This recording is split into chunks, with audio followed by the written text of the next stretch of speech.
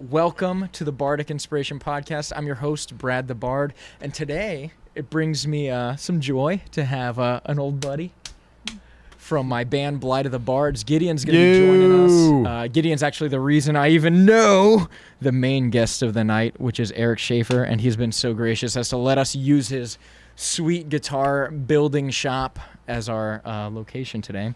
And shout out to our Patreon subscriber up here. If you guys like horror and fiction and action, go check out his website. He's got a lot of really cool stories and stuff on there. Link in the description. All right, so let's jump back into the conversation we were just having. You really want to go there? Are we really going to start there? Yeah, we could. Maybe that should be the second beer. Yeah. Actually, we're already on the second beer. Yeah, for real. Second beer conversation. So that's a third beer conversation. Third beer. Well, we can start with some questions I had already in mind. I guess we can kind of shoot from the hip from there. How long have you been Luthier? 10 years. 10 years, 10 and that's years. awesome. Oh, he's got his tenure. Yeah, this is like a perfect. This year's your 10-year anniversary. Yeah, well, that's a stupid way of saying it. This year, Yeah. This year is my 10-year anniversary. That's cool. And I've been here before, but I've never for Friendsgiving. Yes, exactly. Yeah. I've never actually done your course, but I've seen online plenty of the clips you have. You actually do an interactive course where people can build their own guitar under your guise. Mm-hmm. Yeah, it's essentially a video course. There's literally 25 hours, which is honestly probably a little too much, but 25 hours of detailed video content, and then they also get access to discounts to Luthier's suppliers like Stuart McDonald and Luthier's Mercantile. And then there's a members forum too, where myself and other members all kind of chime in, and we help each other out with problems. Nice. Guitar problems, not personal problems. Just to be clear. Is it like a Reddit? Is it where's the forum at?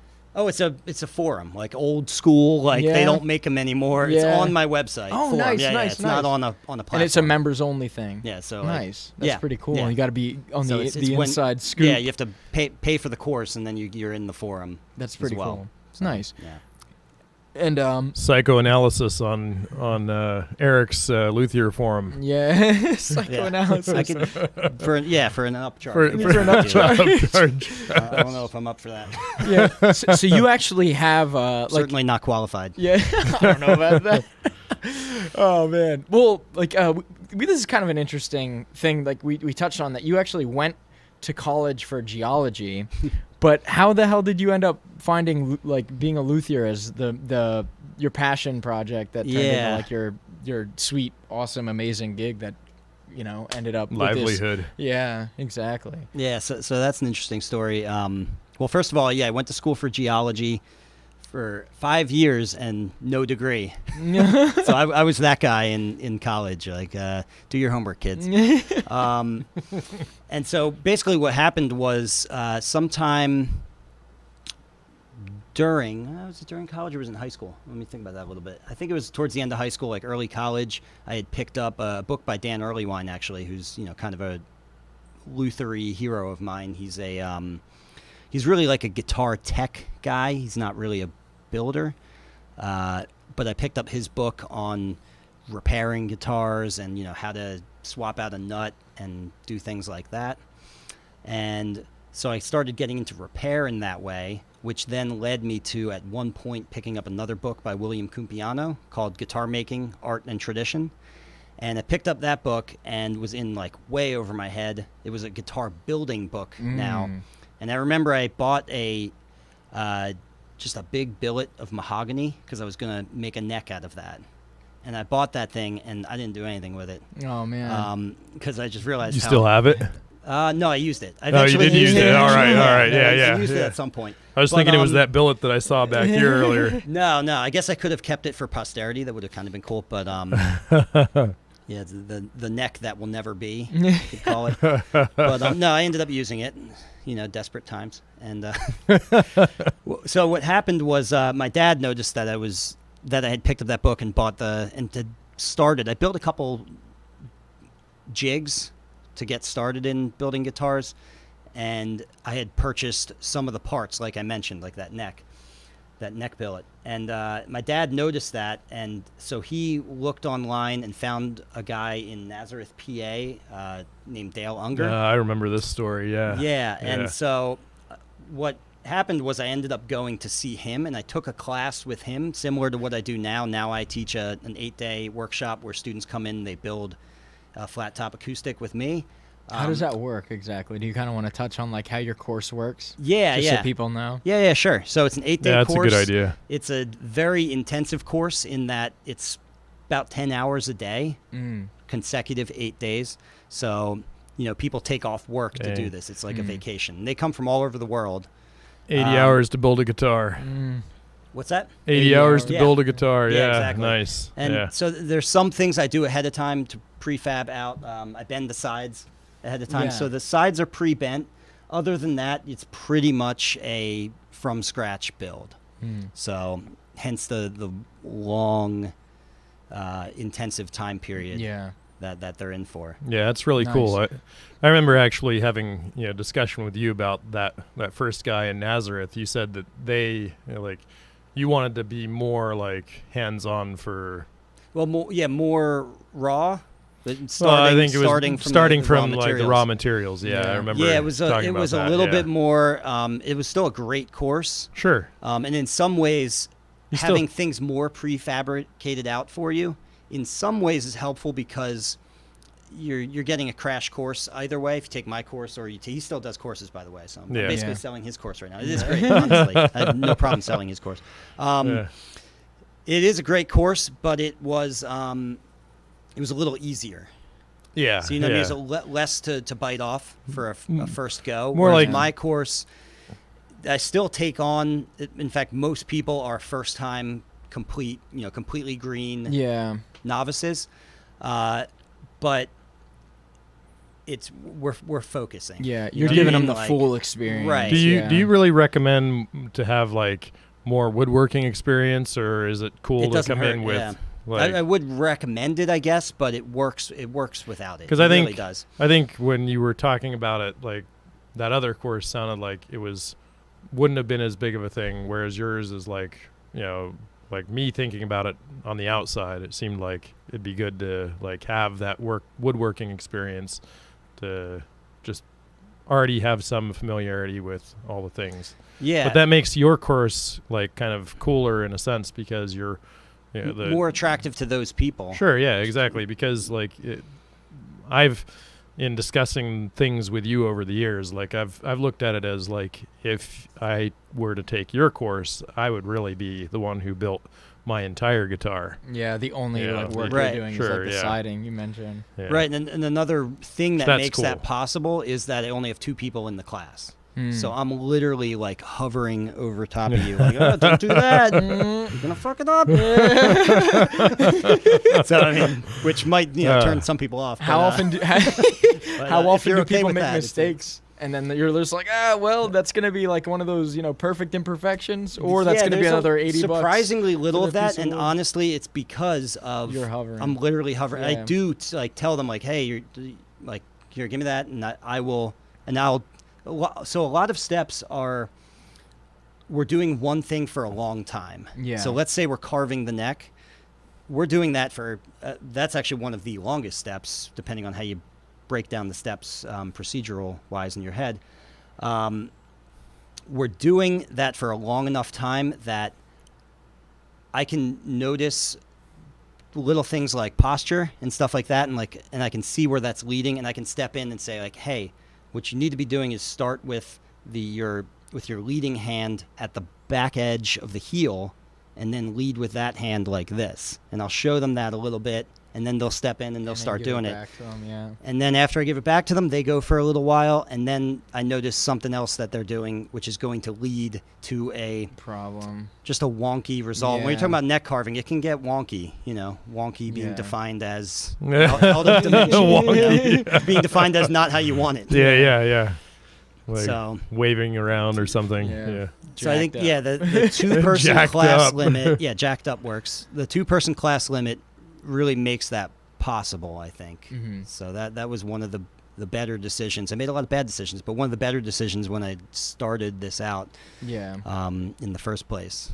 And so that 8-week course, like you were just kind of telling us, like you revamped like the quarters. They actually stay here. Yeah, I'm going to show you guys course, later. But right. Yeah, maybe we'll do a tour. 8-day course. Well, you could, yeah. We could bring the camera along if you want. But, that'd be cool. Yeah, so we just remodeled the student lodging area.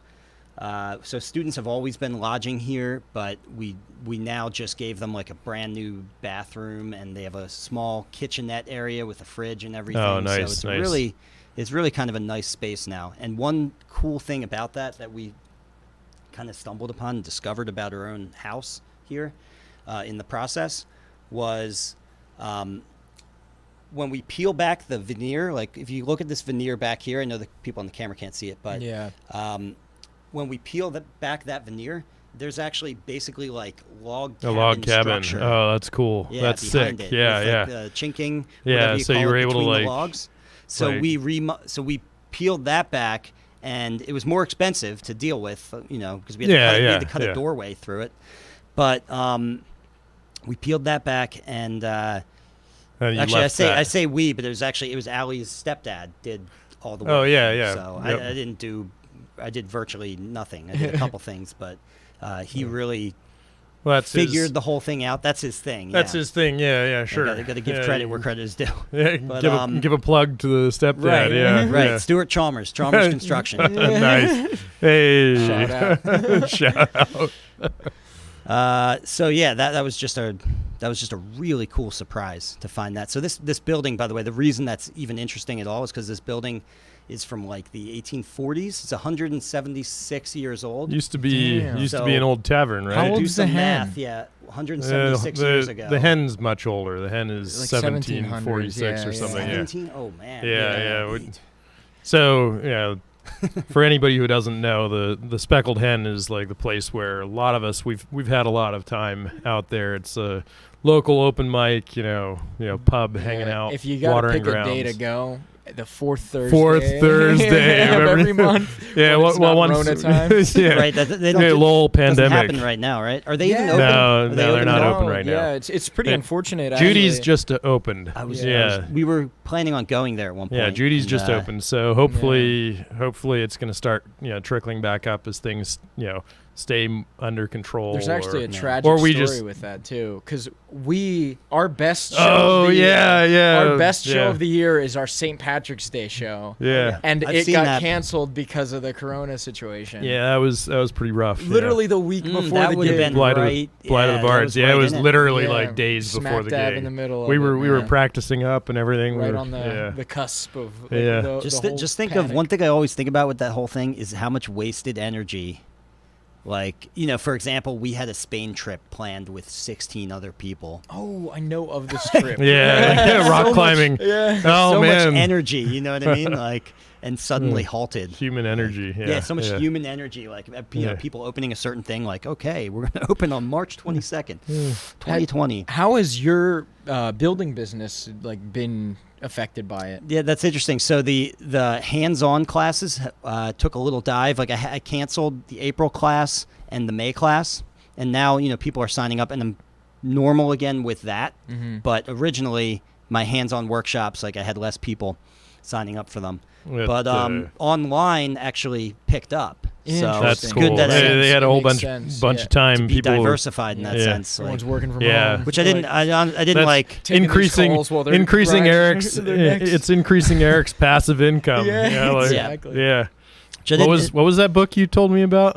Oh, I don't know. I probably told you. About a Nah, couple well, books. yeah, you Wait. told me about a lot of books, but it was like the 4-hour work week, or I don't remember. Oh, that's Tim Ferriss. Tim I Ferriss, never yeah. read the 4-Hour Work Week, so I don't think I would have told you about that book.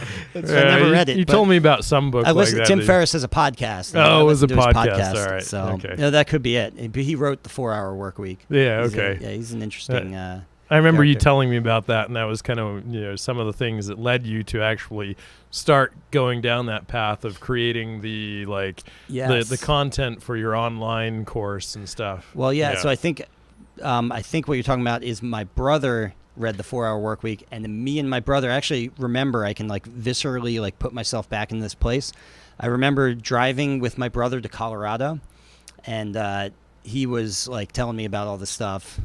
that he read in this book. Which what's great is that I was just young and dumb enough to like be excited and idealistic about it. You know what I mean? Yeah, sure. Whereas like nowadays, when someone tells me about something they read in a book, or even worse on the internet, I'm just it's hard. I'm being a little cynical, but it's harder to like take it to heart as you get older. No doubt, you know what I mean? I think No, that's pretty cool. That's a mature trait to have, the healthy dose of skepticism, as I call it. Yeah.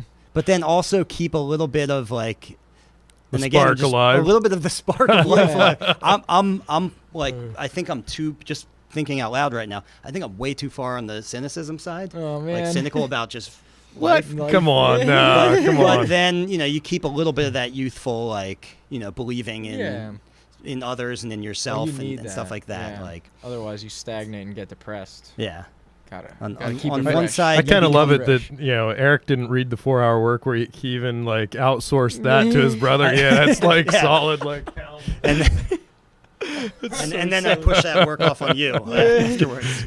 Yeah, read it for me. Give me the cliff notes. That's so perfect for the content of that. Yeah, but that's really fortuitous because you ended up creating that, and now you have that content to.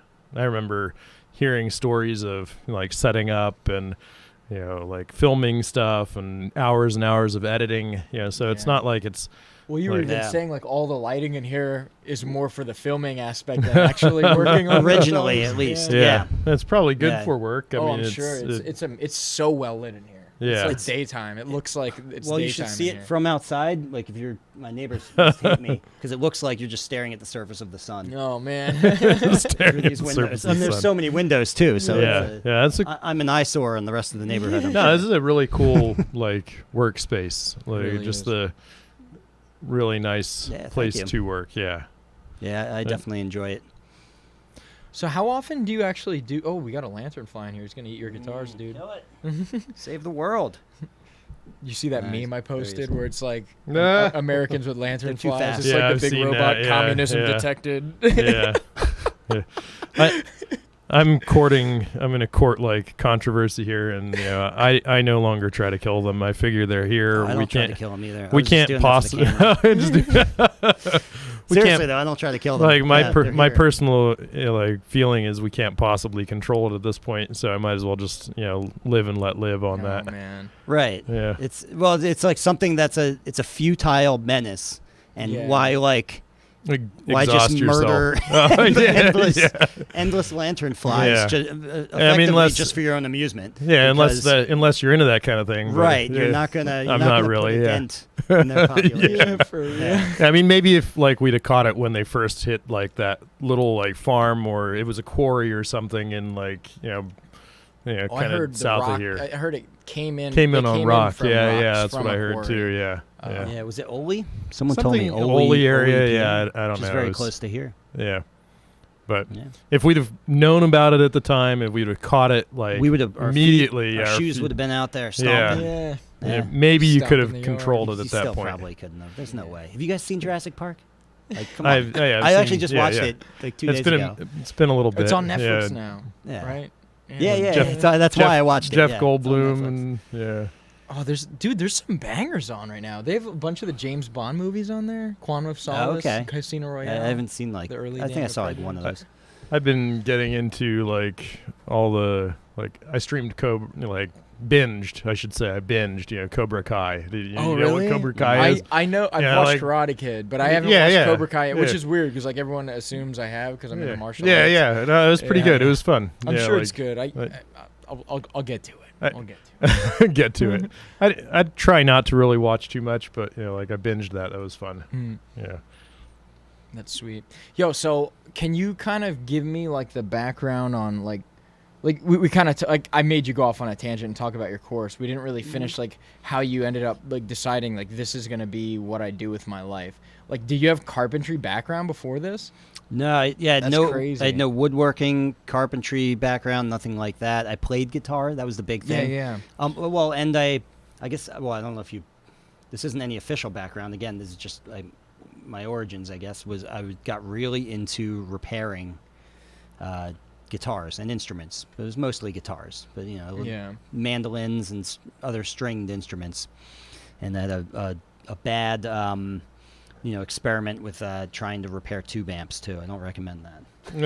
Oh, yeah, Well, yeah. to people who are into it, I mean, That's probably like a slightly different kind of. It's just a whole different. Yeah, can you of need worms. you need like an electrical background or something. Exactly. And now, even to today, I don't do work even on electric guitars, or at least with the electronics on electric guitars. That stuff is a bit foreign to me. Yeah. Like soldering and all that. Like I've done a little bit of it, but Whole different skill sets. I'm not. I'm not. I don't deserve to be paid to do that work. That's- Basically is what I'm saying. That's pretty crazy how. Okay, so like you went from not being a woodworker, not having any of that kind of like, technical skills, all of those things, to the level that you're at today, being because a master luthier. your woodwork is beautiful. Yeah. The thank you. technical skill that I see displayed on your guitars is I appreciate really that. excellent. But Like- you also went from not being a musician to now being a gigging musician. fair, not in coronavirus and Yeah. without any formal training or even training. So, fair, so, yeah. so you were also, self-taught in that sense. Yeah, and we've also bonded over the years over the fact that I make my own flutes sometimes. Oh, yeah. Yes. So, Yeah, of so course. I can understand. There's certain there's kind of something special about playing something that you like created, or like what's a better word than created? Created's a great word. Yeah. You I mean, realized you made it Yeah. real in the world. Well, it's you know? really Yeah. interesting in this day and age, right? Like with access to the internet and things, like you can just Google things, and if you're dedicated That's enough, huge. you can become whatever you want. Like the resources are really out there if you want to Yeah, do the yeah, digging yeah. and spend the time. Yeah, it's fair. And even for like myself, I only took formal lessons way after I became a gigging musician, like with the guitar, like. Ethan was the first real Ethan, teacher, yeah, you know, yeah. Just because. Shout out to Ethan McKenna, yeah. Check episode 19. of the podcast. Episode 19, yeah, I'm that's shooting from the hip. that's a really good. Yeah, that's really cool. You can like kind of go back to I might former be wrong guests. about that. Yeah. Just you Google can it. You'll you can find go it. back and like edit it and put like, hey, it's like Also right 19. here. Yeah. Oh yeah, I think I can. Do That's that. what I always do when I misspeak in my videos. Yeah. I'll have to remember to correct myself or double check. Yeah, you should do that whenever you say episode 19. Episode 27. You do the point thing. Yeah, I mean that's. What I did tried with the that, but it was sponsor. too hard to like know that you were pointing. You know what I mean? Like 100%, you have 'cause your it's thing kind where of you know mirrored, you're right? editing in. Yeah. Because I was always like, oh, and don't forget to follow me here. And it's like, don't forget. But now I know. Like I can look in the thing, and I know it's a mirror thing. Okay, don't forget perfect, to follow perfect. Eric Yeah, on social he's media. pointing at my down there crotch. all day crotch-tastic. No, that's super cool.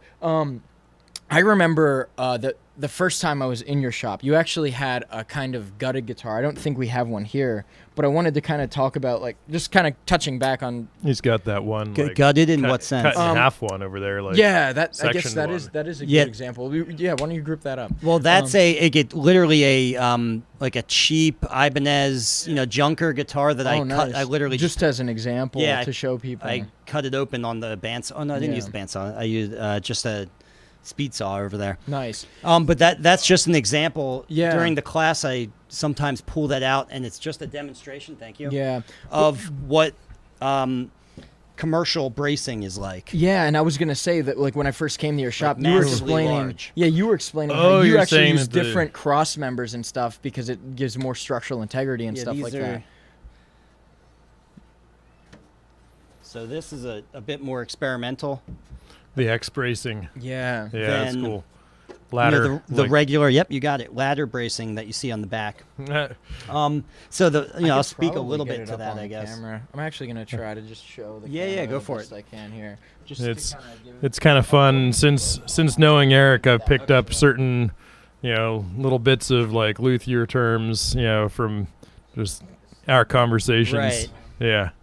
Right, like ladder bracing. Yeah. Yeah. I'm surprised you remember that. And so the bracing that's in there would best be described as, it's not textbook, but it's lattice bracing. Lattice So bracing. ladder and lattice bracing. Yeah. And if you can afford the time to spend on the woodwork, on the instrument itself, I believe, and everything, by the way, within the realm of guitar acoustics, not everything, but a large number of things are up for debate and discussion. Yeah. And I don't just mean between us. I mean to the Yeah, world. within the Luthier community at large. Right. Yeah. It's a very experimental, I guess is the best way I would put it. It's a very experimental community. Would you say, generally speaking, I that the believe lattice, that the lattice is better, bracing- like sound-wise? Yes, in a small, hopefully significant way. See, I could So it imagine could be that. insignificant enough Yeah. that it doesn't make a big difference, and that's just me Wait. being honest. But I think it makes a difference. From your experience building them out, and you've probably Sort built of both from my them? experience, because I haven't done too many of them. I haven't Yeah. done enough to be able to say like, oh, that's what's doing that. Yeah, Because yeah. every time I build a guitar, I do enough different things that it's hard for me to be able to suss out like, Mm. okay, Correlate, that. yeah. Petting the Right, shop the cat. correlation Yeah, is petting hard the to shop make. cat over here. Yeah, I don't know if Mr. Lance is on the camera. Oh, he's on Mr. camera. Lance, yeah, he's This is Mr. yeah, Lance. Mr. Lance. Mr. Lance. No, I could see, for anybody who doesn't know, like I work in engineering, so kind of technical fields, and I can see why that might make a difference because, with any wood, you've got the grain, and as a general rule, I don't know if you're doing the lattice on both sides, the front and the Hydraulic back. in my chair is failing, but I'm I'm slowly man. saying, as you're speaking, I'm just, I hear you. That's so funny. All right. Pump myself back. No, like, do you do the same sort of bracing on the front and the back? No. Yeah, it's actually, so it's very different on the front. So that's a great question. But it's like lateral bracing as opposed to directly across the grain. Like it's a at an pretty angle to the, classic X brace with Yeah. some slight differences. I'm just going to drop this chair because it's going to keep doing it. There we go. Every time I Yeah, rise, I just a mic sink. with it, And- too. Okay. Just pull it down. You can. It's, Oh, yeah, it's you a like little- this? Yeah, there you go. Yeah, Hello. nice. Yeah. Okay. Yeah, so. Like check. Check. That's a great question. So the top, first of all, has to be radically different just because there's Because of the several sound things. hole. Well, right, sound hole, Yeah. the fretboard tongue, Oh, and okay. the bridge. Yeah. These are yeah, all That's right. Things that Things tie that are in. interacting. Yeah, I with the remember top. working on my guitar over here, having to deal with the like trying to put the bracing back in behind the bridge. Yeah. Yeah. I remember when you came out. Yeah. So there's, for example, the bridge itself is actually a brace. It acts Sure, like yeah, a yeah, brace. yep. It's just on the outside. Yep. In fact, you could put all the bracing on the top of the guitar on the outside where you Oh, that would would- see it. That could look pretty sick. It could actually look kind of cool in a geeky Yeah. Like guitar nerd way, like to the Guitar you know what I nerd, mean? yeah, Like yeah. it wouldn't be a very marketable product. aesthetically. Martin pleasing Guitars and, isn't going to do it. Yeah. But yeah, it would be kind of cool in a way. But we know what mostly Eric's from a next guitar project nerd is. way because it would overemphasize the point that the bridge itself is a brace and a very significant brace. And so people make a lot of, noise about how big and how tall the bridge should be. Tall meaning like Height off the top. Off the yeah. Because Sure. most of that's and I'm glad you questioned that because, I say that kind of knowing why tall is important. But as far as bracing is concerned, most of by far the stiffness of your brace comes from the brace's height. Height, sure, yeah, because it's not just, from not from how wide it thickness is. or- yeah. If you make very wide, short braces, they're not very strong. Well, what I was kind of But if you getting make at them tall and narrow, they're what I very was kind of stiff. getting at is that as a general rule, your wood grain is going, from one end of the guitar to the other end of the guitar, so that it's going to be most flexible across the grain. Like it's probably going to want to move this way the most. So if you have a ladder You're brace, saying the top itself, so looking at the guitar, just the top itself as a plate. right, or even the back of the guitar. Typically, your wood Right. grain is running. You don't. Most guitars that I've seen, I can't say that I've really ever seen one that goes across the body of the guitar. They always go with the body of the Right. guitar. So, like, it's going to tend to have it's going to be most flexible in this plane as opposed to in this plane because of just the character of the wood. So, Show what he's talking. in I'm just showing what you're Sure. Yeah. You've got a plane there. What yeah. he's saying, just in case you weren't getting it, is that in this direction, there's a lot of flexibility. More, This is a pretty stiff piece, so you can't really see it. But there's a lot of flexibility in this direction. Whereas now, if I take it, the grain runs this way. If I take it, it's going to be very this stiff way, it's that way. super stiff. Yeah. It's real So stiff. if you're holding that back up, or looking at your guitar, it doesn't matter really.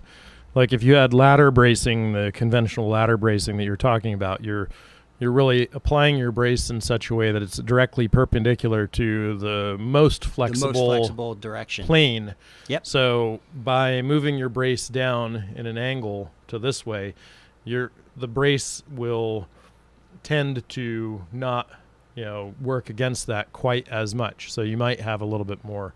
Like I can understand why I could perceive that you'd have more.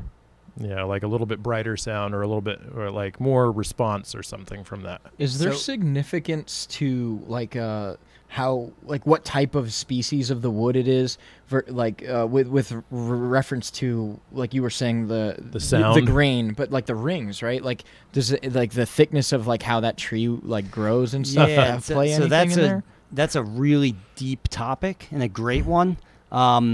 I land a little bit more on the side of focusing on bracing patterns and structure and things like that, and less about the material itself. But there's truth to the material itself.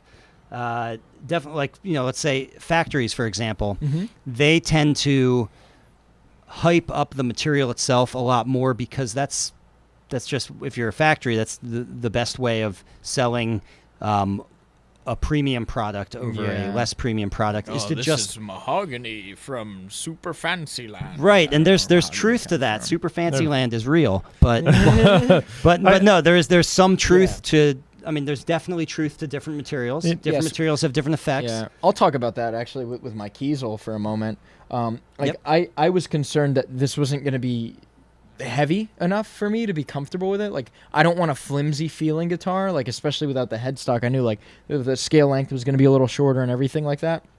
So I opted for a mahogany body because that's a little more of a dense wood, and I would feel like more weight, and it would be more like my old Ibanez, Right. Well, I'm glad you went with the feel and the weight there because just because I'm with electric guitars, I'm totally on the side of, and in fact I get literally 100% of my hateful YouTube comments, which are a lot. Like they're almost daily, like angry comments on this one video. That is basically that's amazing.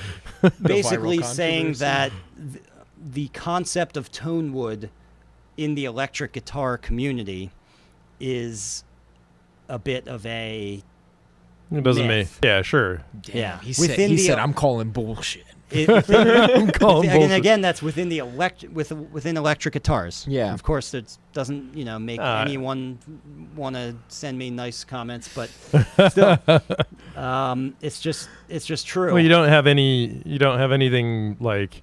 It's not resonating. There's no resonance chamber. There's no air. Well, the biggest thing is there's no air. There is. Yeah, I think that's exactly. I wouldn't say there's no resonance because you can feel, especially like, I know a little bit about resonance frequencies from high school, and I can like call back to that. Like, depending on what notes you feel, like you can feel the guitar hum. Like, and that's one of the reasons I like the 7-string because, you can feel like the bassier notes. I feel like almost you can feel the guitar feeling it more. I don't know, like the wood, like you can feel it depending on what you're doing. Well, if you want, we can get into it a little bit. Yeah, please. You humor me and tell me like why, like why you have this stance that you have. So every controversial stance. Yeah, let's go. Just to sort of nip something in the bud early. There are differences between electric guitars. It's not like it's not like I'm making the claim that all electric guitars sound the same.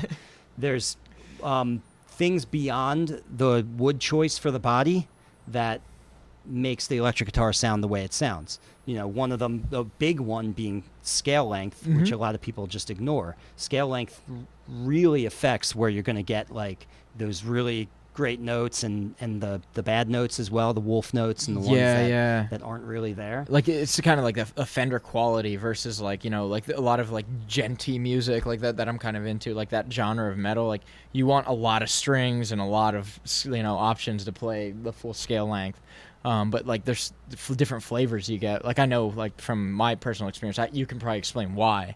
But well, the best thing to do is to get a you know multi-scale instruments. You familiar with multi-scale instruments? Fan fret. Oh, yes. Yeah. I'm not familiar with that at all. What's Fan that? fretted guitars. Have you ever seen a guitar? Strandberg is the one that I played. You know about Strandberg? They're like all their guitars are headless. Like the frets itself Yeah. are not in the same position. like, They're kind of like for each given string, it has a different like scale length or something. Different Right. angle. Exactly. For So each then given string, it's a different scale length. They can optimize the scale length to that particular Exactly. gauge of Yeah, string. exactly. Yeah, that's wild. So That's they cool. fan out kind of like this, which obviously gives it a different ergonomic feel. In fact, the first time I ever saw one of these when I was younger, I immediately assumed, and I think it's what most people assume, is that it's for ergonomics. But it was actually for tonality. It's for tonality. It's optimizing the guitar itself as an instrument, or as much as you can optimize it.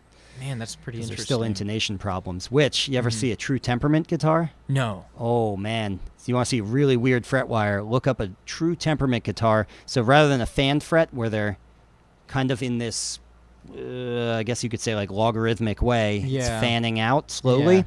A true temperament guitar, every fret looks like a 3-year-old child drew it with a crayon.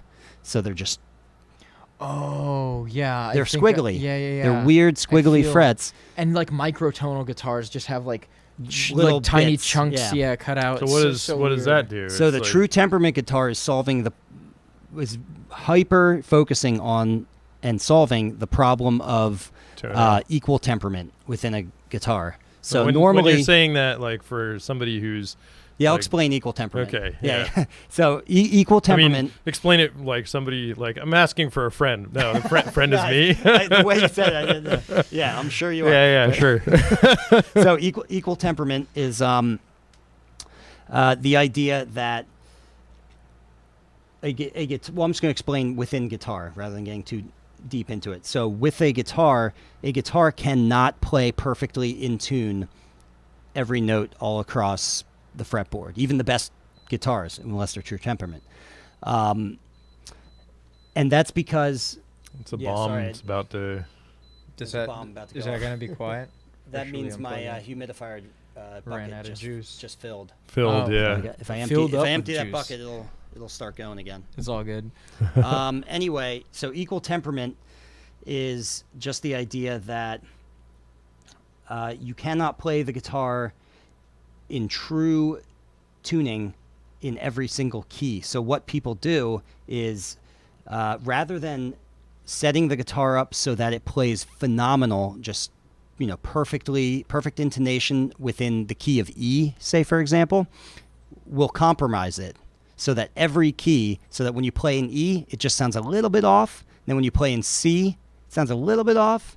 G, a little bit off. Rather than E sounds fantastic, G's just like really Jacked up, noticeably out of tune. Because the thing is, most people can't tell that the guitar is an imperfect instrument. So if you compromise it within every key, that's just the best possible solution.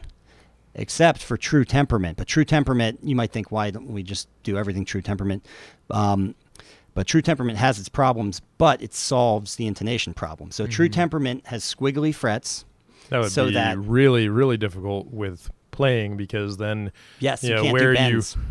Sure, you can't do bends, but that's where exactly. fucked. Just, And you you would have have to to be be precise. exactly Yeah. precise about where you're Yeah. pressing it down. Yeah, Yeah, exactly. Yeah. Sounds like robot stuff. Yeah, robot Although if you stuff, were a little exactly, bit yeah. imprecise, it would only be, again, if you're bending, you'd be way off. But if you're just a little bit Little imprecise, off. it would only be a little bit off, which is true just for a regular They guitar. is it like they tend to be like arcs, or I was imagining it's like literally- actual squiggles with like It squiggles. points. It looks Like- squiggly. I don't even want to know what that fret wire looks like. You should look it up. It's really. Look, I always show it to people. I'll often show it in the class just to show how off the 3rd fret G string is. There's a huge divergence there. It's like 1/8 to 1/4 inch. Wow. Yeah. Let's talk about the and G it's cool string to- for a minute, though. It's Why is the G string always giving everybody trouble? the G. I think the G string. No, I like, agree. What are you trying to get at there? I think G strings giving people trouble. There's plenty of bar jokes about the G string giving people trouble. But honestly, like the G string seems to be the if any of my guitars in my experience have ever gone out of tune, it seems to be the G string that's always giving me trouble. Is it a wound or an unwound G string? I guess that is an And interesting. that- in this case, it would be. Yeah, Unwound. It's unwound. And this one, it would be wound. That's wound. Yeah. Hmm. It's typically wound on acoustic guitars. Yeah, And makes I sense. think it's typically unwound on electric guitars, but I'm not really in the electric guitar I've world. definitely although found that it's tough, like just hearing there's a difference in the tonal quality between the wound and unwound strings. For sure. So Yep. yeah, that's like that would probably like as you're tuning it up or something, you have to adjust. Like if you're getting to an unwound G string or something, like you have to adjust what you're expecting to hear tonally. You're going to get more of the bright, like overtones of the note. Yeah, from being unwound. Yeah, that's interesting. I guess because that's like a very inconsistent string, that in the sense that it's like the transitional string between the naked and wound strings.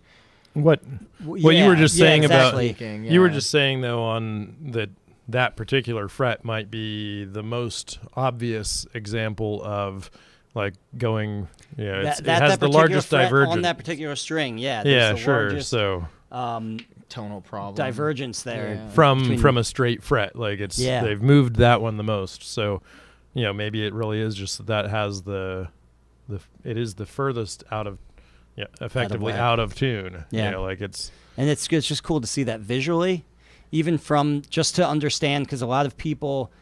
which way is it moving? Is it moving up or down towards the bridge?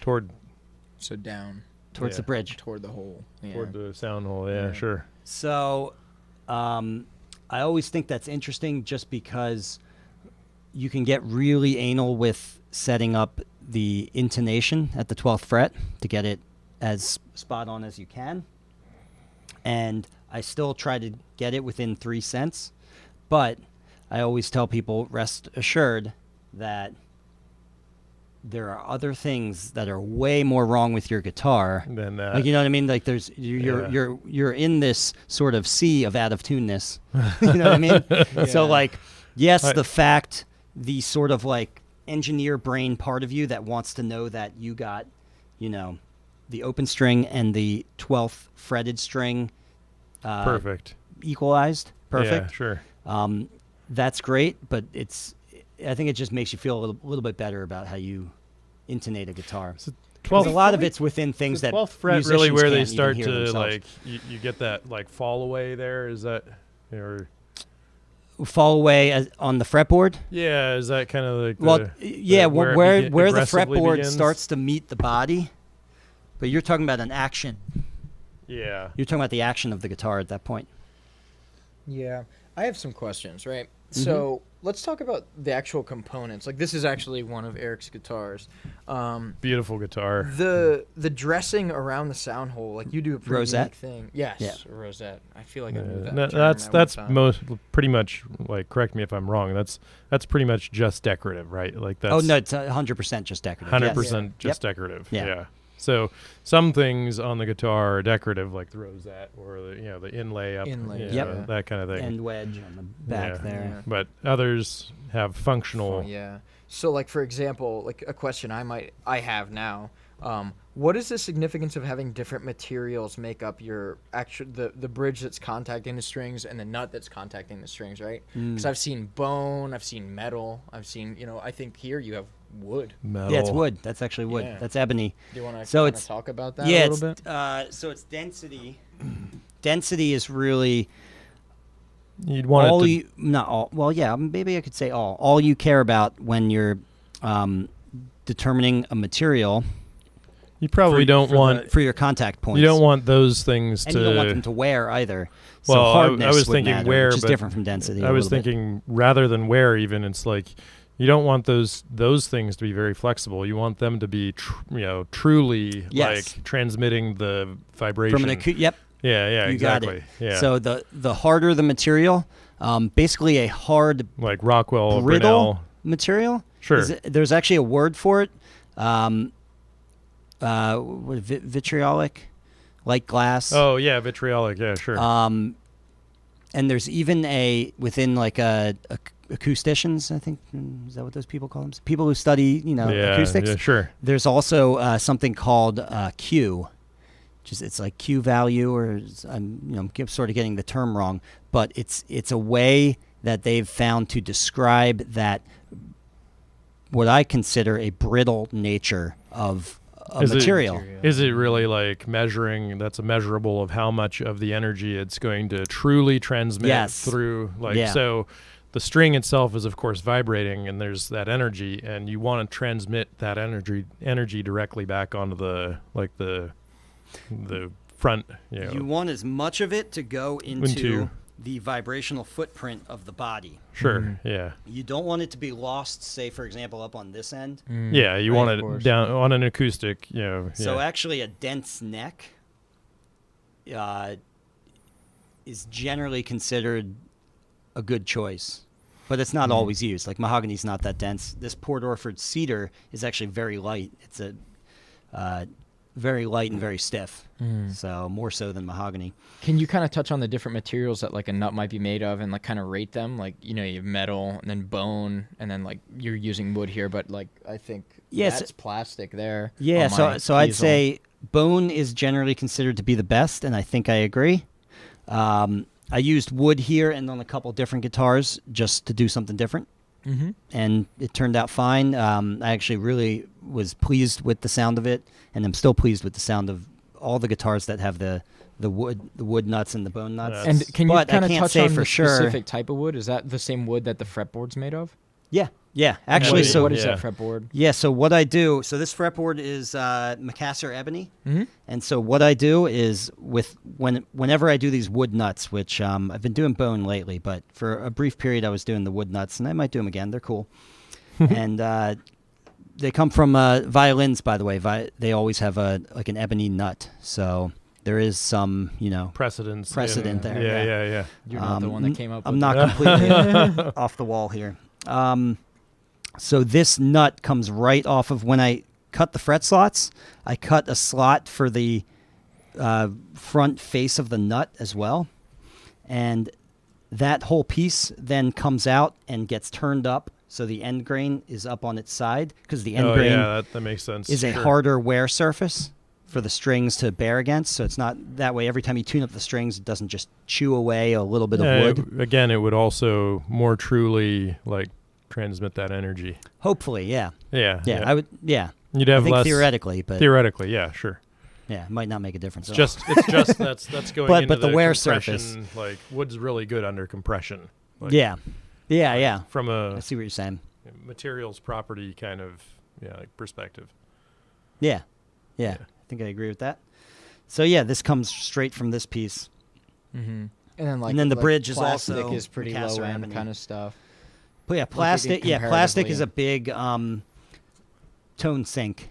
It really does make a difference. And what's interesting is the nut, tone and sink, to a slightly smaller degree the saddle, but mostly the nut. Although both of those parts, if you're going to swap out one, you might as well swap out the other. Yeah. That's the easiest, cheapest, bang for your buck way of improving the sound of whatever guitar you have at home.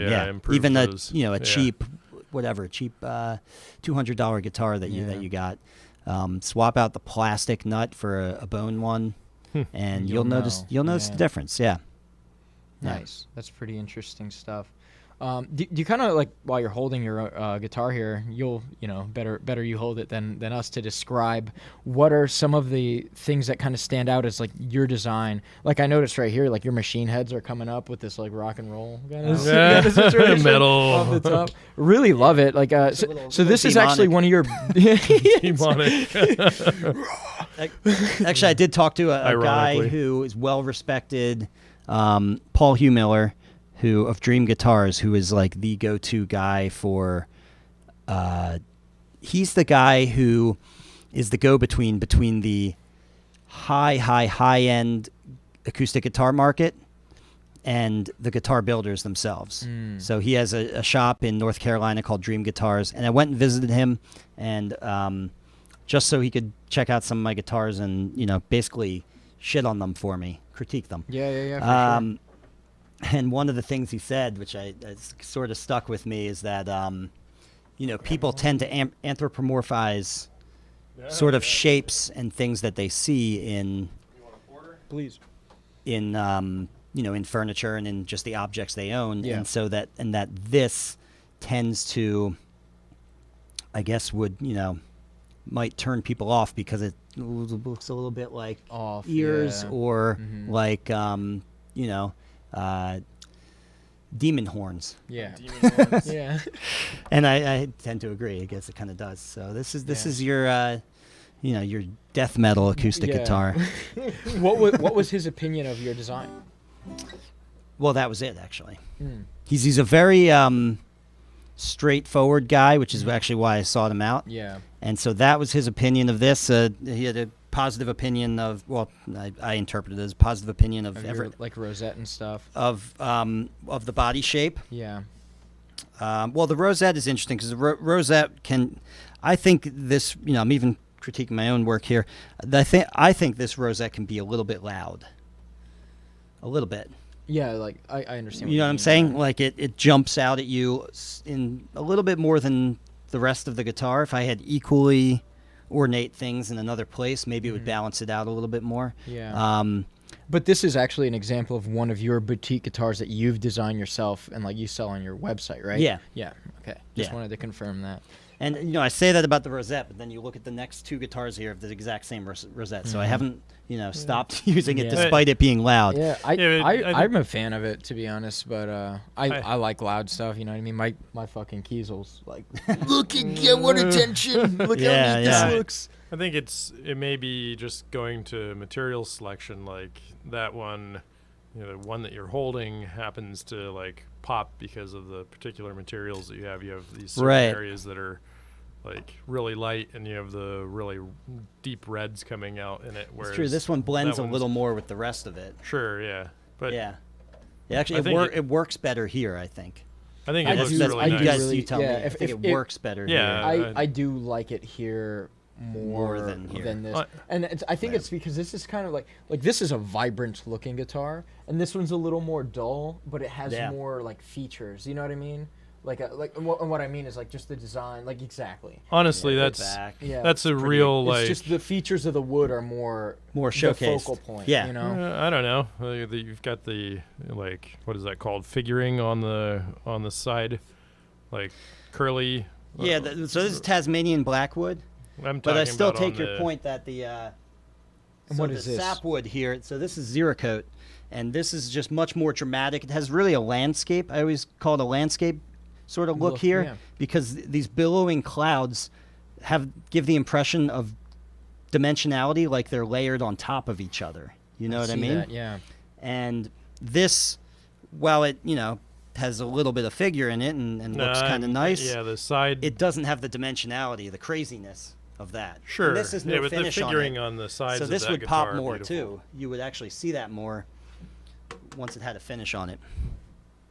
Yeah, that's Nice. certainly going to be pop more simply. Like that's a huge difference in the like color of the dark part Yeah. versus. I want to Yeah. see, and this is we were talking about fret metals. Is this the gold? That's Evo Gold, yeah. Yeah. I use that on everything now. I will say, like, without really seeing the like it. neck on this guitar, like, it's hard for me to compare them. But man, I have the neck right over there.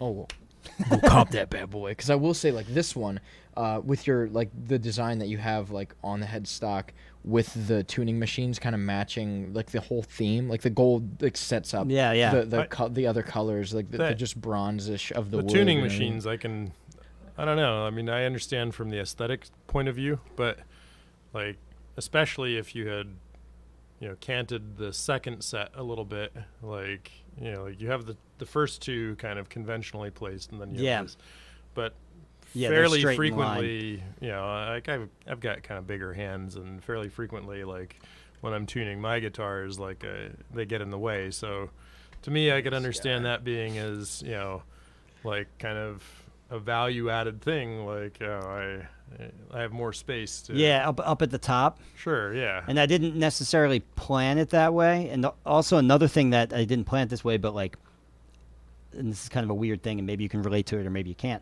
But one side benefit that I've noticed is that even though I deal with guitars all the time, I still can occasionally be thinking that I'm tuning, say, the A string, but really I'm over here on the D. Exactly, yep. But here they're different enough. You know what I mean? There's a 100%. distinct You D don't have and to G. You don't have to be looking at it. You can Right. 100%. Especially if you have like me, I play more electric guitars than anything. My Ibanez, they were all in a row, so like I had to be really careful. Like, especially with the 7th string, it's like fuck, that's not the E. Yeah. I can imagine that being really like useful for I've seen those videos where like the dude's like playing and he's like as he's playing he goes and tunes John to it. Yeah. Let me show you something. I'm glad you brought that up. I want to show you something related to that.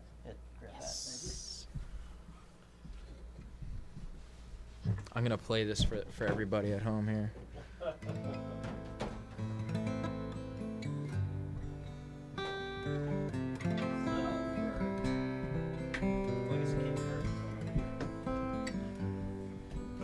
So for this guitar, this is actually gonna be a zebra wood neck and fretboard all the way around on this one. This is all of Eric's guitars are just beautiful. Nice. Which this is just an uncarved neck right now, but still, you had brought up.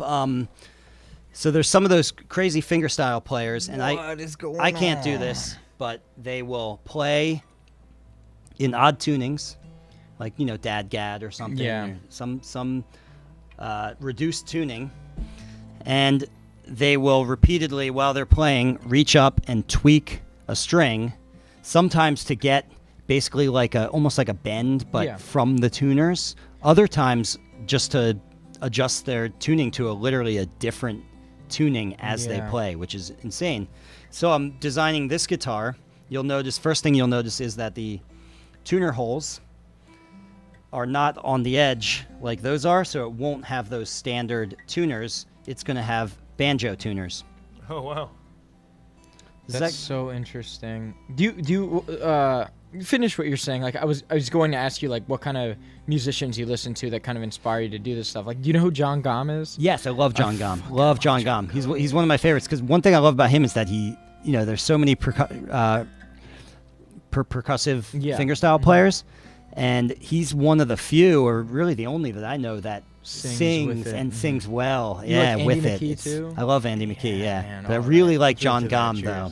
Really like John I know Gomm. few people that also know about him. But so About Andy McKee, really? Oh yeah, or John Gomm. Like, man, you have to be a guitarist to know them. Yeah. And Gideon don't even know him. And he has good taste in music. If you're gonna know anyone within that crowd, though, I would say Andy McKee is probably the most famous. Yeah, I think so. Just because of his covers. Like, he kind of started it. And, well, Michael Hedges started it. If you're gonna really go back to the, I think 70s, but Andy McKee really like jump-started the just revival and now the insane trajectory of percussive fingerstyle to the point now today where you go on Instagram and you're just like, you don't even care. You just scroll right past some bangers acoustic guitar real. legend. Yeah. There's so many, you're just bored with it. Again, that's my cynicism creeping in. Relativity's a terrible thing to deal with. Exactly. Out there on the social medias. Exactly. If you were just born 20 years earlier, you could have been a god. For real. So anyway, these banjo tuners. So so if you're playing and you're adjusting on the fly, it puts the adjustment on the back end. And then also, banjo tuners are or at least this one, it's a planetary tuner, so it's a different type of tuner than a geared tuner. So a planetary tuner has a much lower tuning ratio, meaning, so this one's 4:1, which means that for every 4 turns of the knob itself, I get one full turn of the string around the post. Yeah. A more common tuning ratio on, say, regular acoustic guitar is something like 16:1 or 18:1.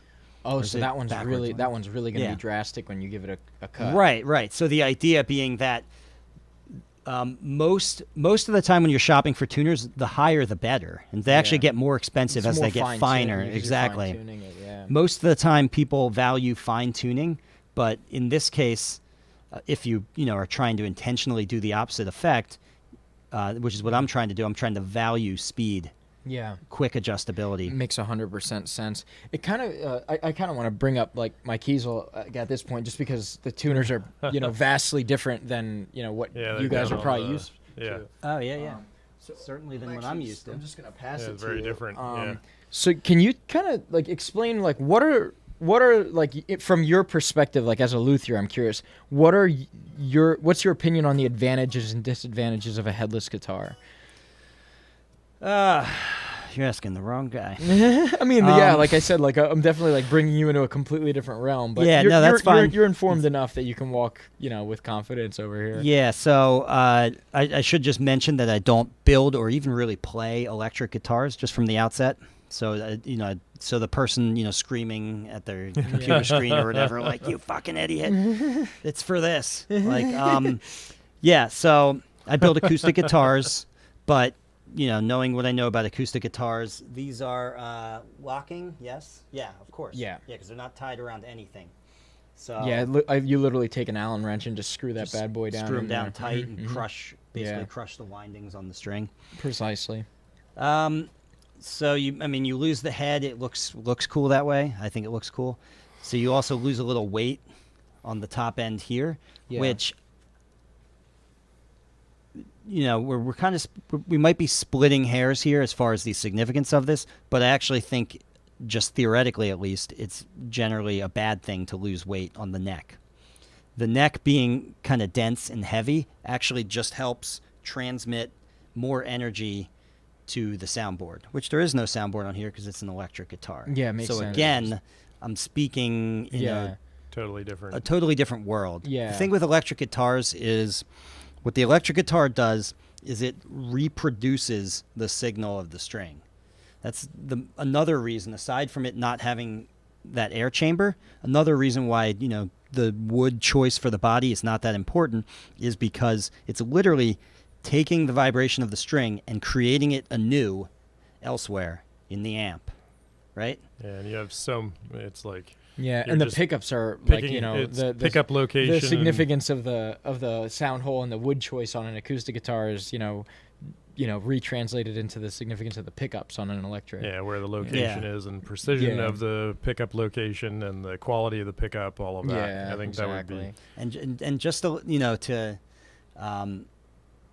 I guess defend myself a little bit here. Every time I say this, by the way, I actually have more respect for electric guitars and electric guitar builders and sort of that electric guitar community than the acoustic guitar community. We're the Luddites. We're the the guys with the flip phones, like, that just can't get with the times. Yeah. The The electric old guitar, rotary phones. right? The electric guitar. It's not that when I say this that the wood choice is matter. It's not a snooty like, oh, and wood choice only matters for acoustic guitars, so you should play an acoustic guitar. No, it's that electric guitars have transcended our problems. They really have. They've figured out how to reproduce the signal elsewhere. Yes, they still have fussy things to, they can optimize things having to do with the pickups, and, that's sort of an area that there's better qualified people to talk about than me. But still, they've, in a large way, transcended some of the problems that we really, really fuss about, right? So, I'm still trying to live in an acoustic guitar world. Yeah. I build guitars, and a lot of really good acoustic guitar builders build guitars for the couch, which is a term I'm borrowing from. I can't think of his name right now. He's a luthier. What's that mean for the couch? Bashkin, Michael Bashkin, who, I heard him. I think it was on his. He has a podcast, but he's a really well-renowned guitar builder, and I first heard him mention the term, building for the couch. And here's what that is. So you can either build for the couch, you can build for the concert hall. Yeah, exactly. You can build for the parking lot bluegrass jam, and they're all different. You're building for a totally different crowd every time. You can build for the recording studio guys. Yeah, exactly. And so building for the couch is literally you're building a guitar that sounds its best in its most sort of naked form. Intimate, right? Just like right there. Yeah, sure. Whereas if you're building for, say, the parking lot bluegrass jam, you're compromising some of its well-balanced tonality just to get projection so that you're heard over top of the banjo player and everybody else. And same sort of thing with a concert hall. And that's why you talk to bluegrass guys and they all play like a dreadnought-sized guitar. Yeah. Because they value the projection. They want to be heard first and foremost over just having a well-balanced sound. Eric says all this, but it's my experience and like backed up with like hearing comments from like, Zachy D and like other people who have like sampled Eric's guitars like out at the open mic community. And they say, oh, this is like really nice. It's just like really small, light guitar. But, they comment on how like nice it is in terms of how small. Yeah. But I've also heard so many times like how well Eric's guitars project for their size. He's not, Eric's not, I don't know if you've ever, do you build any dreadnought size or like? No, I haven't. It's all like all of your guitars are cutaways? No.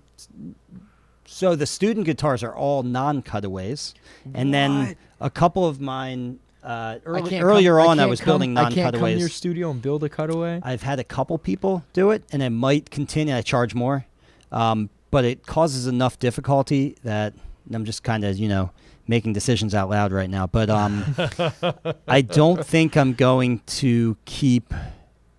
The option available? Yeah, the option has been problematic. I'll just put it that way.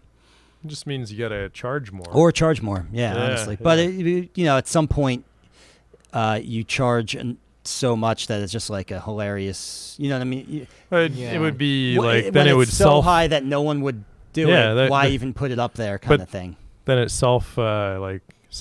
It's right. It self-corrects. Yeah. But then it's just a pointless distraction on the, on the website. So except for that one dude, this guy right here, he's like really wants it. Yeah. And people, I love cutaway guitars. I've I'll just say like it right more. now. It's a $200 upcharge.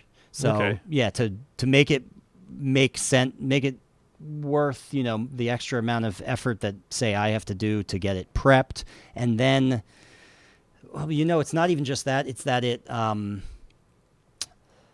interferes with the class itself. So it's actually interfering with the other student at the same time that it's interfering with me. So you can't try to strategically plan them together. It would be selfish of me to include it in that way. Yeah. I mean, seriously, because it affects the flow of the class. I mean, but you can't strategically plan like two guys that want cutaways in the same week. That would I can't strategically do that. This is the only cutaway class. You could do like cutaway. Yeah, that's true. Yeah, you're right. If I did it as like an 1 only month cutaway like class, December, the cutaway section. I was going to say I December. can't get the two people to line then up, move their schedules. Yeah. But I could If just you did make it that an way, only. yeah. That's a good idea. Yeah. Yeah, I might do that.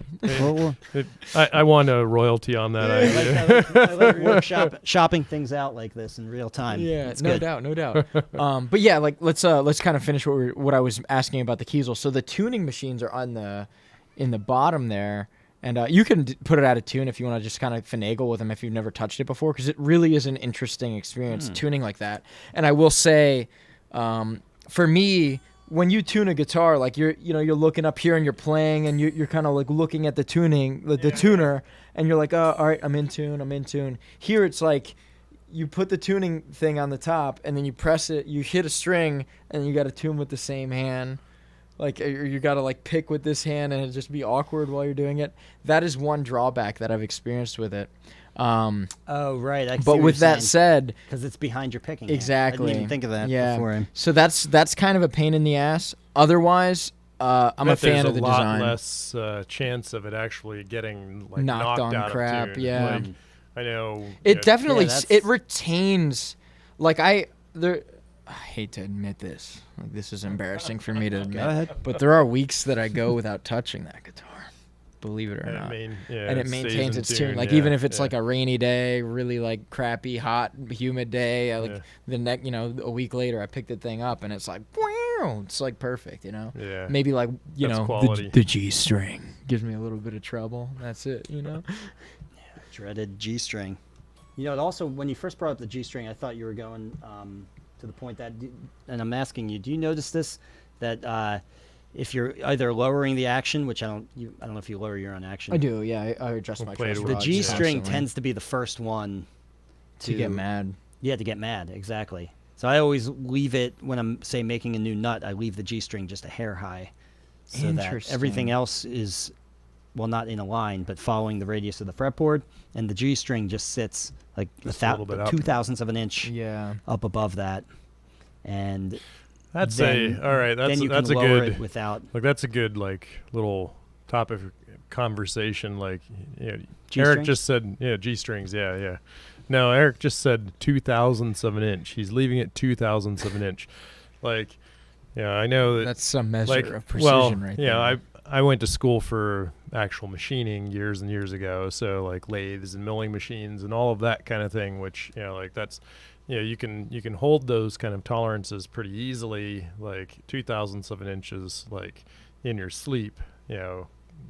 On those you might be getting down to like 0.005, or you get into a grinding machine, surface grinder, you're like 0.1 of a thousandth of an inch. But like 0.02 of an inch is less than one, it's like less than the thickness of one normal piece of paper. Yeah. So What about like like- a hair? less. What about a hair? Yeah, well, like a hair, human hair It might might be be a like hair. 0.003 of an inch. Okay. Yeah, it might be a lot right of around papers there. like Yeah. 3,500. So you're almost at like half of a, like in Piece terms of of paper. the Printer like paper. the Z direction of the plane thickness Mhm. of the piece of paper. But all right, so how are you like That's a good controlling to that?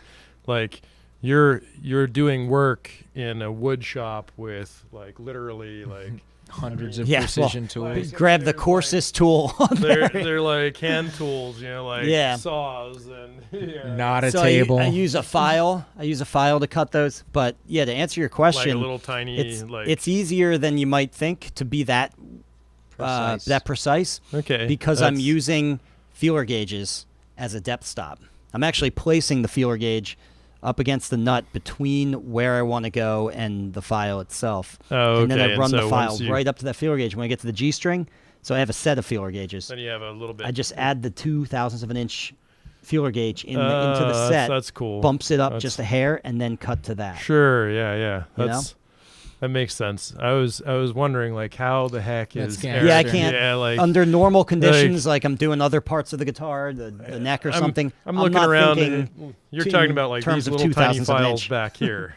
Yeah, like something like those guys. Yeah, Yeah. yeah. I use they're nut files. They're bigger files, but But the same similar same kind of thing. concept. Sure. Yeah. Yeah, same Like kind of I- concept. That kind of just blew my mind. Like, hand tools, and over here Eric's holding a tolerance of, Of 0.02 of an well, it's not even just holding a tolerance of 0.02 of an inch. That means you're talking about a meaningful difference of 0.02 of an inch. That means the tolerance that he's holding on that is like 0.005. Literally, he's holding like machining style tolerances at that point with like hand tools and hand Well, work. Yeah. and what's That's pretty interesting, crazy. the reason why that matters, because there are certainly other parts of the guitar where I don't speak in those terms. I'll even say, quarter inch. I'll Yeah, use sure. whatever. I use Yeah. I use a lot of different. I use metric. I use imperial. I use thousandths of an inch. I use fractions of an inch. Yeah. I'm not one of these. I only use one. I like a mess of numbers. That's the American way. That is the At- American way. I like it At to be work we have incomprehensible. a By unit science. that's like half metric and Yeah. half standard. Make it one unit that's just totally Just make it so if they watch your irrational. YouTube videos, they get frustrated and just end up taking a course. It's like, fuck this. So He's so got all the right tools in his shop. Yeah. And just go on there. So the reason why 0.02 of an inch even matters is because it's extrapolated out down the string, right? Yeah, you So just in have other that. cases, it might not. It doesn't. 0.02 of an inch doesn't make a meaningful difference, like Is you it? said. But is Yeah. it more significance to have that adjustment at the nut or at the bridge? Because that's where you It tune your depends. intonation, right? Like on an Yeah. electric guitar, anyway. So basically, when you're setting action, you are adjusting both your saddle action and your nut action sort of in tandem. At least ideally, that's the best way of doing it. Generally, like people who are just doing this, like a musician like yourself that's just like, oh, I want to learn how to Haphazardly. haphazardly. You They can say tend it. to, they'll watch some YouTube video about how to do it, and it's always because it's hard to teach these things in its fullest form. They'll end up just lowering the action at the nut or just lowering the action at the saddle. Mm-hmm. But in most cases, Yeah, unless you have an acute problem on one end, it's actually a matter of making the adjustments Balancing at it. both ends Sure, and yeah. balancing it, which is it's a bit Yeah. of a balancing act. And then there's a third thing that's in there, and that's your neck relief. Your truss The rod. truss rod, yeah. Yep. Yeah, I your think truss rod typically, adjustments. really, I've never, messed around with trying to set the action.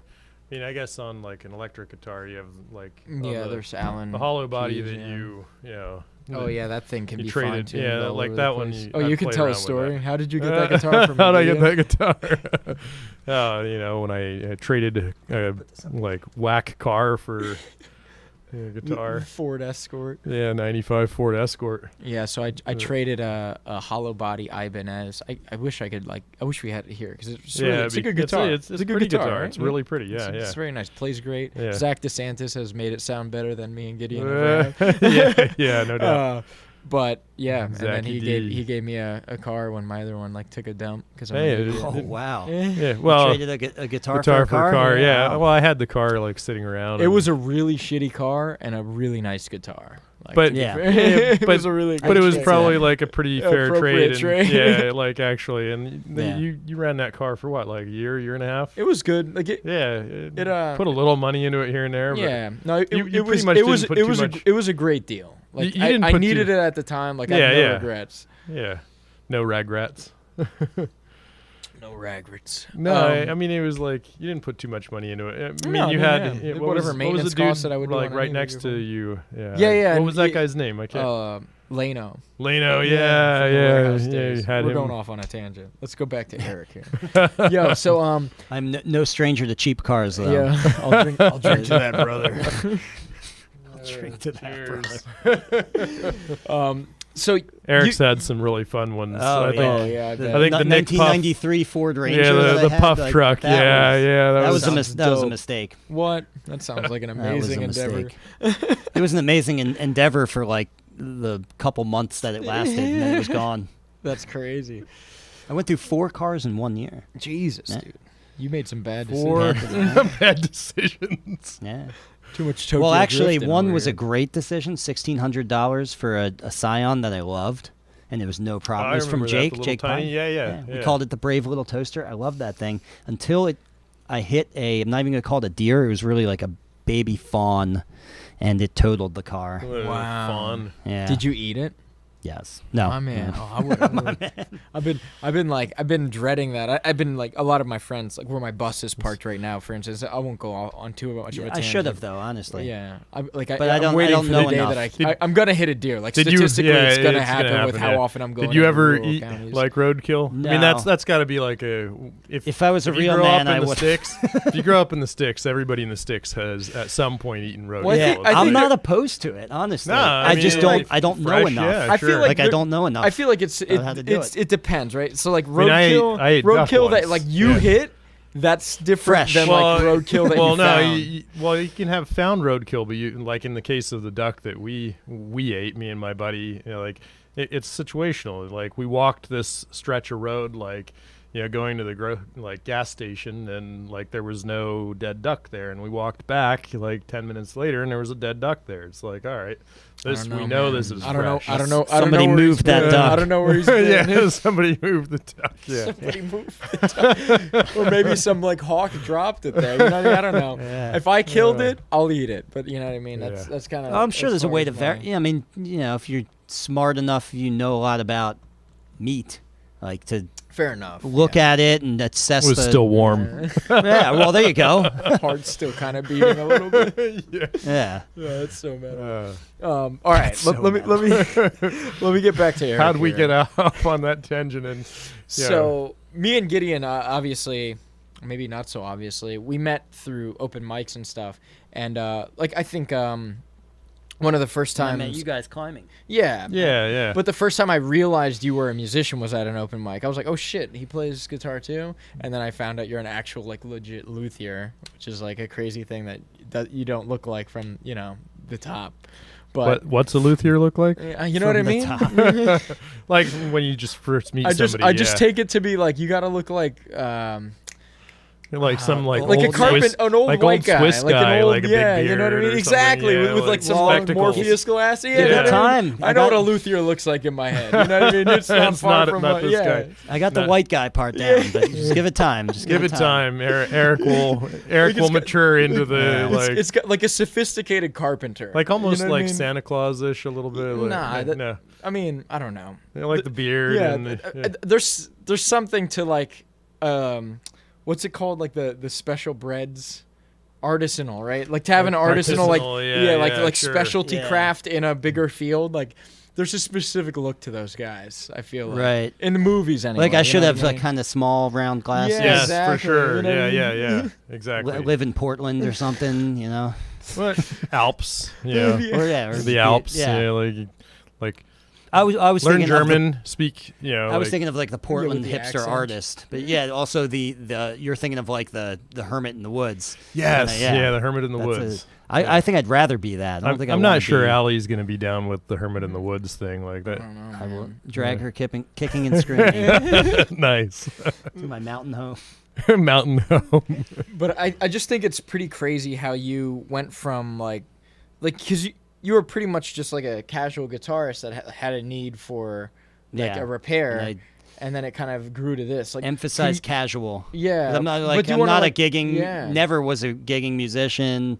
Played with bands, but like never more than like an open mic kind of thing here and there. So nothing beyond that. Yeah. Casual Yeah, like that, but he's yeah. still a very, Yeah, very 100%. skilled Not that guitarist. No, I think I was pretty good at one point. I was Being okay, humble. but now I'm I'm being humble. Yeah. No, Being humble. I'm not being humble. I I'm don't know. being I real. always, I'm I not always that good. get blown away by the like. It's a different style, like totally 100%, different than yeah. what like you play for Oh, sure, of course, or like yeah. even different than like the kind of thing that I play. But like Eric's got his own like certain Yeah. like. Well, I certainly lack the professionalism of being able to keep time well enough and with other people, like right with jamming other or people, playing a and show or to something like this. I heard someone describe this really well the other day. To target notes, so within a run. So I don't. When I say that, do you know what I'm talking about? So like some people, and I had never heard it expressed like that until recently, and then it was like a eureka moment, like, oh yeah, that's Yeah. what I should be doing when I'm improvising. Duh. Yeah. And so basically, what I struggle with doing is, whenever you're doing Yeah. an improvised solo, I'm just kind of noodling randomly. Yeah. But the really good guys, they say, I'm going to hit a fifth at the end of this bar. You Oh know? sure, yeah, they're So trying they're- to hit a certain. They thing. have, right, they It's a have goal, the end in yeah. mind. Suspense, yeah. Right, and they have then a target. resolve kind of thing. And everything in I between don't- is how you get there. Yeah. Yeah. And it might be a little this, a little that. It might be sloppy. It might be clean, whatever. But the main thing is that you're hitting that fifth. Yeah, Get it's, your it's all timing. about That's your talent. Get your it's all timing about of that scales fifth and and, modes. yeah. Just knowing how your patterns lay on the neck, I think is like. That's one of the things that like Yeah, I think in I don't know my any my, of my that. early Like, I haven't lead really- guitar days, like that was kind of like a thing for me where like I had no idea like what? Whoa! How do I become like this Slash or whatever fucking guitar player that plays crazy solos? Timing? Did you see that? Like, it's not even so much that timing is really important. Play with a metronome, people. Yeah, you Practice see with a like metronome. Andy Thomas just posted about like playing with a yeah. metronome, and then like that dude's like god level. Yeah, you know, like, he's up there. Yeah.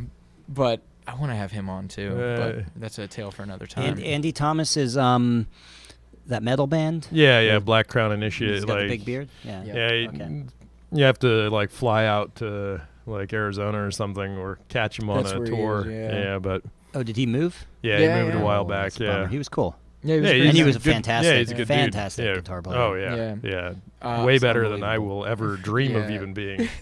Seriously. Yeah. Actually, while we're on the topic of it, I'm gonna give another shameless plug here. If you guys want to know about Black Crown Initiate, check out the episode I did with Ethan, who's the new guitarist for Black Crown Initiate. Yeah, episode. I think 19. I could think be a wrong. shameless plug is when you're plugging yourself, though. Oh, I mean, he is kind of yeah. Well, he he's is kind kind of of because plugging it's his own 'cause it's podcast. like but and I don't subscribe. know, yeah, that's his own not- podcast. Yeah, no. Yeah, I didn't think. Yeah, that, You're kind of yeah. plugging someone else. That's Yeah, okay. Exactly. All right. Yeah. I'll take. Even plugging yourself is yeah, okay. Yeah. Fuck off. Internet trolls. Yeah, but did you, when you kind of like started going on this journey, was it ever an aspiration of yours to kind of chase becoming some sort of performing musician at all, or it's just like you kind of like found this passion that you kind of just like don't ended think up falling so. down a rabbit hole kind of thing? Yeah, that's a good question. I mean, I'm thought sure you at were gonna- some point. I thought you were gonna go down the rabbit hole. Like, did he intend to do this? Like when he first started. Like, did Yeah, I you mean, really even think well, that we this was touched going to? on that, Like with the yeah. classes and Yeah, well, just like being professional. Like, Just at being some point, when open. did it switch from this is just something I want to you do, fix my it's guitar to cool I want to to build guitars and teach people. well, to- it Yeah. switched. It switched distinctly right when I took that class with Dale Unger. Oh, you were like, oh, this is I something that literally you could quit do. my job then. Oh, And really? I wasn't. I was. I had a little bit of money saved up, and I was just kind of like getting this is started. how I Like, wanna okay, I'm do just gonna, this, I'm gonna just quit my job and just kind of see how this goes, kind of thing. What were you doing at the and time? I for still work? like, it's not like then it was from then to now. I was smooth sailing, and I never worked Yeah. again. Oh, I 100%. I know all then the. had to go back and do some odd like pizza jobs, and I was Yeah. an Uber driver. Yeah, I know. that's Uber cool. driving What were, for what were a you while. doing yeah. at the time that you quit? I don't know, man. I was probably working at a pizza shop. No. I did a lot of pizza shops. I was a Yeah. landscaper. Mhm. I did every job in the book. I was a hardscaper for a while. That was really rough. Were You're you lifting kind of rocks like all the were you, time. like I'm kind of asking this selfishly because like I'm in the Oh, I same probably worked state. at the airport at that time. didn't I? like TSA Yeah. guy. No, I was a TSA guy. ramp agent. So the guy on the ground. Oh, that's cool. That's honestly Yeah. like a Yeah, pretty working the neat- hips yeah, all the that's time. pretty down that's in pretty neat, I'm not gonna like lie. Philly Airport or something. Well, or Probably not a boring job, though. Chester County Airport, which is in Oh, okay. Coatesville, so it's a small Yeah. regional Little like, one, charter yeah, yeah. jet Yeah. service. I was wondering if Eric was like the ramp guy on some Yeah, flight I yeah. took, like a business. No, but I flight, could have. like- I could have been because I also for 3 months I was a ramp agent at Phoenix Sky Harbor International, which Oh, like okay. so many flights go through. You know Yeah. what I mean? So Like if you out went in anywhere out Arizona. west, Yeah, like sure, everyone okay. seems to always Yeah. like go into Phoenix. It's like and one then of the go out of main it. It's a major hubs. major yeah. hub. Yeah, that was. Yeah, I didn't know that. That's cool. That was Yeah. hot. That was hot. Yeah. Just imagine Yeah, one not being cool in at all. Phoenix, and then also imagine being On the- in a on the desert tarmac. of asphalt, Yeah, as far as well, the eye can Yeah, see. it's crazy. Yeah. It sounds like a nightmare. 3 honestly. months. What? Like what season of the year? Did Well, you it was, catch that? yeah. So I left right before the real heat of summer, so Oh, it was like nice. spring. And Yeah. even then, it was hot. Like probably brutal. Yeah, it was very hot then. So I didn't experience the hottest I experienced while I was there. I think was like 117 on the one day, but it's a dry heat. I know everyone says that, but it is actually. It Yeah, feels, it makes a huge genuinely difference. feels a lot better. Yeah. Yeah.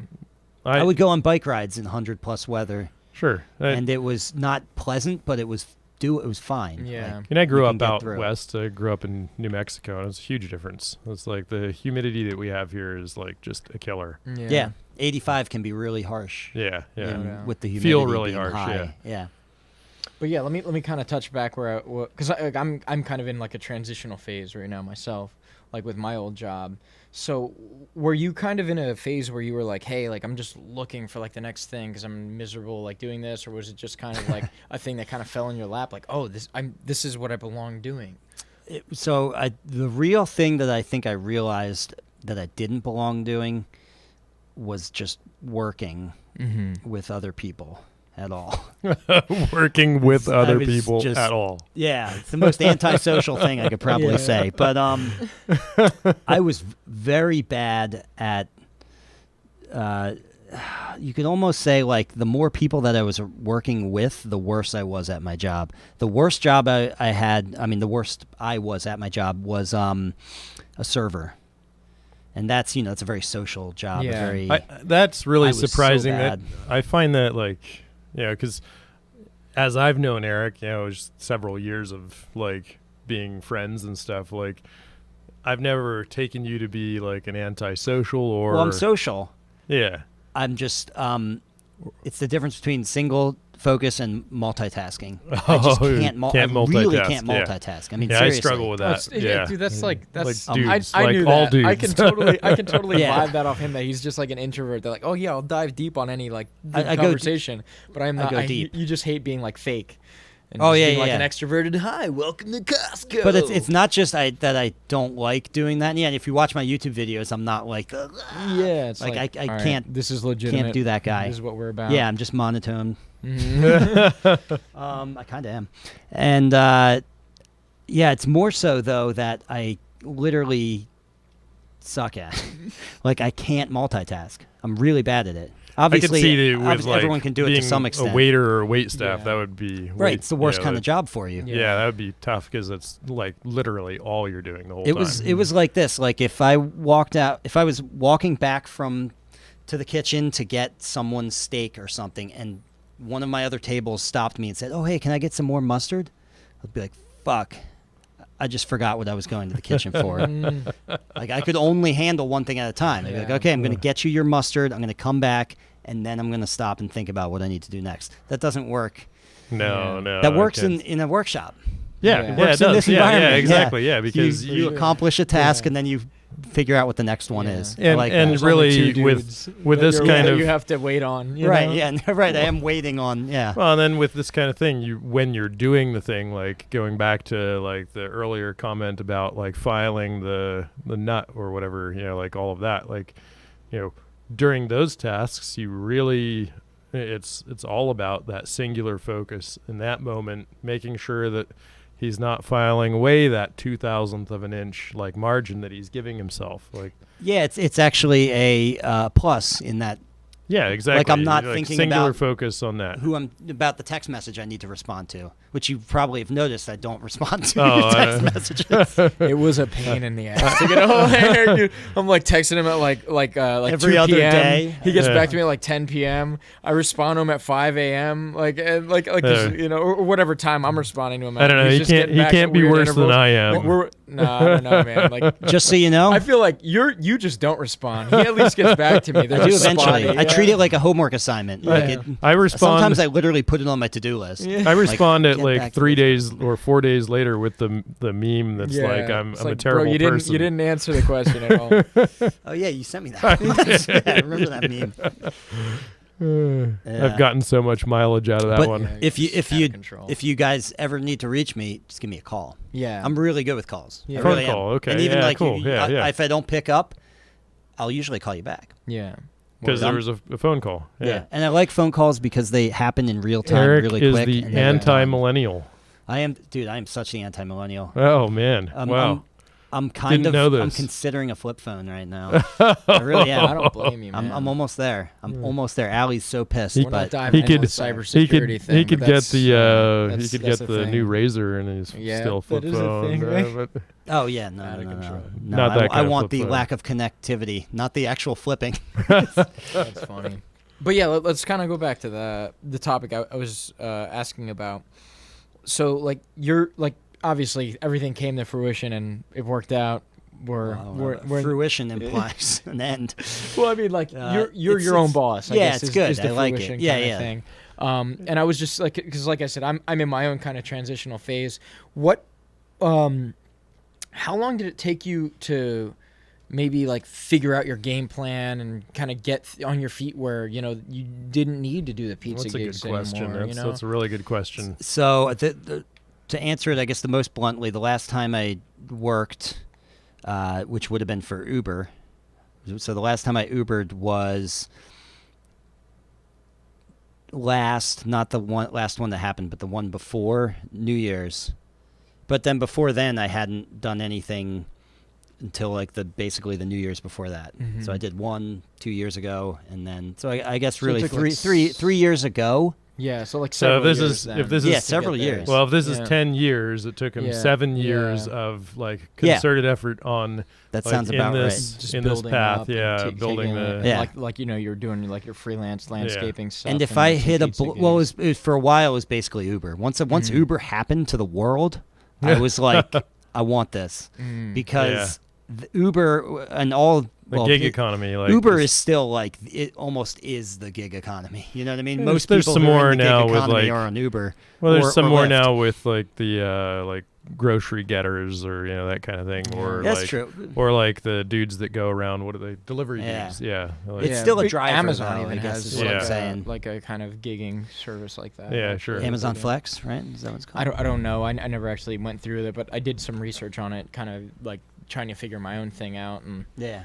you You should do something like that. yeah, if 'Cause here's when the I thing. need to, like It- right now, like I'm really trying to work on like kind of passive income with like I'm doing a few like side things like with some film stuff that I'm doing, and like I need the world to open back up so I can do more guitar stuff. 'Cause Right. in the midst of the quarantine, there were venues that were having live music, and there still are, but they're even more competitive to get now. Yeah. So it's just like I have other gigs going on, and it's almost like I hate looking at music like a competition. You Mhm. know, like Yeah. music's one of those things where it's like we should all kind of share the audience. Why it shouldn't be can't we yeah, exactly. It's not a competitive thing, and Yeah. looking at it that way will get you in trouble. In my experience, where you'll stagnate almost When because it comes of too you're competitive, looking it's at more the like wrong thing. sport than art. Yeah, you're looking. Yeah, exactly. Like you're not going to put out good material if you're concerned about Who's better? being better. I, Yeah. I've Yeah. seen a lot of bands It's like not fall about apart better, it's about simply different. because they have somebody who's so intent on being the head Yeah. honcho or being the best or something, and Yeah. it's tough. Yeah, like It's you really can, collaborative. Like by and what better. metric or what are YouTube views or something? What's the I metric mean, yeah, that people right? are Like using? following is a thing. Like just you Oh. like you can break it down to anything, right? Like any metric. Like it could be like, oh, what how many followers do you have on Instagram? How consistently yeah. do you get shows? How many promoters do you know? Again, You know what I mean? flip How many phone tickets people. are you selling for? That's X, why Y, and there's Z a way gigs? out. It's called the flip phone. You're not getting gigs with a flip phone. Everyone should get it. I'm just saying there's a way out. A way out of the the obsession. madness. Yeah, no doubt. And I've had my heads in the fucking clouds with the whole, like, oh, I need 1 million followers so that people believe me. It's like, nah, man. Literally, like, if you want a gig, go play open mics and meet people. Like, Yeah. literally, like, go make good Mm. friends. Go actually get a legitimate following so people will come out to your shows, and then like, kind of show like, hey, like, I can do a show here. Like, Right. Watch me do it. Like, you know Yeah, what I it- mean? Here, like I can just show, like I don't. It doesn't matter how many followers I have. Like here's me playing. Like you like that? Okay, cool. Like, here's a little video. That's all you need. Yeah. It's gonna Right. be fun for 3 hours, and if it's not, never call And me one again. connection who's the right connection. Yeah. And if you're totally blind to that because you're just like, you're so focused on numbers, Yeah, man. then It's quality over quantity. Right. It seems like that's like a that's always the sworn thing. metric, like not metric, but like it's a sworn, like almost like primal It's an axiom. fact of, yeah, exactly. That's Yeah. the best word. 100%.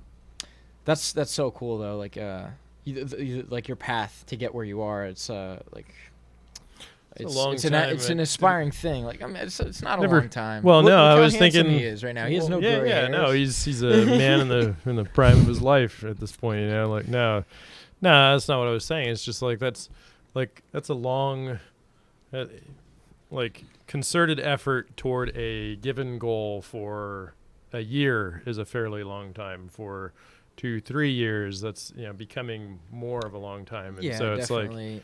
The like I know just- dedication is like it's beautiful, honestly. I know Like, just One in of the time- things, and maybe this sounds a little cliche, but one of the things that I remembered talking about with my brother on that drive to Colorado was the concept of burning your ships. Maybe you've heard of that. It's sort of a, maybe not. maybe No, I burning haven't heard that bridges is a phrase, term no. I've heard. Yeah, well, burning bridges is bad. Burning ships is good. So it's a good Oh. thing, burning your ships. So burning your ships is it's sort of a throwback to, I guess, like, I think it was, I don't know what it was, but I'm going to say it was like Spanish conquistadors or something. Oh, they came over and they burned. Someone came over somewhere. Sure, yeah. They probably raped and pillaged. They're probably terrible people. But they probably were terrible Relatively, people. But it was I was hip at the time. But for the moment, we're using them as a model here. Yeah. Something to aspire to, and that's that. Some whatever, I don't know, ship captain said, "Burn the ships." I 'Cause think then that- you can't and go I think back. this actually Yeah, happened. yeah, Yeah, it's and just so you like- can't go back. Yeah. And so I think I really took that to heart. I mean, there was nothing else I could do. Yeah. I had no skills. I had gone to college for 5 years and failed at it. Well, that's nothing pretty, to show for it. Can you no like degree? Yeah, this is an amazing topic. Okay, I'm resonating with this. So can you maybe I'll even use me as an example. Like, can you give advice to someone who's maybe trying to chase like an opportunity, like where me, like specifically, I had uprooted my life to go to do another job where I ended up the job closed because of the virus. Yeah. Maybe The this whole was a catalyst pandemic. I've been waiting for my whole to do your own career. thing and put it in your hands. Yeah. Which is great because you have so much more job security if you can do that. If you do it right, if you could, some people, they want to like just be like a YouTube star or something like that and get like YouTube money, Yeah. which doesn't really exist. Yeah, I mean, it was definitely a thing 10 years ago. Yeah, but definitely not It was a thing anymore. for a minute. There's, Well, yeah, and either way, you don't. It's just not I think what you got to do Sustainable is have model. your own products Can be. and or services, Nick Roman. I'm just and gonna throw the that out there. the promotional aspect. Well, that's right there. You said your own product and services, like Nick Roman. Okay, they're creating. It's not just like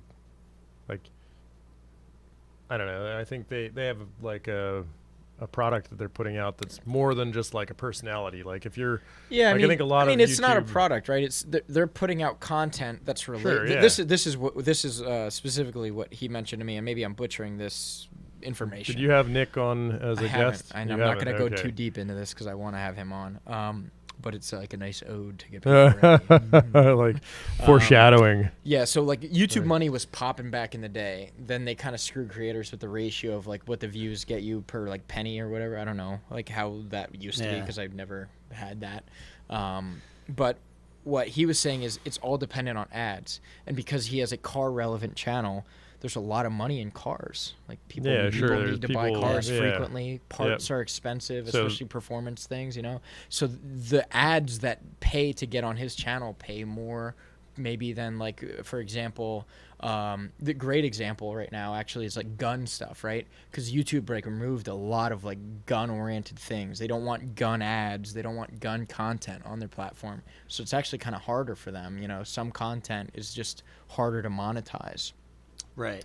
Yeah, which is like my idea is like, oh, I'll just interview everybody and I'll get all the views. Well, And that's it's- what I was going yeah. to say to you too. Is like niching down for me, and I can only speak about my own Yeah. experience. And that's always I can only see what through my own perspective here and speak from it. See But things from- so certainly some people have made it work in completely different ways. But Yeah. I think I was extremely fortunate in that I just happened to sort of pick, and I say sort of pick because I didn't consciously seek it out because it was an empty niche, but I ended up basically picking like a very niched down, and at least at the time, now it's been, a lot of people have gotten into it, but at the time it was pretty empty, so I was able to like pretty easily get a jump start.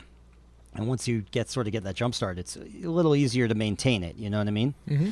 Yeah, your niche is very small. Yeah, and it's acoustic guitar building. If guitar building as a broader niche encompasses electric guitar building, and then you have like people making guitars out of like Crayola crayons and epoxy and all this crazy stuff. Yeah, definitely. And that's a much bigger. People get really into that, and some of the bigger people in that market have like 300,000 subscribers. But in the acoustic guitar world, it's like 10 to 20 is the legit range. Yeah. You know? Yeah, it's crazy how like 20,000. legitimacy like is based on that. Like, especially right now with Corona, like there's 100 podcasts I never heard of before that are just popping off now that I'm seeing about. As, you know, as a podcaster, like I'm kind of just in these communities where I hear about them, and I think what was important to me, I think I had this conversation with Joe Hinkle, who's one of the people who helped me kick off the podcast. Sure, yeah. And I always give credit where it's due with those sorts of people. Basically, like, we kind of like were, you know, sitting around having a beer and like kind of like we were just having a conversation like, how would you do the business model about your cutaways thing? It was like, why should I do a podcast? Like, can I do it well? And then I was like, well, yeah, I'm a pretty personable guy. I know I have reason to go out of my way to meet new people because I'm good at that. Like, I'm a personable person. I tend to be extroverted, and I know how to ask people good questions because I generally give a shit at what, you know, they say. But what else? Like, you know, how am I better than Joe Rogan? Then maybe I shouldn't do it. You know what I mean? But what can I do that's better than Joe Rogan's thing? And I can give like a few examples. Obviously, my podcast is not better than Joe Rogan's podcast. I'm not making that claim. But some things I identified that comparing yourself to Joe Rogan is like comparing yourself to Andy a Thomas. priest to Jesus Christ or something. Yeah, like 100%. You can't do it. Yeah, well, but he's you can. amazing. Like, he's truly amazing. Exactly. He's an amazing guy. He's the man, and like there's a reason like he's a household name in podcasting. But from my perspective, I was like, what? A household name outside of podcasting. Yeah, 100%. I mean, seriously. Yeah, but honestly. not many podcasters are a household name, so he's like... Exactly, yeah. And is that just a function of when he got into it, or partially? But I mean, yeah, he's I think also amazing. It's honestly a combination. Like, have you ever watched him? Yeah, a little bit, not much. I think it really comes down to like something I can relate to Joe is like Joe Rogan is. Like he's like kind of a jack of all trades, right? Like he's like the commentator for the UFC. Like he's a and that's right. And you do the fighting too. You know what I mean? He's a hunter. You know what I mean? And I have some things like I'm like a diet Joe Rogan to some capacity. Diet Joe Rogan. Like, yeah, I do it like I did a little bit of I did some dabbling in stand up, but like musician stuff is my main thing. But like let me kind of come back. Like some things that I identified. Like if I was going to help Joe Rogan make his podcast better, what would I do? One example is like the overlays, right? Like I want to know who you are just from watching a clip of this. Like if, you know, sometimes I'll grab clips out of my podcasts, throw them on Instagram. It's nice to know like, oh, I want to know more about this. Yeah.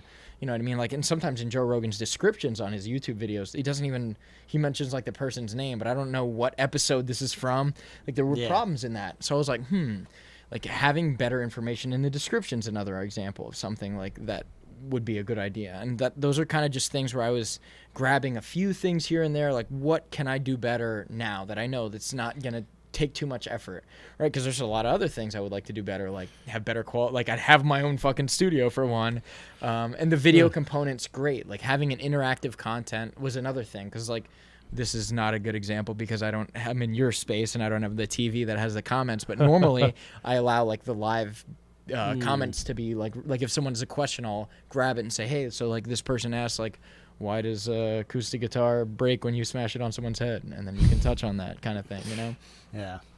So those are just a few examples of items where, you know, I'm kind of legitimately curious about this X, Y, and Z.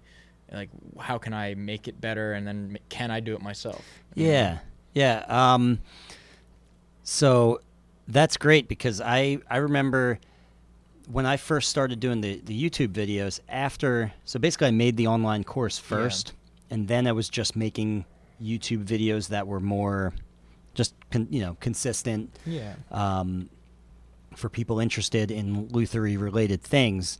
And at that point, after the course was done, the way I approached it is exactly what you're talking about. So that really like kind of hit something within me. It resonated with me because that was the one thing out of a number of trying different things that really worked, which was before I would make a video on a given topic, and I used to make more topical videos then, I would find the best like 4 videos on that topic, and I would just dissect them and think, how can I just do this better? How can I do all the good things that they did, Right? do none of but the still wrong do things, yeah. But do it better. And better depending on across what you're in. So for me, I was lucky. Half the time I would do that, and there was no videos.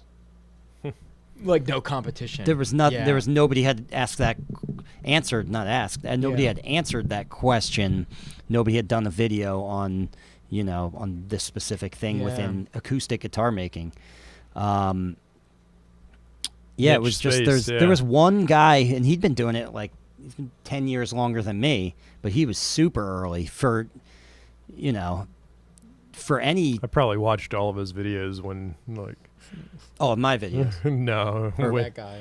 Robert that guy, O'Brien. I don't Robert know. I know when I knows was my name, came over here to like work on my guitar, I had just spent a whole bunch of time looking Googling. at Just looking at videos. Yeah. watching all these Luthier videos and stuff. Yeah. Yeah, he started like before it was cool, kind of thing. Before it was cool. I did it after it was cool. Yeah. I wanted to make sure it was cool. Yeah, for sure. That's pretty legit, and that's kind of like what came another Fast example. follower. Yeah, I mean, dude, I'm not getting followers fast. I'll tell you. No. That's Oh yeah. you don't want to necessarily be the guy who's like breaking new ground. You want to be the guy just behind. You want to be Yeah. that, because then like you can gain an Yeah, appreciation. you can as watch that guy stumble and go, oh, watching out for that Step rock. over, Yeah. Step over the dead bodies. Exactly. 100%. Yeah. But like one other like a unique idea, right? Like I don't know a single podcast out there that's doing one thing that I'm doing, right? And that's like the after shows that I'm doing, where I grab like you, and then I demonstrate why you're legit. Like I've had jiu-jitsu guys on, they demonstrate a move. I've had musicians on where I jam. I'm scared with them. now. What do I have to demonstrate?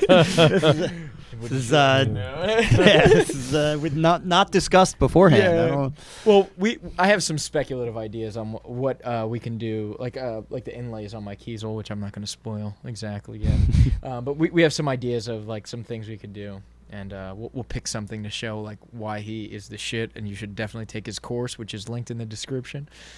And yeah, Cool, no man. one else is doing that, right? Like Joe Rogan's always hanging out with these people, but why isn't he doing like a big show with Bill Burr and Joey Diaz? Like the podcast, like an ode to the podcast. Like maybe there's a free show you can come just like as a promotional item or whatever. Yeah. Like a lot of the collaborative songs I've done. It's just let's jam and like see what comes out. Like all of our shit's here today. Let's just jam some shit that we made up like right now a few times, and then it comes out good. Now, granted, a few of those. Yeah, this fly is annoying as hell. I know. But a few of those came out worse than I would have liked, right? Like there are some Jams. like the early jams, like they're not as well produced. Like some of the camera stuff's really good because I had Joe to help me at the time, but maybe like they could have been done better. The audio could have been better, this, that, or the other thing, because my equipment has improved over time. One thing I'm trying right now with a recent guest I had on is like he has a studio and we actually put together a song, and it's actually like we're not going to give like a raw product. It's going to be like, yo, this is the thing that's going on his album, and we're going to display it all at once. Oh, that's cool. Yeah, it's really cool. That's I neat. That's I like think, a first showing. Yeah. Like a premiere. Yeah, well, I don't know. We have an idea where we might like do a music video for it, which is pretty neat. And one of the things that is really cool about that is just like I get to kind of experiment and see like because it takes way more work, right? Like I'd love in a perfect world I'd interview you and then have your after show out the next day. But a lot of my after shows like take a long time to edit. Like one example that took me forever is like an episode where like I had a cop guy on that like trains cops like how to shoot, and like I did his advanced vehicle or armed vehicle defense course, AVD course, where we shoot in and around cars, and I filmed his that's whole awesome. course, but it took forever to edit. It didn't really take that long, but like I'm a bum, so I didn't edit it. Yeah. You know what I mean? Like it took me a lot of motivation to do it, and Oh, I know how hard editing yeah, is. dude. Yeah, Yeah, exactly, yeah. man. Like, All my it's- videos are edited. Yo, for real. Yeah. It's one thing like people don't see like. I wish I could do this, but Yeah. I can't. Yeah, man. It's just. I can't live stream. I mean, I can't. Oh, really? Like I mean, Well, yeah, one- with your guitar stuff. Right, I it's feel like too- there's probably ways you could do it, man. There's like I could see how it might be interesting to someone that's really into it, but obviously like your market, you're not gonna make money as much as like yeah, you know, one there's someone just else. a lot of like Yeah. serious dead time. Yeah, you know, like- exactly, like Yeah, dead sure, air, yeah. 100%. Like just not Yeah. interesting, tedious, long moments. Crap. Yeah, where you're just filing shit Yeah. for hours. Yeah, And then also, I have a style of making videos where I think what I want to say, I say it, and then I stop the camera, and then I think of the next thing, and then I just patch it all together. yeah, I mean, And dude, there's a lot of successful. You see a lot of videos, and you ever watch a video, and then the guy's head is constantly like, dang, doom, bang, popping in pop. different Yeah. places? Yeah, 100%. yeah, man. that's It's- that's a legit way of making a video. Yeah, it's efficient too. It's like it's an efficient way to do your editing because like you're doing it all in one shot, and there's reasons that's legit. Yeah. I there's a reason I do this live too, right? Because if I had to Yeah. edit, like I was having this conversation with a friend of mine that I had on recently who runs a podcast as well. I said, "There's a reason I do it live.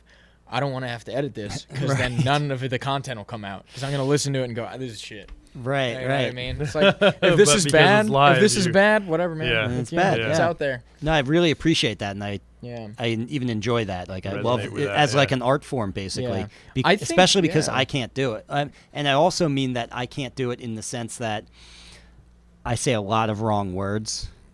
Like I don't right now. Yeah. This is fun, I'm talking to other Yeah. people. But if I'm trying to explain how to do something, Yeah. and I'm just like butchering You it, might and then I have stumble to over your stop and words go, and- wait, wait a let minute. me restart. Yeah, let Like- me re-say Yeah. that. Yeah, Let me re-say it's- the last 5 minutes worth of things here. Right, right. Yeah. Yeah. So No, I This think, is more um, freeform. Yeah, right like here, like I think you might be able to have success with it. I think this is kind of like I'll give Twitch as an example, right? Twitch is a really popular platform for streaming video games, right? But Okay. I know people who like do hacking and coding and like PC building on there, which is just like I won't go down a rabbit hole of that. But it's just like you can stream all sorts of things, and that's So it's kinda like tedious screenshot? bullshit. Yeah, it's like screen sharing. Like, oh, here's Screen my sharing, code okay. while I'm doing it. And the thing that makes it worth doing is that if you have a fan base, they're going to constantly be asking questions, right? So while you're filing, you could see, you know, Joe Blow's asking like, hey, like, why are you choosing ebony instead of pine? And you can be like, well, this is why, while you're filing, you know? And then you're Yeah. constantly getting a Not stream of enough questions. interaction. Exactly. No, As long those as you're having things, yeah. constant interaction, it works. Right, that's true, that's true. Unfortunately, like the top of the line people who are getting the most interactions are like girls with big boobs, which I'm not, which is why I don't get all the views. So No, I think I'm that's in why I a stopped different streaming on crowd. Twitch. Yeah. Yeah. Yeah. But it's interesting. It's just like it's all about the whole thing's a game, which is a shitty way to look at it, but it's kind of realistic. Like you just know what you're up against, you know? Don't bring a skateboard to a gunfight. Skateboard. Oh, it's a terrible joke. Yeah, it's yeah, Kyle Rittenhouse. Yeah, like I don't. Oh, I'm not- Don't yeah, I give- don't know the name details. drop. Yeah, Yeah. we don't Don't need to. name We don't need to give these people glory. Again, I'm the flip phone guy who wants yeah. a flip phone. I don't have it Yeah. yet. So like you Yeah. can't just drop current events on me Drop current events. and expect me to, respond Yeah. appropriately. Well, that kind of brought us back around to where Yeah, I we mean, were talking about we earlier. can go back into it. This I is don't know. what we were talking about before the podcast. Yeah, right started. before. Yeah. Fourth beer. Fourth Yeah. beer. I am almost done this one actually. Yeah, so you you're need almost one? done one. Yeah, You yeah. need one? I I can- could, I can yeah, grab yeah. one, yeah. Re us up. Re us Need up. one, and you guys talk about something for a second because I'm gonna go pee break. All right, cool. So you know what? I'm gonna while he's taking a pee break, I'm gonna give a brief history on me and Gideon, just because I'm planning on having Gideon on the podcast one day, where it's just he and I, where we talk about some really nerdy stuff because he's an engineer, and I used to be as well. But Gideon, oh yeah, I'll pass this over. Gideon and I met through music, and we eventually Yeah. made this band that's Blight of the Bards. like Right over here. yeah. And yeah, so I don't remember how we came up with the name. Do you? Because I think I was kind of branding we, myself as like the Bard, like Brad yeah, the Bard. I think around that time. That was, you're B-Rad the Bard. Yeah. So we definitely had that. That was part of it. But like we thought about that for a while, and when we were like first coming up, I know actually in terms of like forming the band, that was one of the things that took us the longest. Really, was coming up with a name, because like you and I, we'd already kind of played like together. We jammed together for years. Yeah, like open mics. We were mics. Frequent, collaborators. Like collabs. Yeah. So, but I think we talked about like you and I have a certain kind of style where, like, especially within the given space of like even Celtic-ish music, like we tend not to play like the really happy, like really upbeat stuff. We have a little bit more like a darker side. Both of us were kind of like metal guys, or like rock. Like so generally we had the same kind of temperament with music. Yeah, it was like a little bit more like a little darker and stuff. And then like we were thinking about it, and like not all of Irish history is like bright sunshiny stuff. It's not all leprechauns and rainbows. It's like there's. So we went down that like path. It might have been like a little bit of a sketchy move to call ourselves the Blight. The potato blight and the famine. Yeah, like too soon. I don't know. Too soon. No, but it was the Blight. That. And it just kind of like when we came across that, it was like, oh, that kind of rolls. I fell in love with the alliteration. That's kind of what made me go, all right, sold. And then of course we were right at that time. Like, I don't know if you remember the Bob's song. Yeah, the Bob's song. You were like, you don't remember the Bob's song? Which Bob's song? Oh, come on. Like you I don't know, you shared it with like, Meg and like everybody. It was like Bob's and Vedinian. Oh, yeah. Wait. Oh shit. So that was just kind of like an inside joke, the Bob's. Oh God. I think it's called Hello Bitch Lasagna. I don't know. It's something like that. Though. I don't know. It's like Bob's and Vagine is the name of the song, actually. Yeah. If you guys just literally type that in YouTube and you will pee your pants. It's fantastic. If you don't know, now you know. But Eric's back, so let's get back on him. I'm gonna transition and merge you back into the conversation gracefully here for a while. How do you know Eric? Because I know Eric through you, but I want to know your guys' origin story. Well, Eric and I climbing. Yeah. Well, climbing, it was really like Cassie and Jake, back in that whole era. Yeah. Like it was always like go out to, what was it, Shirley's, we'd like people, we'd go climb and, it was like we'd go climb and stuff. And then like everybody in the climbing community was like, I like finding these really immersive communities. I don't know, like climbing is truly an immersive community. The local, like especially Reading, like Reading Rocks, that particular gym like has this really cool like community that has historically been there. Like the open mic at Speckled Hen, it's like this community where, so anyway, it was like we would go climb, and like I didn't know Eric at the time, and like but I knew a couple other people, and a lot of times. So you were after me, right? Like I was already climbing when you first started coming to the climbing gym? I was probably already climbing at the climbing gym, but you and I really hadn't like. Oh, okay. Like we hadn't really synced up or whatever. But then, like we knew people, and people would often go like get a group together, and we'd go out to like eat and go to like get some drinks or something. So actually, literally, where I met Eric was we went to Shirley's. And the place is awesome. Yeah, we had a big long table out front, and we had like some. So what brought you to climbing in the first place?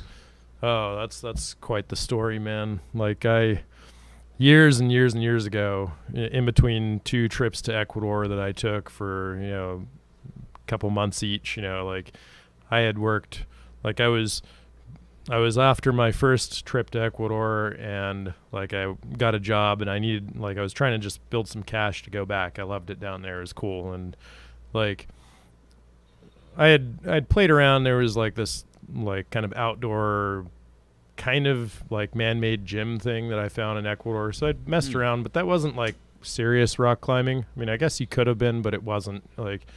But what was it? I mean, you're saying it was outdoor. It's like there's this outdoor free? like yeah, it was Sport free. climbing? But it was like just like sport this. climbing or It was literally drag? like masonry, but with big Oh. rocks. But that really wasn't what got me into climbing so much. Like when I came back, I got a job. I was working down in Hatfield at it was Osco Motors. It was like a machine shop. And my older cousin worked down there. And at one point during that summer, like I had wrecked my truck.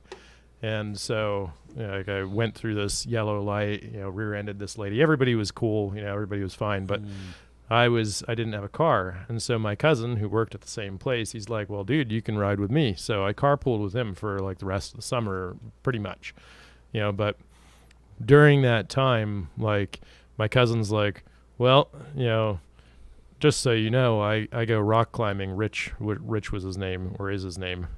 I go rock climbing it was called Cliffhangers at that point in time. Yeah. The old Reading Rocks. Yeah. It was Reading Rocks. It was literally that same location. He's like, I go out to Cliffhangers every Wednesday night and I climb. He's like, I'm not changing my habit. You can come along. You can. I don't care. You can sit in the car for 3 hours So while you I were go forced. and climb. Well, I wasn't forced. It was like, I'm a 19-year-old kid. I'm not going to go sit in the car for 3 hours. I'm like, yeah, okay, I'll get into this climbing thing with you. So I did it for a couple years with him, like, got into it out of that, and then dropped off. Life happens, and then kind of got back into it. But yeah, literally, I met Eric out at, Shirley's.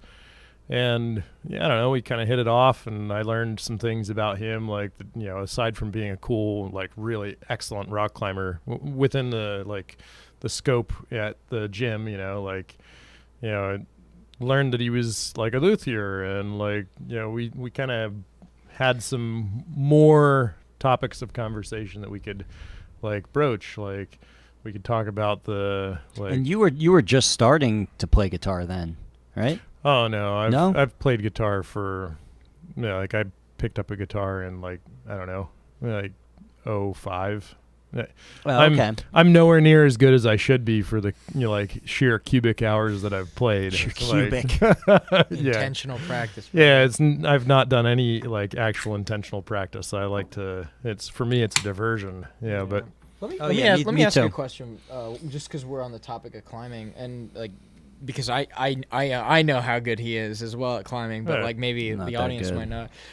Can you give some examples of like what are like what do you prefer? Like, are you a boulderer, sport climber, trad? Like what's your thing? Oh, Maybe what I are can't the do hardest, What are the hardest things that you've climbed? Just to give some like context.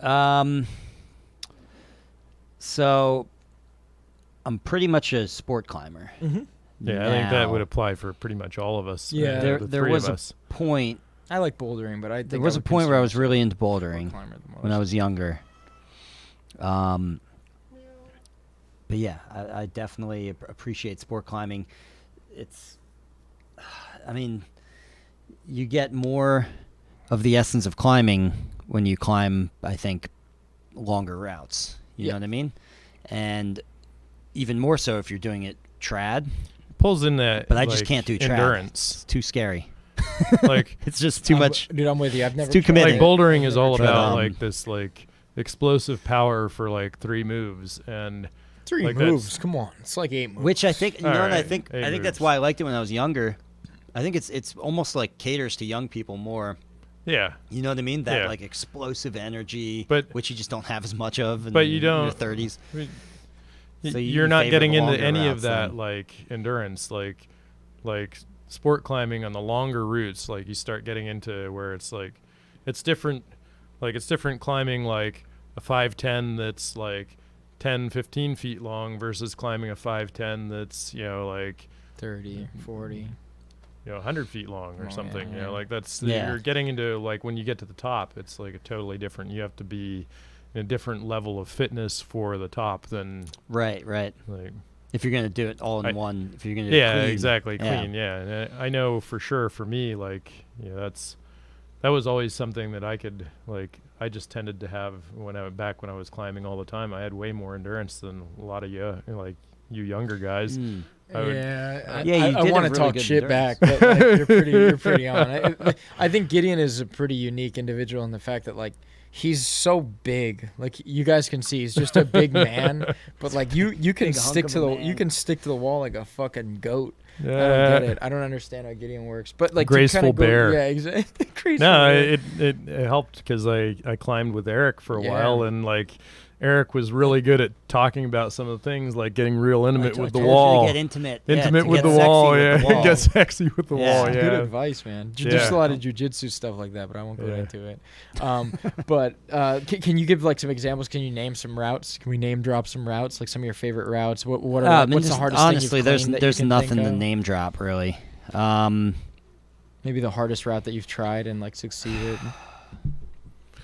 Well, What are the- you or more what the like difficulty is an was. indoor like gym climber or more outdoor? Like I think historically, It has gone through waves.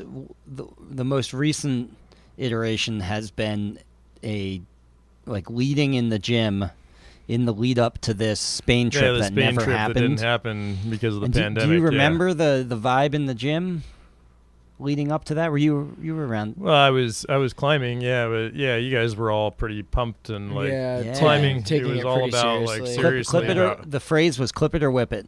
Oh, flip nice. it or whip it. Yeah, okay, yeah. No guts, So- no glory. Yeah, so you guys were really pushing that envelope. Yeah. forward. So I went through a period. I've been climbing for a long time actually, like on and off. Like, and I'm never that serious, but since like high school really, and so when I started out, I would lead climb anything.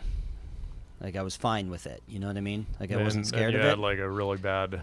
Yeah, I remember it was when I went to Cannibal Crag in where's that? It's in Nevada somewhere outside of Las Vegas. And I just remember it was very cold, and so my fingers were freezing up, and I had a lot of bad routes. Like I was just taking bad falls. Appropriately named And it was- cannibal. Yeah, Cannibal it was eating me alive, and it totally crushed my confidence. And for years, basically for like a decade. Actually, I became a much more like Yeah, he like was brave. Eric is a I guess much braver, technically better climber than I am, but He was like, braver than me. That's yeah. interesting. I'll tell a story just because I did my first. You don't. Maybe neither of you know about this. I did my first deep water soloing this year. Oh, Oh, cool. Do you know what that is? Yeah. Yeah. Okay. So Well, I went let's with say- Kyle. let's say what it Do you know is. Kyle? Yeah, So we deep should say- water soloing. Yeah, deep water soloing basically is like you're climbing like bouldering Yeah. essentially over open water. But so steep if you enough that you fall, yeah, you don't- you you're don't gonna need the fall in. protection. Yeah, Yeah, yeah. exactly. So they're pretty decently high walls, but you fall off and you're just back in the drink. You know what I mean? Yeah. I didn't get a single route aside from the one that's like the easiest one to get out of. You know what I mean? So you can Oh, get back because to the everything car was kind of wet. thing. No, it No? wasn't even that. I was just bad. One reason that was like I just got worse. Like I hadn't climbed in years because jiu-jitsu's been my main focus. But my fucking Velcro strap was undone on one shoe, and that's why I couldn't stick to like the thing. But dude, after you have wet hands and feet, it's like a nightmare, like in its own right. And I had so much fun. Yeah, but it's hard to get started again. But yeah, I got Yeah, I could humbled. I got really humbled, and like I've been climbing like once a week with my girlfriend Shayna a lot lately. Because like that's one of the reasons why like we needed more time together, which we That's decided because great. of the Corona I thing. mean, it's a great way to spend time together. Yeah, and it's been pretty fun. Like we've been going to the Be bird a belay lot. partners for each other. Yeah, exactly. It's a good. It's Yeah. a literal trust fall. Yeah, really. Yeah, sure. Yeah. She's recently like I think what's the damn route? It's on the main wall that you come in on. Itching to climb. Itching to climb. Yeah, it's like a 5'8", I Yeah, believe. sounds about right. I think I don't know if I've ever cleaned it before, but I know I've made it to the top of it before. Yeah, you're talking like on lead. Yeah, and I made it to the top recently Yeah. with her, but I fell. And she had never caught someone on like a big whipper before. She's like, "Whoa, I never did that. Like I didn't expect you to fail." And like I hate shit on that. So like I'm getting intimately involved with climbing because like it's kicking my ass, and I don't I don't like that I'm not good at it anymore. Not that I was ever great, but like I used to be good enough where like my adrenaline would just handle the situation. Now like I just have these gi grips where I'm like I'm good at grabbing clothes, not at grabbing ledges. I'm like, damn it. This doesn't feel like a tricep. So going back to Eric, I've Yeah. always like admired Eric's, like he's got a certain like grace on the wall. Like if you think about Like a gazelle. like if you think about I different, describe like, him more like a peacock. Gazelle. there are some different like Peacock, I'll watch yeah. some people and they were like you know, some of the dudes, like they'll be really excellent climbers, really good. They're climbing 5'11s, 5'12s. You know, that's pretty good. Like for a recreational climber, that's a pretty good route. But they're like they're more physical with it or something. Manhandling. Manhandling it. You know, like Yeah, pulling their way you up. know, like one of the things I've always appreciated, and like especially when you know Eric and I were climbing together a lot, it was like I got to realize that, like the finesse side, like Eric, like I'm gonna say that you were never like climbing during that time frame like enough to like to be in a physical space to have been able to manhandle the routes. Like you were typically like you would do the route once or twice, and then if you like, or you'd work on like a particular route, you know, through a whole night, you know, or something. But it was the like. I would always spend the whole night on one route. Yeah, like one black or yeah, like, that was yeah, always it. One route yeah, the whole but- night.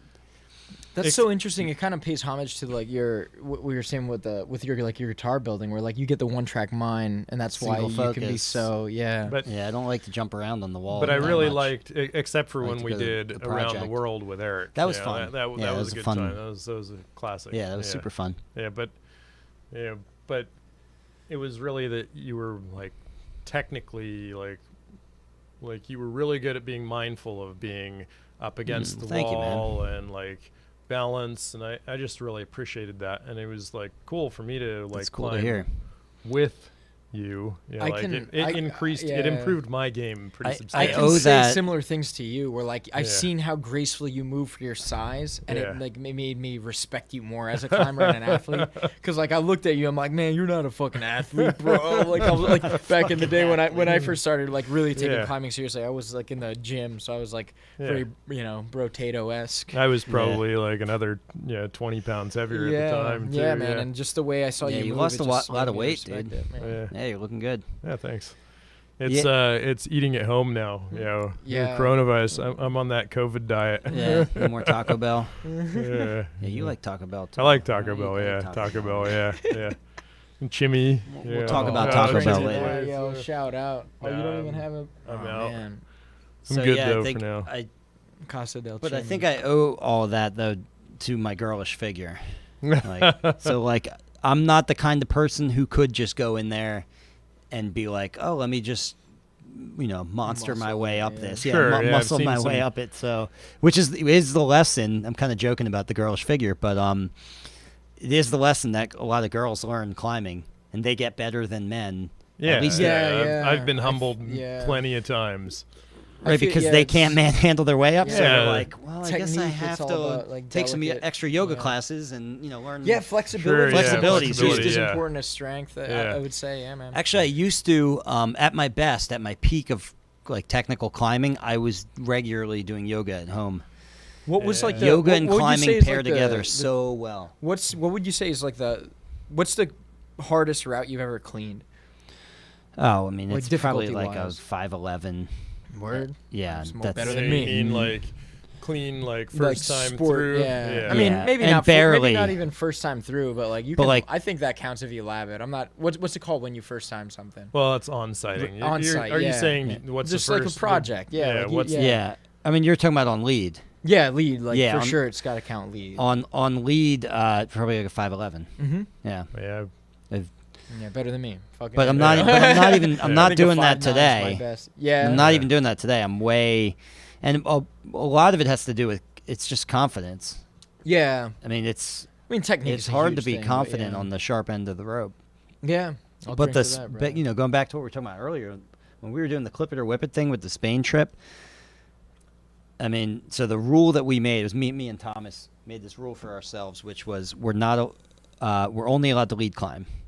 So and we have to go to the gym on a certain number of days. Like we have to just keep going to the gym, and we can either sit there and stare at the wall, or we just lead Lead, climb. yeah. And it forced me to get out of my Cannibal Crag lack of confidence issue, headspace that I was having, where like my normal MO for the last decade almost after going to Nevada was to just not lead climb. To just like work on, which was good in a way because all I worked on was like technical ability with none of the head games, none of the head sport being factored in. I think that's like valid in and of itself. Like it gives you, it improves other aspects. Right, when you can drop the head games, not even think about it. You're not thinking about it anymore. There is some value to that. I think, well, 100%. I think that with climbing, I would almost say I can speak from context on like 3 sports that I've done competitively, right? Like if you count climbing, I think you're competing against yourself because it's probably the most dangerous thing, you know what I mean? So like jiu-jitsu or ultimate frisbee, right? Like ultimate frisbee, there's some adrenaline rush, but you're not really, the only thing I'm scared of in like ultimate frisbee is like colliding with another dude running full speed. How does ultimate frisbee work? It's in like a nutshell. Soccer. It's like soccer and football. Like Yeah. so like if you catch the frisbee, you have to stay stationary and then throw it to the next guy, make it to the end zone kind of thing. But a lot of times you throw it and like you and another guy from the opposing team are running and trying to catch it. Okay, so you can check into each other and stuff. Is that you're not supposed to, but shit happens, man. You're running full speed, looking at it like a dog. You know what I mean? It shit happens. But once you catch it, you stop. Yeah, exactly. Okay. You get 2 steps. You're not going to be tackled or something. Yeah. No, that's not the thing. And then in jiu-jitsu, like literally you're fighting each other to try to kill each other until the other person submits. With climbing, I kind of want to hear more about that. Honestly. Yeah, I mean, I can definitely dive into it. But you can finish your note.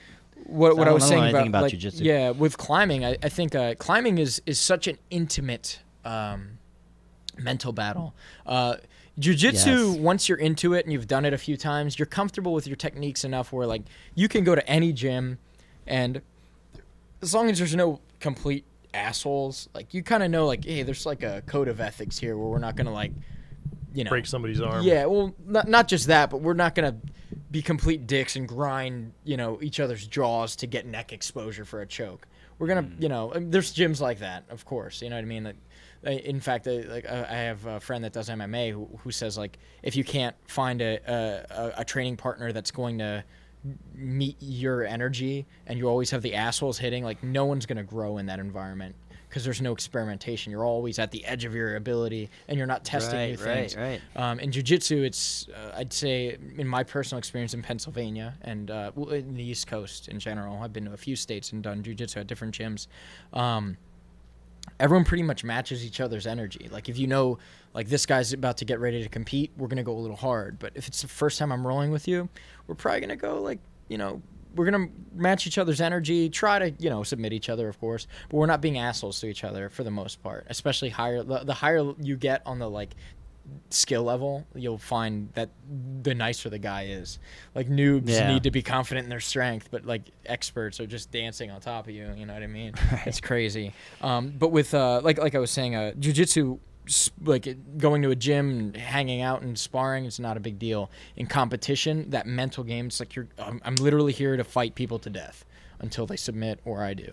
Oh, so the ethics falls aside a little bit? 100%. So like 100%, there's a total like mental thing there. But when you're climbing on a wall, it's just you and the wall. And that's really cool because... so I see. So the practice, if I'm understanding this correctly, in jiu-jitsu, the sparring and the practice, if you call it that, there's ethics that restrict the players, I guess you'll call them, the fighters. Yeah. But then in competition, it's on. Fuck you, dude. It's on. I just had a little. I had a little It's epiphany, on, right? like I just had a little Yeah. epiphany. So I would say sparring in the gym is like top roping, and leading is like competition. I don't know. Okay. Even leading in the gym is like it feels safe, pretty much. Like, Yeah, but rolling, even like when you're rolling, Like, and not for a competitive thing. to me, going it's out- I think that's Outdoors. I don't know anything about jiu-jitsu. because you're but that trusting your sounds like a training good- partner. You know what I mean? You're trusting your belayer just like you're trusting your training partner. you're trusting the 'Cause guy you're still in the in a competition. controlled environment Yeah. with the competition. You're in Yeah. a controlled environment. Oh, in gym, so so I outdoors- can yeah. let that go. Outdoors Outdoors would be like a is real jiu-jitsu fight. brawl. Like a Fucking legit beer fight. bottles and. Well, I think like Yeah. this is where the comparison really comes in, right? I don't know, man. Well, Like, let me finish. Let me finish. the So comparison you're going. trusting the person on the ground to catch you when you take a whipper, right? yeah. You're still trusting this asshole to not break your shit. Like you in competition, they're trying to get it with the braking mechanics to a point where, because in competitions, you're not getting that many injuries. Maybe you get a few injuries per competition. It's still low percentile where you have this asshole that's like, I'm never gonna tap, and they fucking fall asleep or get a broken, What would be the ligament somewhere. percentile of? I'm sure someone's figured this out. Of people who get an injury per, I would round say, of and jiu-jitsu. I don't know. Like, I'm sure there's legitimate statistics out there. In fact, like, I'm 100% sure you could Google it and get legit results for each, like, Jamie. Yeah.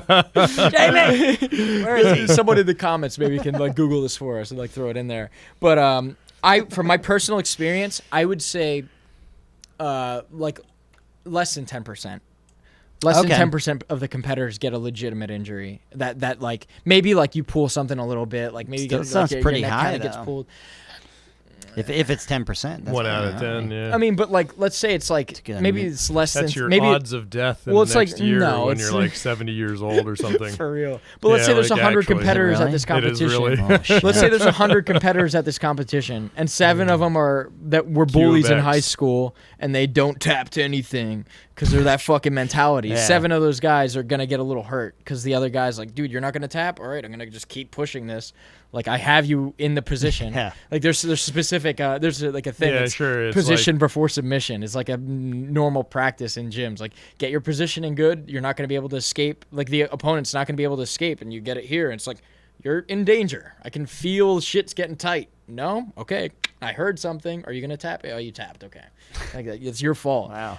So legitimately, it's same. I'd be tapping before the thing even began. Yeah, exactly. Right when I feel pain, I go. Yeah, Before, right. I'm saying before Yeah. the round even began. Well, It's, I'm not a fighter. It's just like your Cannibal Crag. You know what I mean? It messes up your mental because I've had competitions where I've won and competitions where I've lost. Where it's like fuck, like I'm in a bad mental state here. Where a specific example is like that I've been engaging this year, and I think I've gotten much better at it. Like I'm night and day, completely different in this skill set than I was a year ago with leg locking. Right, in jiu-jitsu, leg locks and I think I've seen it. heel hooks specifically. I can demonstrate on Gideon. Heel hooks. Please. Yeah, Please please do. Well, knees injure pretty easily compared to every other thing that you attack, Okay. which is why a lot of competitions, most and like probably like the majority of them, don't allow some leg attacks until you're a higher belt because of how easy it is to injure these things. The leg attack being like the leg lock thing you're talking about? Yeah, so like I can demonstrate. Like let me demonstrate on me? Yeah. So I'll just see. What do I do? Yeah, just give me this foot. I won't actually put you in the leg entanglement, but I'll show you the difference, right? So just like stand facing me. Okay. So let me get this foot. So this is legal at like the beginner level, right? This is like a straight ankle lock. I'm gonna get a polite grip on you. It's like it might a little bit. Like, do you feel some tension? yeah. That sucks, right? So that's a straight ankle lock. That's legal early. Okay. This is a heel hook. You're gonna feel this in your knee. So like I'm not gonna just like when it hurts, just say, "Ow, that sucks."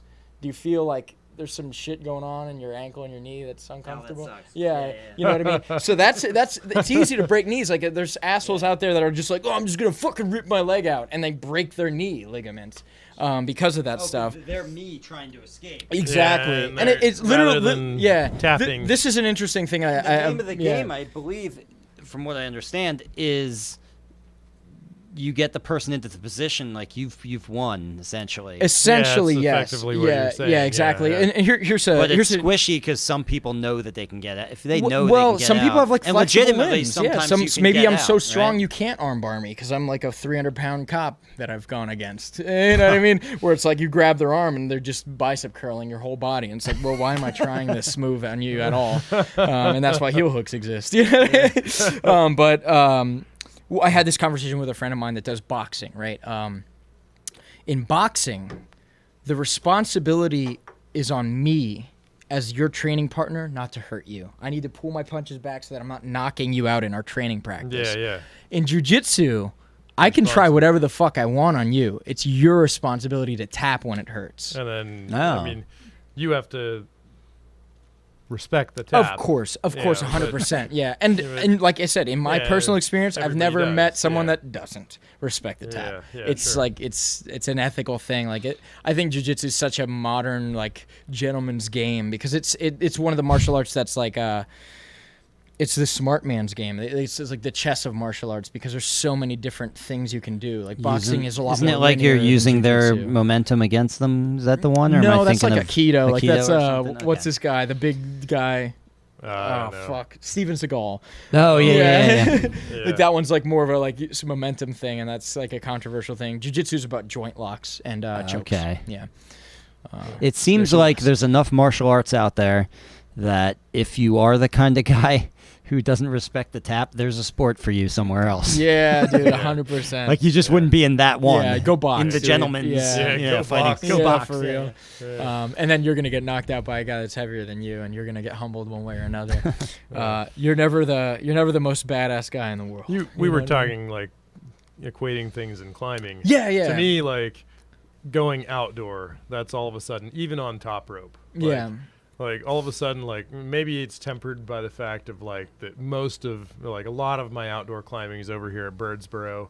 And there are other places that are maybe friendlier than that, but like you go outdoor, like the rocks, like at Birdsboro, the rocks feel sharp. It's like, and sometimes and they're you're- loose. well, More importantly, loose, yeah, but it's like even while you're climbing, it's like you get these little tiny cuts on your hand. It's like, oh man, if I fall on this, like especially like climbing in shorts or something, it's like, oh you're man, climbing I'm too much slab. I'm with them getting- crimpy boys. I'm bro. getting especially Credit shredded card slab. yeah, assholes. slab, yeah, exactly. Like Get it was really a cheese graded. Yeah, exactly. Shredded. Yeah, so like to me, like there's a huge head game difference just going outdoor.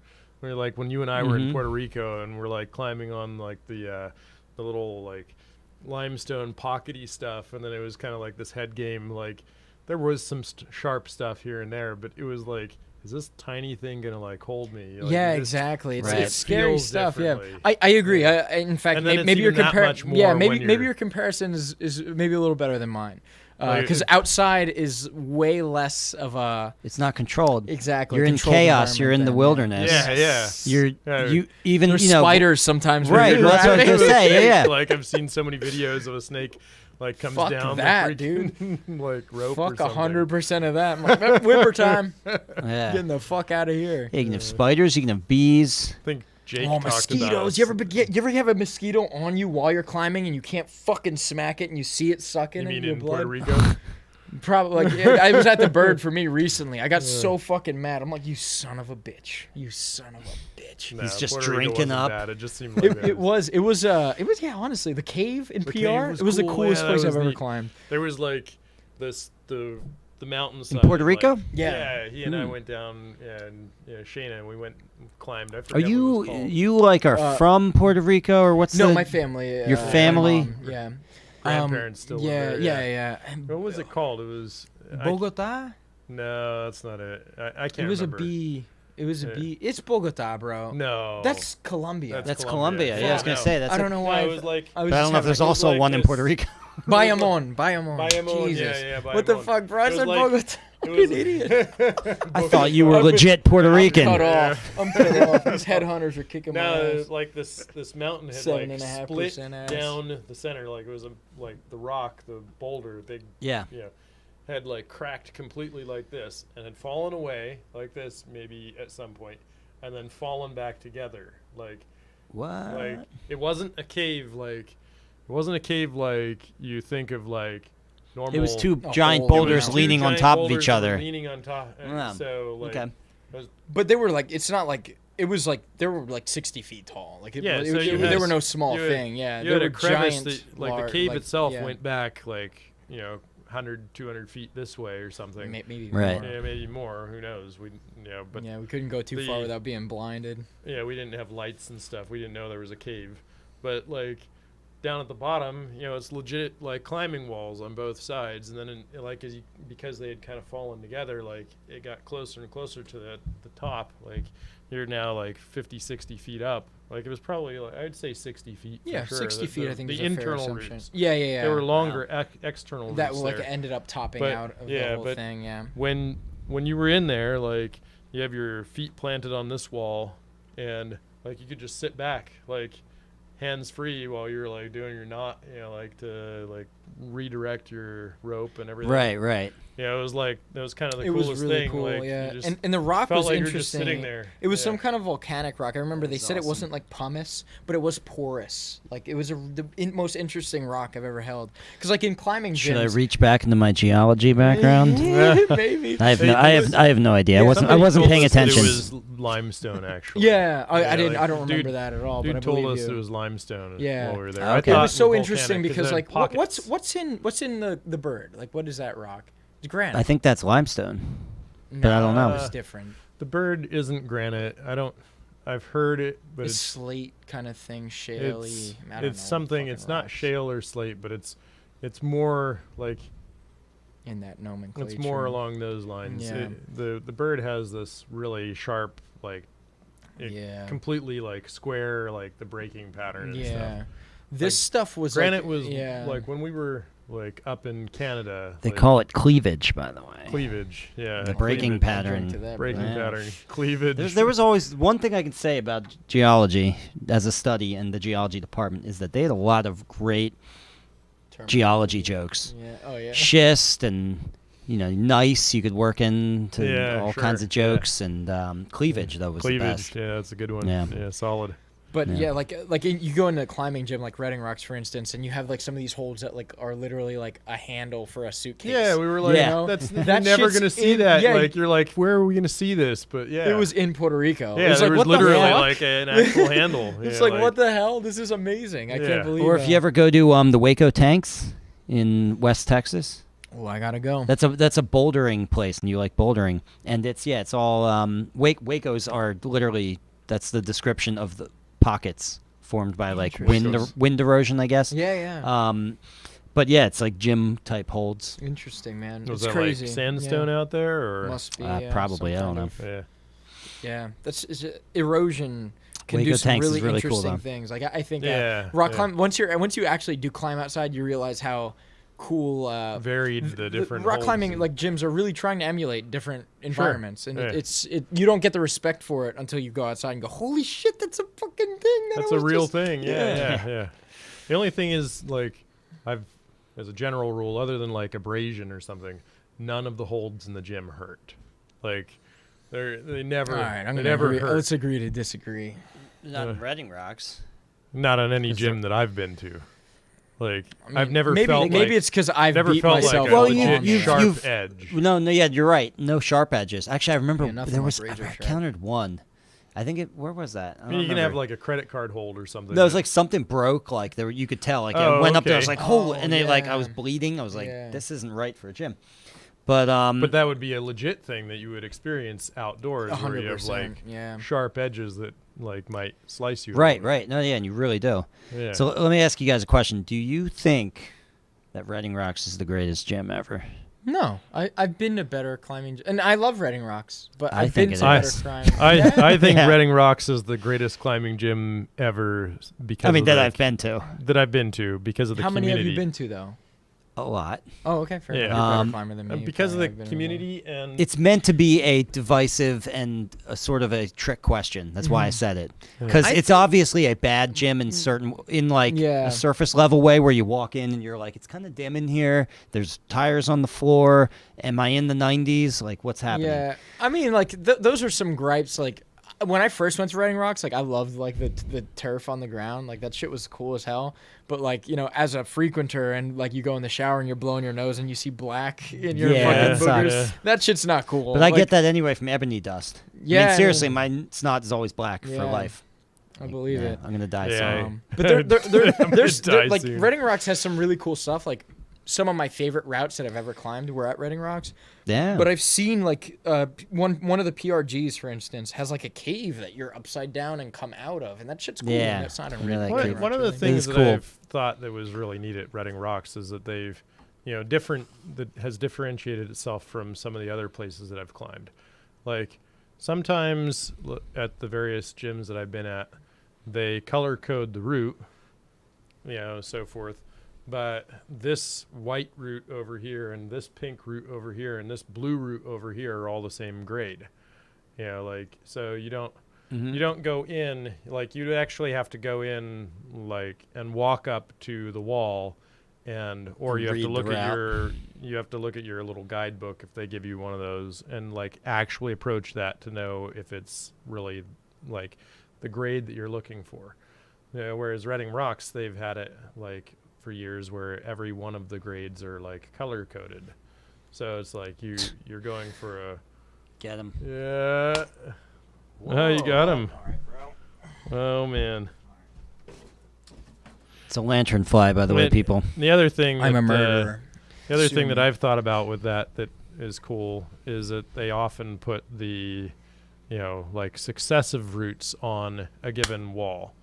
Like you have 511, 510, 59, 58, so you can do those like, what I like to do. That's one thing that I've heard like from people that are like from the PRG community, for instance. Like they don't like the difficulty rating system that Redding Rocks uses because it's not like, I don't want to say not to scale, but it doesn't match like conventional stuff like the V's and stuff. Like I had bad like and maybe this is just what I've heard. Like I don't know where exactly they're coming from with this stuff because I made it logically make sense to me after climbing for so long.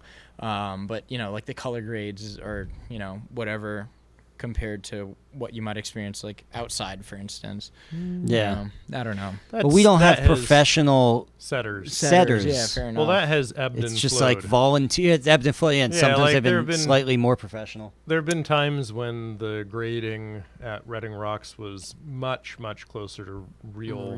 Yeah. Like when I was thinking, I can't think of his name right this minute. George. from No, a few Cliffhanger? years ago, he was setting. He lived out this way. Rob? Yeah, when Rob was setting. Rob, yeah. Rob Yeah, is I a was having a- great setter. Like, He he set was the a best really routes. yeah, He's a exactly. ridiculous climber. Yeah, and Stupid when he good. was setting, they tended to be more like legit, like on the books kind of Yeah, thing. on He the- actually went to training in Yeah, like he did. Oregon or something. Yeah, he took yeah. Actual a program like, to learn setting. Just And, amazing. Cool. Yeah. and so when he was doing it, if you were climbing one of Rob's 510s, you could probably go climb any of the 510s that were in Birdsboro.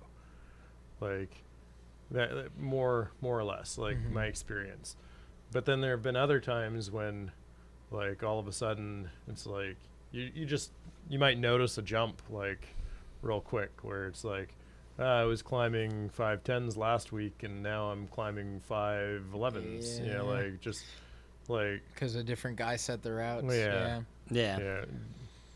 Yeah, But that's one of almost those sort things. of I like feel like par for the course. any gym's Yeah, gonna have any that gym problem. Right, has you're that, gonna yeah. have that problem, and it's not that much of a problem. You go just- into things understanding that this isn't some like handed down from God, like this. Yeah. You know what I mean? Well, I It's feel like all as an experienced subjective. climber, as an experienced climber too, you can be like, man, that 5.9 was pretty 5.8ish. That was Right. pretty Yeah, yeah. 5.8. That was pretty Yeah, or you might- 5.8b-ish. like what gets me is sometimes you're like climbing a 5.7 or 5.8 and it's like they're trying to make these like beginners do what? Yeah, exactly. It's It's like, like- That's Redding Rocks. Yeah, I've Yeah, had that a Redding- lot of times. It's like, are you kidding? I forget how to say this, but are sandbagging. they sandbagging or are they not sandbagging? They're sandbagged hard. Like sandbagged is when it's hard. yeah, like Harder they're, than it should be. Right, they're 5.9 Yeah. is a 5.10 kind of thing. Yeah. Last time I was like a frequenter there, like they had a new guy setting routes in there that I was like, man, this doesn't make sense. Like my kid can't even climb this white over here. What's up with Yeah, that? yeah, You yeah. know? That's definitely like they don't. I feel like, especially like the easier climbs, get these people coming back in here, man. Like, you know what I mean? That Yeah, white yeah, should be you don't like wanna- climbing a ladder, dude. Yeah. The But yellow is when you can kind of I experiment. think the reason, because I've gone to other gyms where I've been like huge, like expensive gyms that have like the cool things and like the, you know, they put the money in the right places. Yeah, you know yeah, what I yeah. mean? Yeah, And sure. it's well lit. on paper, it's all Well, to be right, fair- on everything's like nice, and they To have be like fair, a, Redding rocks a like gym that. within the gym. The Like, the real rock stuff is cool. Like that wall is That- awesome, that actually is man. pretty cool. I yeah, neglected like a lot, from but it a is like pretty cool. One of my technical favorites, standpoint, like that does make it more like when you are actually climbing that, it's like it does feel more like real stuff. Yeah. But I go into actually. So as I'm saying this, I think the place I'm thinking of is actually Reach, and I'm all excited because it's enormous, and there's so many climbs, and they're super long. Sure. And then there's only one climb that is actually challenging me in Reach at that time. I'm just saying that a lot of okay. these other gyms, It was that much under. It was that soft. it was that soft, and there's no reason for it to be. Yeah. Because they have enough space for like 5 gyms. I went to a gym in Asheville, North Carolina. I don't remember what it was, but that one was pretty good. I didn't find it to be soft, but like it was one of those like you had to walk up to each climb and find each climb like individually. Like been to a couple gyms around here that were like kinda that. lame, But- honestly. And that's one of the cool things. And I've seen some where they do like I think down in Lancaster they do like they set with the color of the holds. So That is cool. Oh, I know. Oh, I know of one But- that Lidditz- does that. Lidditz does yeah, Lidditz Rock. Lidditz is cool. That one is a pretty. but cool then that one. They don't have like means- cool like shit like Redding Rocks does. Well, as they far as, only like, do bouldering. Yeah, which I know, You would yeah. like. But then I had a membership there a couple of times on and off. I Yeah, would for a get while, memberships yeah, there. yeah. Because Yeah. they're I used like, to go there with my friend I'm not Megan, too so far we'd from go. them being here. I mean, it's Yeah. far, but no, worth That it. place not is cool though. It is. untenably far. I think that's Yeah. honestly better. That's one thing that I'll say like I like better than the way Redding Rocks does it with the tape. And I Yeah. know the advantages and disadvantages, but man, like it's so much easier to just if you're gonna just approach the wall without knowing the taping system, like that's way better, Yeah. in my opinion. you're My saying the opinion. colored rocks. The only thing colored that's- rocks over the colored the only tape. thing Oh, that's hell tough yeah. with that and you then don't is knock you- the tape off with your Yeah. foot. Yeah, exactly, But the- exactly. It's the like thing where that's the tough- fuck is this route? Yeah. The thing that's tough with that though is then you can't mix like styles of rock on one route. Like That's a good. Redding gripe, Rocks yeah. gives you There's like economy of like, you routing can- and setting. you with can that. have Makes sense. some of these big purple like sandy grippy things, but then you can still have some of these like teeny Yeah. tiny Yeah. crimps. Yeah, it's that are- really hard to different do that ones. when you're buying Yeah, you colored rocks with the intention of having. Yeah, that is hard. nah, Unless you just have like 900 billion rocks, like Yeah, a you don't- storage area Out of Yeah. control. you can pull them out of. I'm gonna go pee. Yeah. Well, when you get back, let's get off climbing, cause yeah, for real, we went so ham into that. yeah, Really we good are all stuff, though. three climbers. Yeah. It was inevitable that it was Yeah. gonna go music to climbing, and because Yeah. that's how you guys met. I knew it was gonna touch that, and that's why I wanted to go there. Yeah, sure. But yeah. we're getting a little wild with pretty how pretty deep far we're going off. in there. Going, Yeah, going like any like only guitarist and not a climber's looking at like, what the fuck are they talking about for an hour? Oh shit. But yeah, let's kind of touch on. Do you want to grab your guitar while he's away and like kind of talk about like you just got a new guitar? I think the next thing I'm gonna ask Eric is some makes that he's experienced that like what does he? I want to ask him like what he likes about specific manufacturers that are more mainstream, less boutique. I just like the way That's an Alvarez, right? No, this one's the Cordoba, but that has to do with like I like the. I'm into the classical where'd you get guitars. that? Metalwood. No, we that was with you. We picked it up down at Guitar City or something. Guitar Center. Yeah, down like York. Sam Ash was it, or with Guitar Center? York, yeah, it was Guitar Center. You were asking about like tone woods and stuff. That was Yeah. a pretty good question. I Yeah. remember reading up on that a little bit. That Yeah. Yeah. So I was just telling Gideon one of the topics I wanted to bring up about let's come back to guitars here. Are there some manufacturers and stuff that you like that are mainstream, and like why? What about the way they do their thing is good, and maybe like some that you don't like so much? So you want me to shit on people? Yeah. I mean, like I'll say, like we were kind of talking about like the projection thing. That's a huge thing for me. Like I want that, like whatever you were saying, like bluegrass parking lot kind of shit. That's one of the things That I shit's like about important to this me. Cordoba is it has pretty good projection for a nylon string. I agree. Yeah.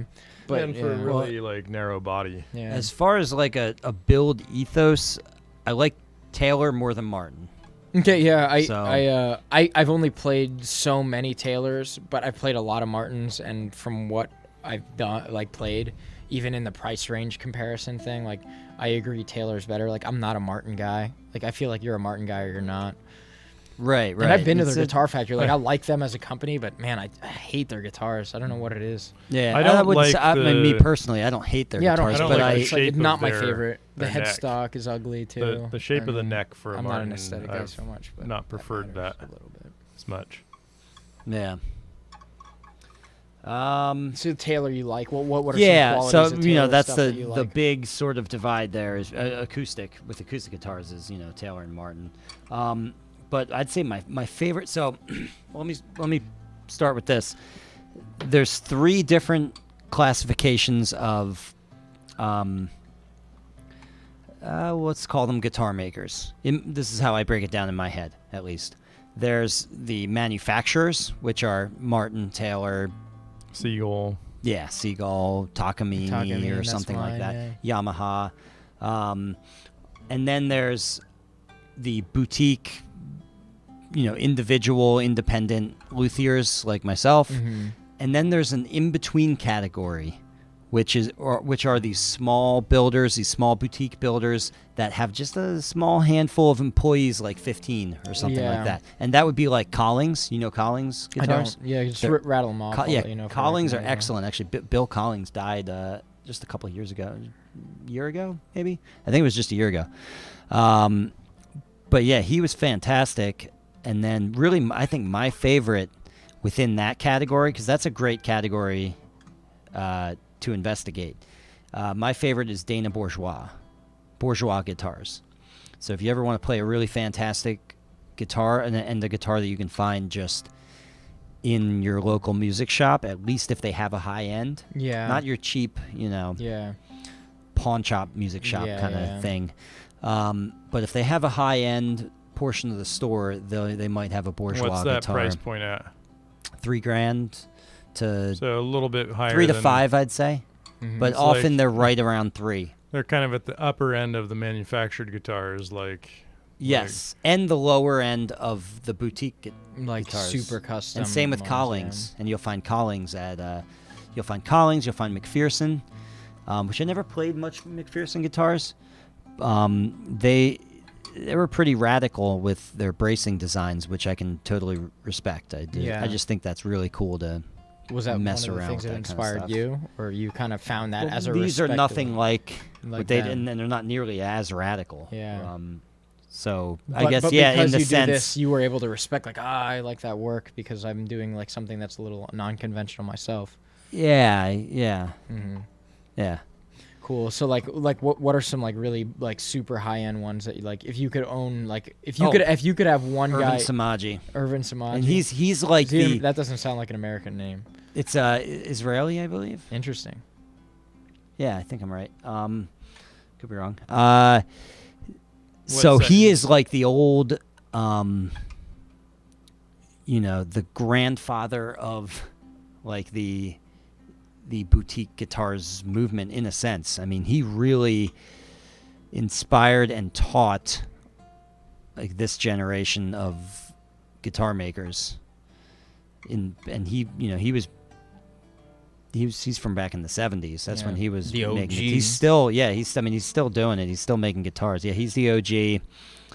He has a fantastic set of books, the responsive guitar and making the responsive guitar. And I would say in a way I've probably learned more from him than from anyone else. And I've never met him. Mm. So just from Yeah, from reading his work, him. Yeah. like his books and stuff. That's cool. And then like the mainstream stuff. Like And if you look around, his inspiration is like that Florentine cutaway. He kind of, I mean, I don't know if like, you know, if maybe he pulled that together from something else, you know, everything comes from something sort of thing, but he really brought the guitar into like an age of more of a modern design. Whereas like, you know, you have like this traditional design of like Martin and just simple peg heads and things like that, and he really kind of radicalized things, and I think really the Florentine cutaway he made popular in its current form. In the form where it basically sweeps into the line of the neck. Like you see that? Yeah, It's a- 100%.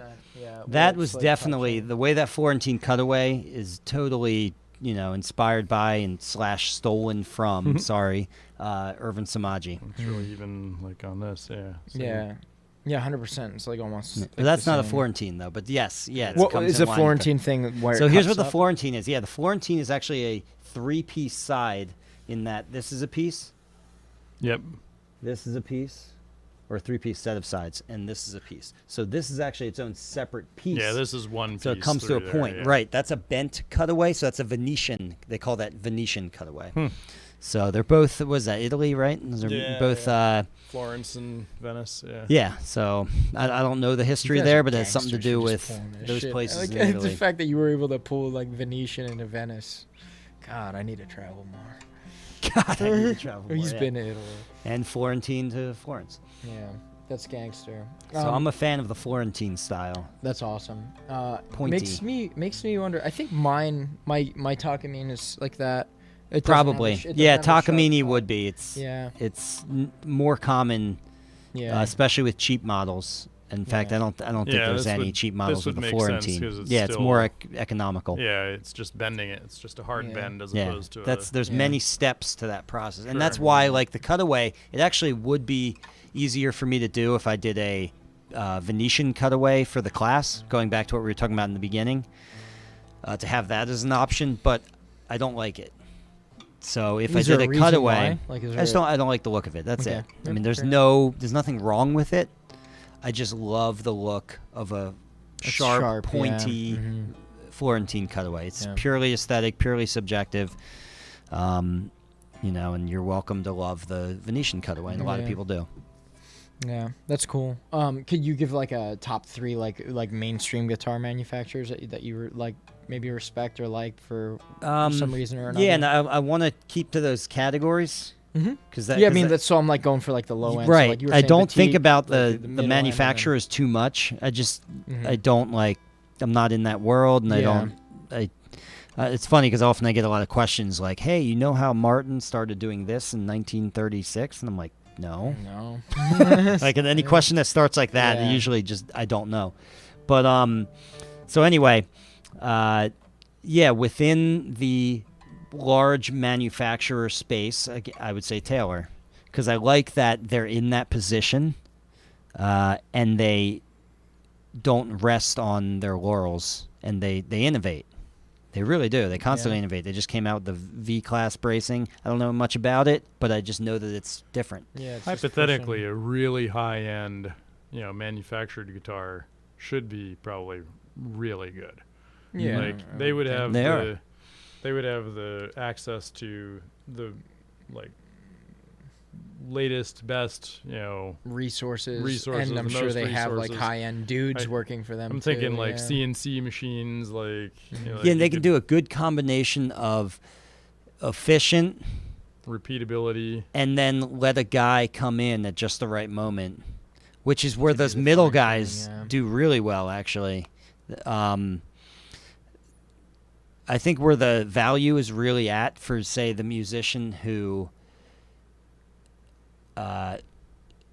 has some money to spend and really gives a shit, like really wants You're to- thinking that to middle guy. have an awesome tool Yeah. yeah. for their music.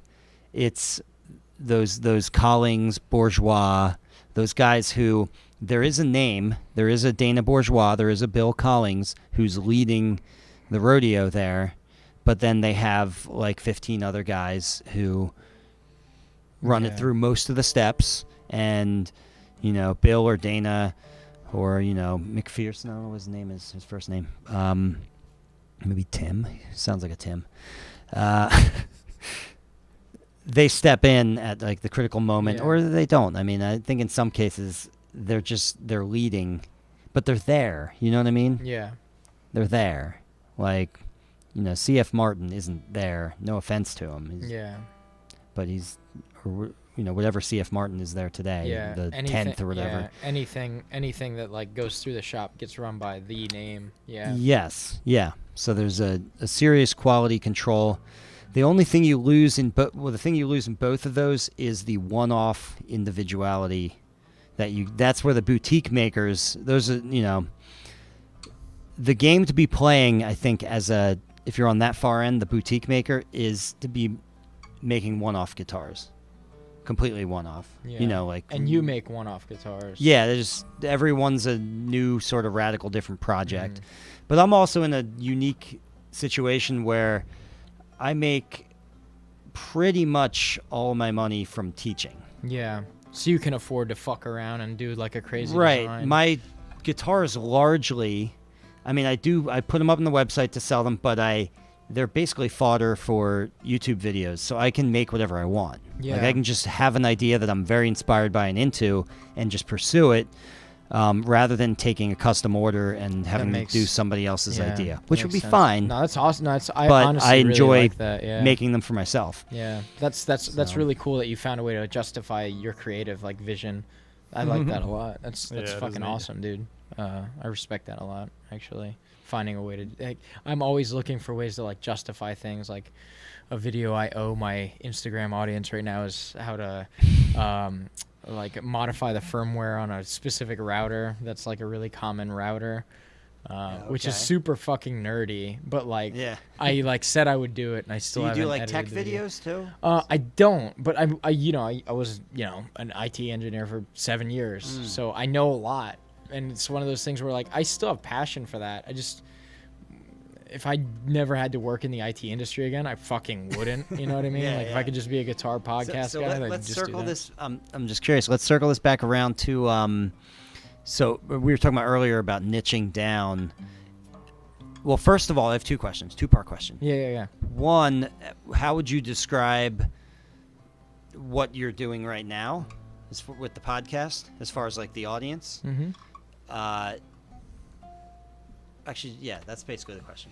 And cool. The follow-up was just going to be if you were to niche down from that, and maybe you don't want to. So is there something that you would consider that's like? So the whole goal in the beginning, right, was maybe not the goal, but like the whole idea in the beginning was like I am a jack of all trades by my nature. Like I do a lot of different stuff, so I know a lot of really high. I tend to surround myself by the high end of people, right? Like I surrounded myself with, like in guitar, with Ethan McKenna, who's in Blackground Initiate. He's probably like the most renowned student of Andy Thomas that we were just talking about. And then, like, you know what I mean? There you go. There's a perfect example.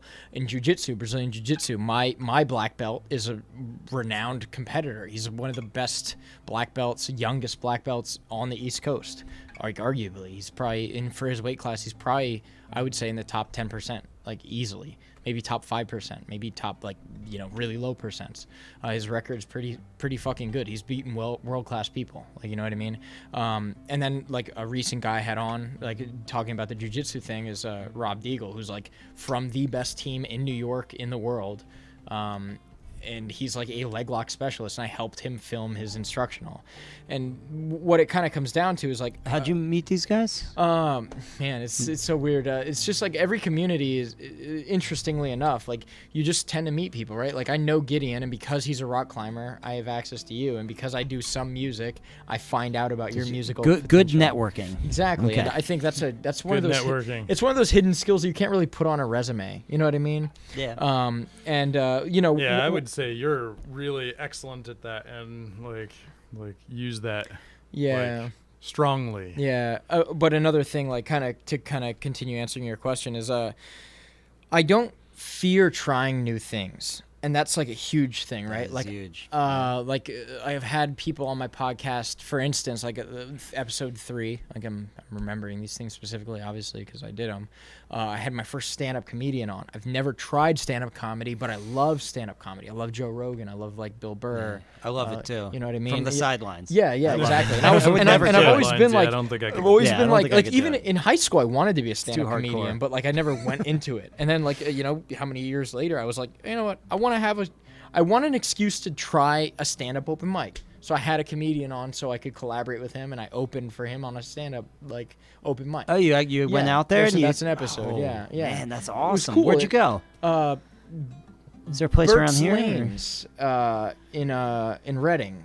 He's Yeah. Heaster's Yeah, Lanes. the- Heaster's Heaster's Lanes Lanes, they has a have the comedy comedy night. open Yeah, I'm mic. sorry. Yeah. Wow. Yeah, and it's like it's so weird because I never knew that until I found the guy. Right. What was it like? How'd it go? Watch the episode and find out.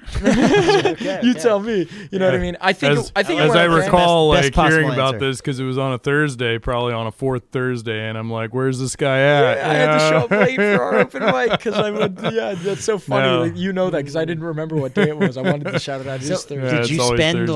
like a week or more or longer, like spent- figuring out a Yeah, I made thing, I made a like, bit, and it's cool because like it was one of those things where like I was a huge. The guy who made me want to do stand-up comedy was Dimitri Martin, random ass comedian. Like maybe you know him. Maybe Oh you don't. yeah, no, I know him. love He's that guy. like a nerdy Yeah, white guy. Yeah, he's like brunette. Jewish. Like he's got Yeah. a big nose. Like and he's got bits about like his culture. And I'm I like, I remember fucking love him. this style. Like it's kind of like awkward and like really witty. And I like you know quips like that. That's like my flavor. Yeah. And then I have like Ismo's really my good. favorite right now. What is it? Ismo, No, like I Finnish don't know. dude. He does I like don't the No, I don't know. he does a skit about like the word ass being like the most Oh, I remember. Yeah, challenging I've heard- word in the I've whole heard this. English language. Yeah, Yeah, that's funny. I've heard that one. But yeah, like so Louis Dimitri CK Martin. was always yeah, my Louis, guy. yeah, he's funny as hell. again, dude. cynical. Yeah, cynical. I mean, dude, like Cynical. Anthony Jeselnik is a good one. Like the Jeselnik Offensive was his TV show on Comedy Okay, Central. yeah, I don't know. But yeah, what I liked about Dimitri Martin was I took a few of his jokes because they were funny. Like, and you know, I was just telling him like, you know, when you're at a campfire and you hear a joke, like you just retell it. You know what I mean? If people ask me where I found, like, I got the joke. Like, I've always been a guy where like, oh, I actually stole that joke from this person. I just wanted to make you laugh because I want you to like me because I'm in high school and I'm you know insecure.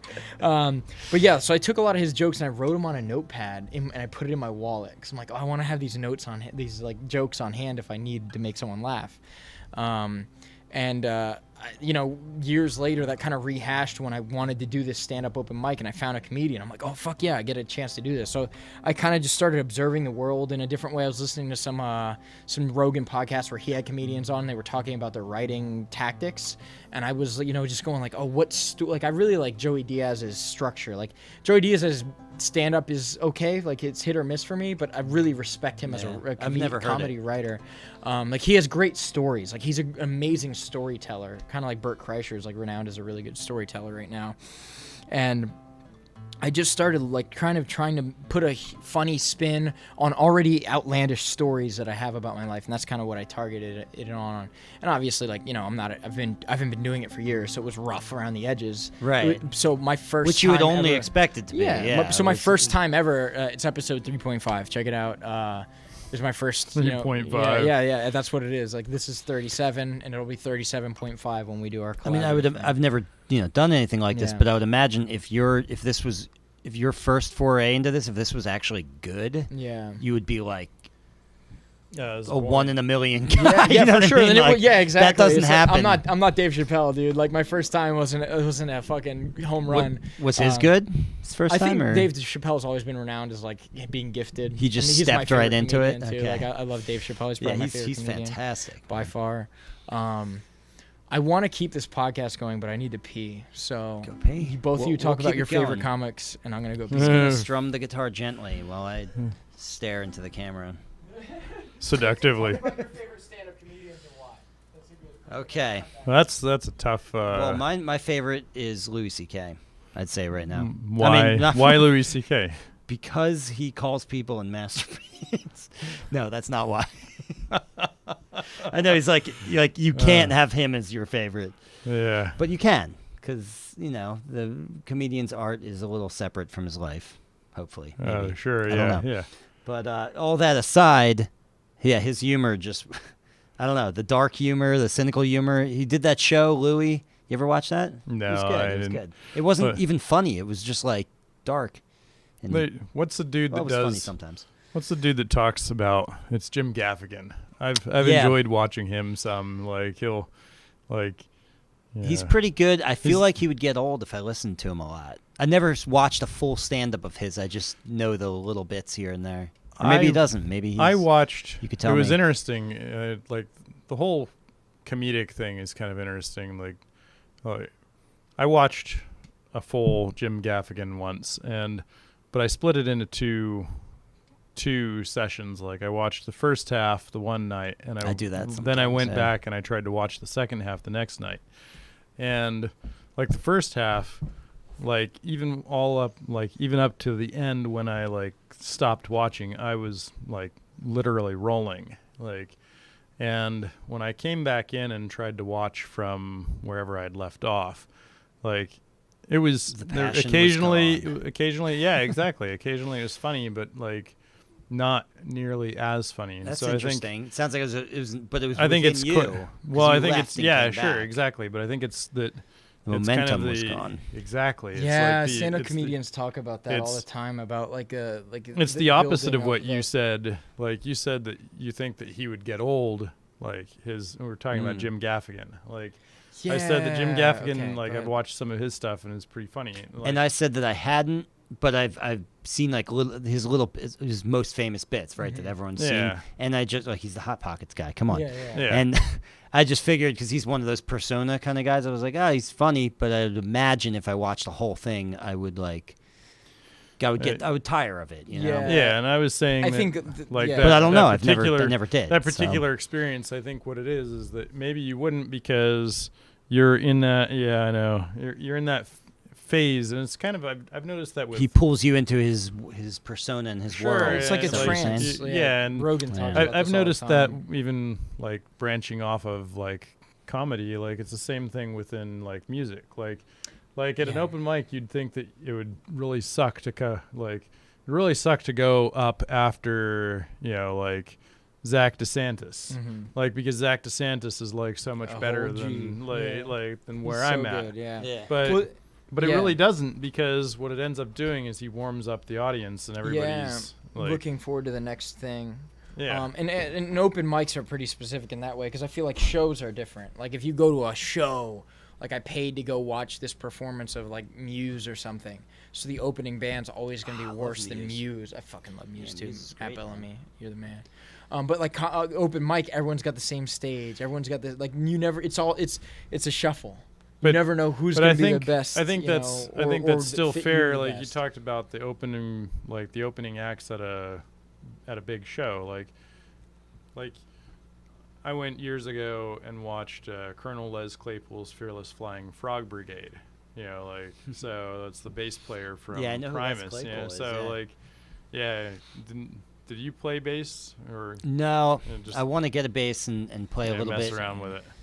But no, I don't play bass. No, currently. so I went and I think they just build that momentum builds. If you he had some really good opening acts, and you start off and it's okay, there's local talent, it's not too bad, and then you have some good stuff, and then you had some really good opening acts that came on, and they were because it was Fearless Flying Frog Brigade acts, they were just bizarre. There was a dude that was playing this weird flute thing, but it wasn't a flute, but it had it looked like two bananas or something Yeah, opening up. It interesting. was the weirdest thing, but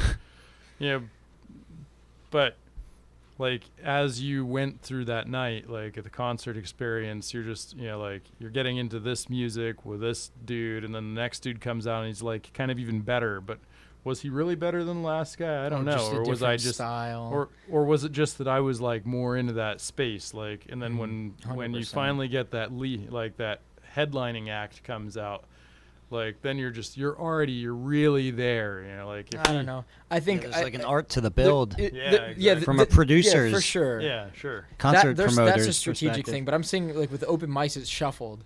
You'll have really good guys come on earlier in the night, oftentimes than later.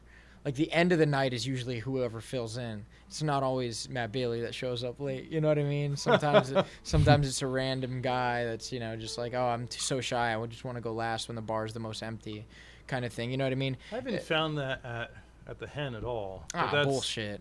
I disagree. No, I don't. And I'm not trying to like drop names or anything, but there's a strategic way to sign up for an open mic if you're trying to get the most No, you people wanna be paying there- attention. At the Hen, you want to be there at like 10:30. Yeah. Yeah. Yeah. You want That's to be how- the yeah, dude the playing middle, at the middle, 10:30, 11 o'clock. the middle's the move. The middle of the night is the Yeah, move. So you're not. No one's opening for you. Like Right. it's almost like a bell curve kind of thing. You know Dude what? who's signing up at 9, like that's the dude that's like, this is the first time. You know what Reading needs? A listening room. The listening room. Yeah, you know what that is? Like, just- Imagine going to the Hen, and nobody's talking, and the musicians are Like playing. a nice jazz cafe kind of thing. Well, I'd never heard of this. It's a legit like concept. I'd never heard of this until me and Allie went to Nashville, and we were just looking for, because we're in Nashville, like we got to find music, like we got to find sure, local acts. yeah. And we were just driving around, and we saw the Bluebird Cafe, which we didn't know it's like world famous. It's like the Bluebird Cafe. Now I know that. I didn't know that then. And we're walking up to it. It's like there's like a broken down Domino's pizza like right there, and like it's like very unassuming, just kind of in this not great part of town. And there's people waiting outside to get in. And so we get into the line, and we're just like, all right, we had talked to, like, there was someone else who works there standing outside, like, telling us, like, oh, yeah, we're letting people in. You just got to wait. So we were waiting, because what they wait for is someone to finish a full set. And then they bring the next, you can come in. And then or- you can't open the door. Sure. You can't go in and out.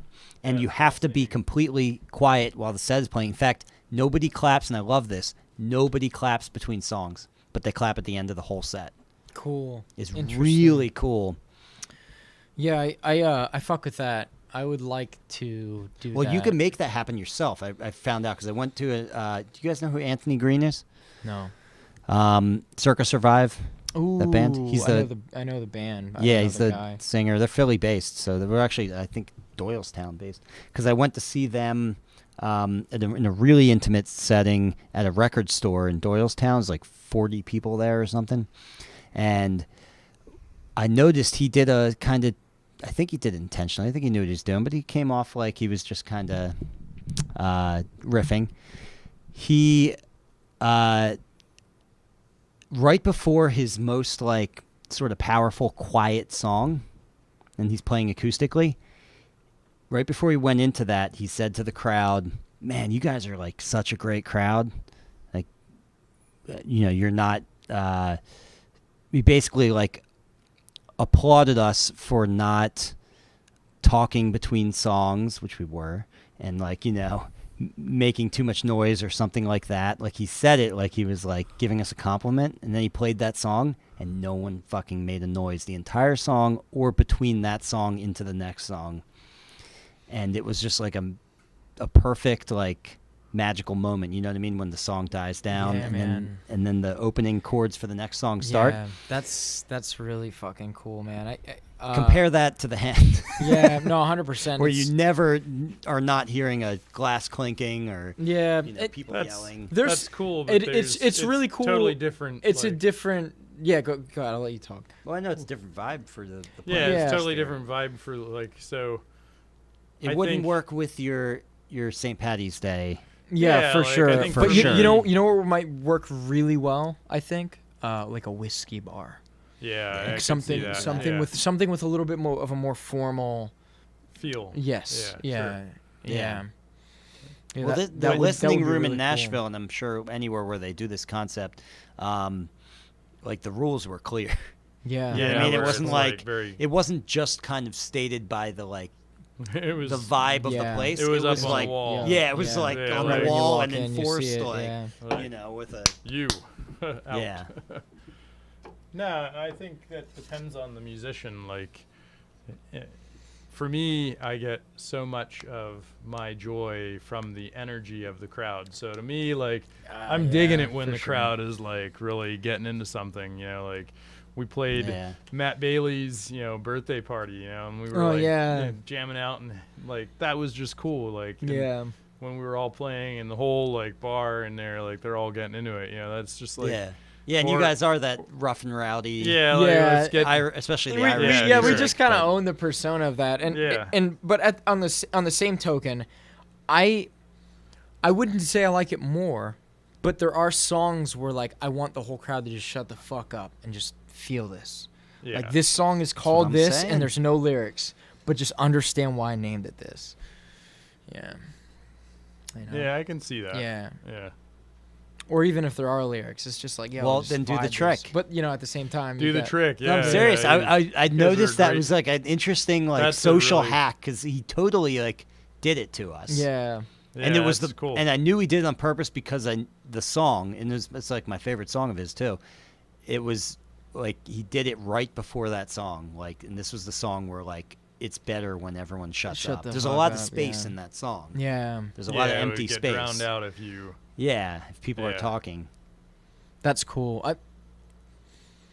And also it only worked. I should mention, like we weren't at the crowd, the 40 of us. We weren't at if we were like super rowdy, it would come off like douchey and insincere. But we actually weren't that bad. But it made us. We were good. Some people would clap. We were a very kind crowd. Yeah. Kind of a quieter crowd. Because it actually like was plausibly genuine, it made us even kinder to the point where we didn't even clap, we didn't speak, and everything went silent. And it was I just think that like it gives me goosebumps, That's 100%, yeah. Great musical experience. I think like I was just gonna say the Corona thing. Thing. Yeah. Well, this whole year, right? That fucking thing.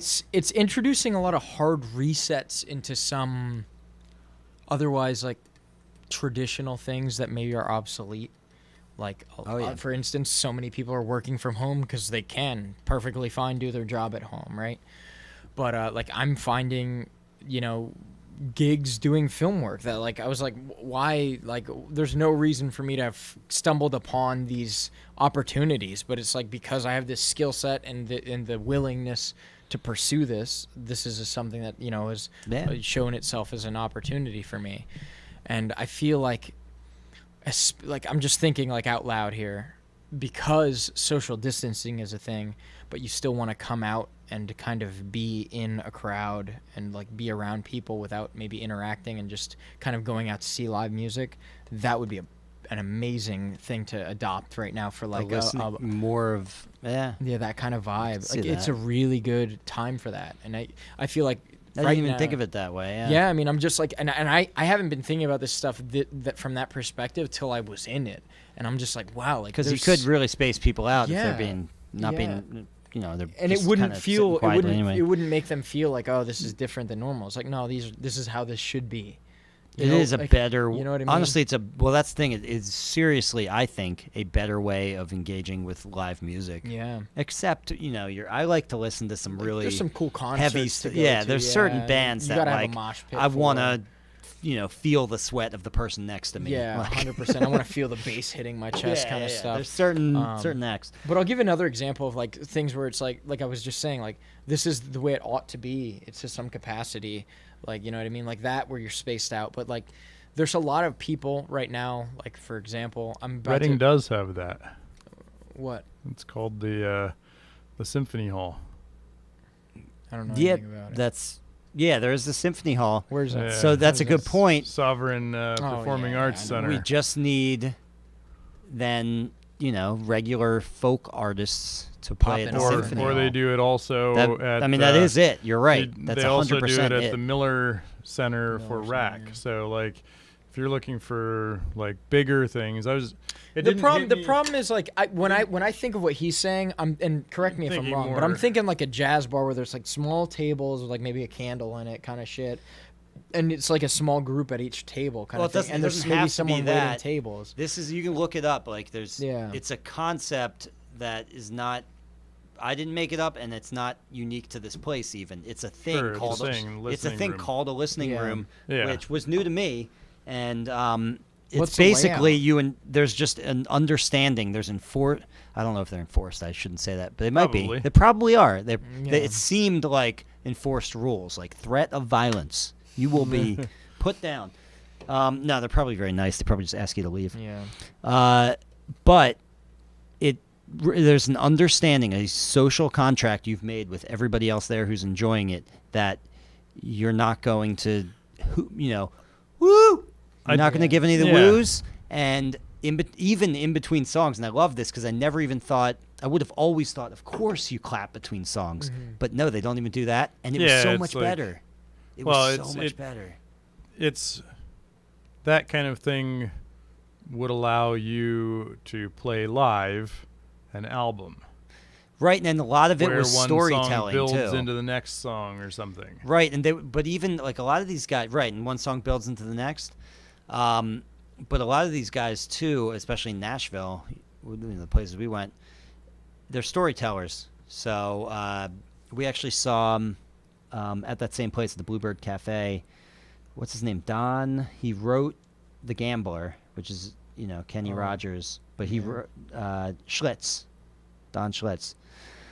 And so the music would die, and then he would talk, and then he would play something else, and then he would talk. We do that, and then that's he would like play the something. vibe, And yeah, you can do it that we with go people for. yelling and. I mean, it's a talking completely too, but- different style, I guess, but it's the vibe we go for. Where Yeah, we we're- break a song with like some conversation that kind of ease you into the next thing.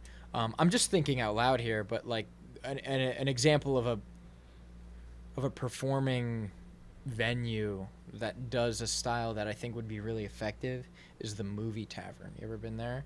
They have a waiter that comes to you Which while you're watching one? the movie. I mean, I've been to a couple. Yeah, yeah. Down You're- in, you're- I love you're it. wa- yeah, like there's one near Lancaster me. County Yeah. or something. Yeah, that's But great. you order like a drink, like you hit like, hey, I want a drink, but I'm obviously fucking engaged. It by is the like movie. the listening room That's is like the- that. that's Like the they don't move. come and check on you. Yeah, it's like you Yeah, gotta during let the us know, set. yeah. Because you can't. Because you're not trying, supposed you're, to talk you're to them during focused the on set. this. Yeah, you only Yeah. want Right. you only want someone to interrupt you when like you're otherwise Exactly. That's a doing great, Yeah. great I think comparison. That, It I really think is. that totally is dependent on the type of musician. Like something. For sure, I'm Yeah. sure like there's Like- specific like Yeah, I mean, big it was genres all that get played singer-songwriters there. Yeah. that we Yeah. heard at playing Yeah. at the Bluebird Cafe, and it was Yeah. awesome. Sure. I'm sure they didn't have Guar in there. You know what I mean? Yeah, yeah, there's- yeah. Circus Survive wasn't there. And Yeah. It's Muse different wasn't there, there was no different metal genres acts. for different things, and I like playing stuff See, like that. Like I could imagine yeah, Zach DeSantis playing that kind of room. for sure. Like that could be Mhm. cool. I would Ethan would be a great one for Yeah, that with his solo yeah. project. I would Now I have- understand the musician feeds off the energy of the crowd to some extent, and it would Yeah, be just that's- like that's similar like to a me comedian. and Gideon are a good example of that. You need to know, similar to a comedian, I would imagine you need to know if your jokes are landing. yeah, I think I heard this on Joe Rogan about like count too. about comedians doing shows on Zoom or something, and it's just being Yeah. like not good. Yo, Mark Norman's doing a thing where like he's like, it's funny, his YouTube channel. I've been like all over it. He's a comedian. I don't know if you know Mark Norman. It's fucking It hilarious. sounds kind of familiar, But but he's no, I don't. he's doing this thing called Park Normand, where he does like a comedy show in a park where people can be social distant, and then like he did a parking lot Norman where like people are in their cars listening to him do comedy. Like it's so funny. That's He's just trying. hilarious. Yeah, he's just doing like Trying weird shit, different and things, yeah. I love the videos because That's what you gotta he's do. like most of his jokes are like, look how awkward this is and why it's funny, and he's really a fucking genius. I think in late 2019, I think he became like one of my more favorite comedians. Like him and like John Mulaney are fucking awesome. I'll have to look him up. Yeah, I'm- man. I love watching I'll send you stand-up, links. so I'll send you like my favorite bits. I'm always to looking do for good more first stand-up to impressions. watch. Yeah, I definitely got you on that. I But really yeah, enjoy that because I listen to way too many podcasts, like serious podcasts. Give me some examples. What are some podcasts? Oh you man, Why? Give me like top three. Well, top first three. of all, a lot of them are educational, and so Yeah, they're like either there's nothing wrong business with that. I or like similar- woodworking. There's Luthier on Luthier with Michael Bashkin Mhm. is a good, for my industry here, what I do. But then I also listen to, like various just kind of business related podcasts, and then there's the fun stuff. My favorite right now is The Portal. You ever hear of The Portal? No. Who's With that? Eric Weinstein. Ooh. He's on I Joe like Rogan. Him. Yeah, I like that's him a actually lot. Yeah, I what's like funny his is Joe Joe Rogan Rogan is like the podcast. connector to all other podcasts. Yeah, it's so funny. That's how I Yeah. found literally like every podcast. I listened to. There's one that's like my favorite podcast that I didn't find out through Rogan, but What's I'll that? let you finish. It's called Darknet Diaries. It's about like hackers. Or like I could probably be into oriented. that, Oh, it's yeah. so fucking good, dude. It's so fucking good, especially if you give a shit about current events and in like on the back end, of like why it actually Right. matters, not why the media's spinning it. It's like, Yeah, yeah, this yeah. is why this is a fucking problem, kind of thing. And like here's an industry professional explaining on the front lines what happened, like behind like the Yahoo breach that happened. You know what I mean? Is a good example. Oh, I see. And so it's the like hacking Yeah, and industry it's dude, experts. it's the most well done. Whereas and we just get edited spoon fed story. like the result. Really easy digestible Yeah, crap. there Like you no, go. they're going. I mean, and there are some like podcasts like they have ones where I'll give you an example where they I'm trying to think of a really good example one. They have one about like this. You know what the Silk Road is? Yeah. Yeah, like that illegal like, Yeah, that black was- market that was on the dark Yeah. web. They have a what's great his fucking name? Dread Pirate Roberts. Yeah. But But his actual name. his actual- Aldrich. Yeah, I don't remember. Ross Ulrich. Yeah, I can't That was remember. it. Yeah, I I believe was you. just trying to But remember he was that. from Yeah. PA. The Oh, was he dude really? that- He's from yeah, PA? the DA, yeah. it's He's so like funny. a libertarian superhero. Yeah, shit's crazy, but like Yeah. they go ham on like what Ross happened, Ulrich. like how the Or FBI Albright. got caught, Ulrich, caught him and all that shit. And it's just really well edited. They interview people during the podcast and like you know. I would it's love so- to listen to I'll send that you a link. one That's right my there, current favorite one. Like that beats out Rogan even. Because I'm actually I love the drama of the Silk Road, Dude, and it's- and Ross Like Ulrich. every episode, like think it's I understand like some of the technical things might be hit or miss for like the layman, but there are some Yeah, where I it's wouldn't just like catch the I technical mean things. there's some really good shit for like the you know the lay person that they might just go like, oh shit, like this is just the whole thing. Like they have one where they went into like you don't need to know that much technical information for this one, but I'm totally plugging the shit out of this, and like I love it so much that like I want to. Oh, that's great. That's More great. people need to watch this. They did one on like what the I can't remember what the website was called, but it was like where you post like pictures, like naked pictures of your exes and shit, and you could just Is post it nudes. just to like slam them, like Yeah, to basically. get back at your. well, you know, Yeah, revenge porn. Exactly, Yeah, exactly. Yeah. Wow. I can't remember exactly what the website was called and all this shit, but like, I listened to this If episode we with my needed yeah. another porn category, Yeah. now we But- have it. yeah, Revenge for real. porn. Now we have. I don't know. It's But probably they, I but forget, they, I they read went, something they went, about yeah, that they a went while super back. hardcore into like the depths of it and like how like Jennifer Lawrence and like a lot of celebrities got like their iCloud hacked to and like how the hackers ended up getting them, and it's just so interesting. And they go pretty top level where it's like some of the things are maybe technical, but you can run through the whole episode and be like, that was totally worth my time, and like I want more. And it's so Yeah. well edited. And I'm very good at like because I listen to so many podcasts. I'm very good at tuning out when I don't get it. Yeah. That's the beautiful thing about podcasts. Especially like while you're doing woodworking, bro. Like you have. Oh the yeah, fucking well that's ultimate I listen job to for like that. honestly like 5 podcasts a day. Yeah. They'll just run in the Do background. you like, listen to hardcore history at all? No. That Dan Never heard Carlin, that. I found out through Rogan, but like I like history, like American History Tellers is another history podcast I really like. I'll have to check They that like out. have one on like prohibition and one on like the nuclear war shit that was happening in the Cold War and how like the government was like coming up to like mining businesses and like, hey, we'll help you like with this mine if you just let us use a nuclear weapon to get at it, and it ruins their whole operation because nuclear weapons poisoned Yeah. the resource. Wow. I It's didn't so know that was a it's thing. really interesting. If you're into history, I'd highly recommend both of those. One of like hardcore history is about war. This one's more about like I've been really into World War II. dude, hardcore. Leading history. up to I'm the hooking you up. pandemic, I I'm was sending some reading links. about like the coming of the Third Reich was one of the books and like all that stuff. Shit's and so interesting, it's man. interesting. It's dark. You need and- what is it? Like those who forget history are bound to repeat it or whatever. Yeah. Shit's so real, man. I like Yeah. it. That's why I love history so much. You can learn so much about the future based on what people did in the past to, You're seeing that engage. now within the scope of the pandemic. Yeah, touch on it. Like just the You actually were the Yeah. one reason. Like, Yeah, this is like- the Well, guy- but I can- people you mu- can say this What's better than interesting me. though is like you might read into you'd see I think different people will see different parallels. Like we'll probably disagree. Yeah. I don't Touch know. on I it. Let's mean, go. Let's go down. like Let's go down the rabbit hole. the current pandemic, like there's the mask mandates, which happened in 1918. And then there's the anti-maskers, where in Was that for, like, 1918 there polio was or the something? Anti-Maskers That was League. a thing in 1918. What was Yeah, happening in 1918? Well, The What was the flu. virus? It was the Spanish flu. Yeah, Spanish Yeah. flu. Okay. And you're they- between the two world wars there. You're at the butt end of the it First was- World War. Yeah, it was in the World War, yeah. Well, you're at the very end of it. Sure, It ended yeah. in 1918. Yeah, I know. Yep. So you're in the period between the wars, which is just The shit. man. the Spanish flu really became a thing during the war, and that was Oh, okay. like they were. When was the Great Depression? Great Depression was 1929 through like basically Second World War. Damn, the so, crash yeah, happened so, in like- 29. so, like, October our crash is 10 years 1929. away.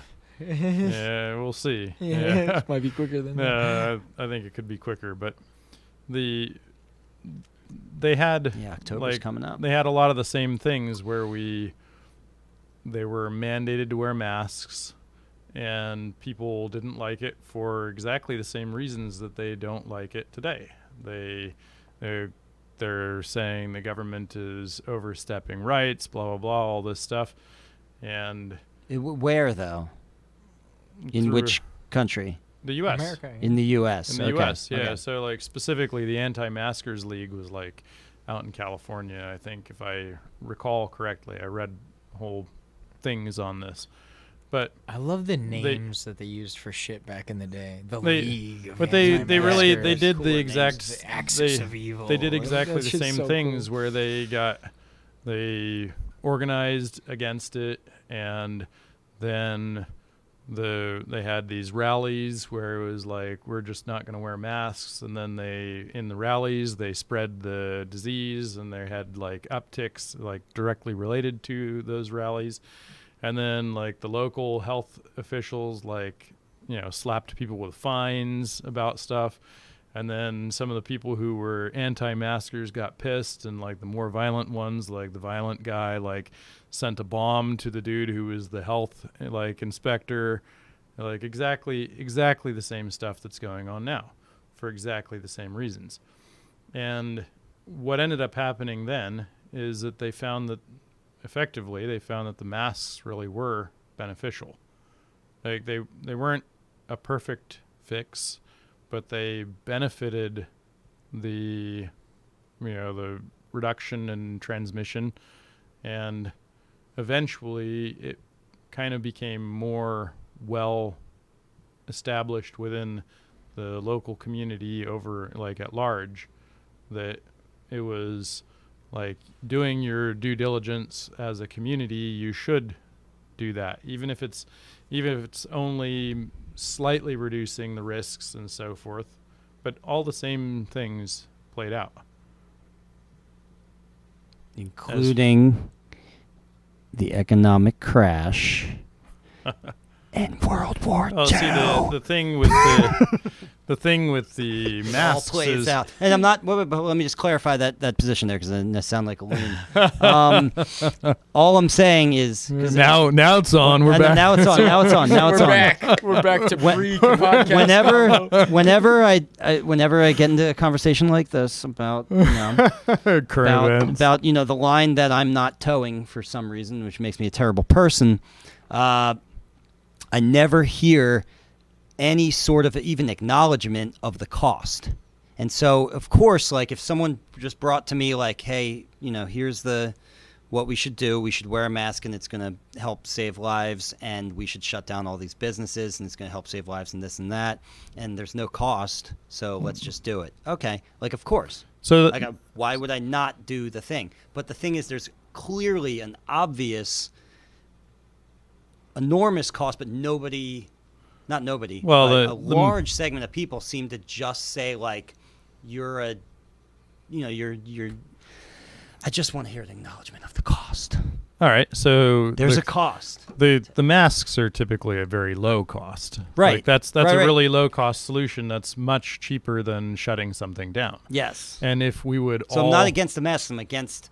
you're against closures. I'm and sort all of that. against the right to a point. Yeah. I'm not, because I don't want to be a absolutist on any front here. Sure, But yeah. I'm saying I'm more on the side of we fucked up here, and we should now be doing everything. We should basically be saying we've overstepped. So let me put it this way: we're trying to thread a needle from the beginning. We've been trying to thread a needle between virus death and complete economic destruction, unraveling of the economy and even Western civilization at this point. Well, I think we are way on one side, really overcorrecting to worry about one thing and not the other, at least the way I see it. And of course there's other people who see it literally the opposite way, that we're worried about the other thing. So it ends up just being, I would contend that where you were hinting at or talking a little bit about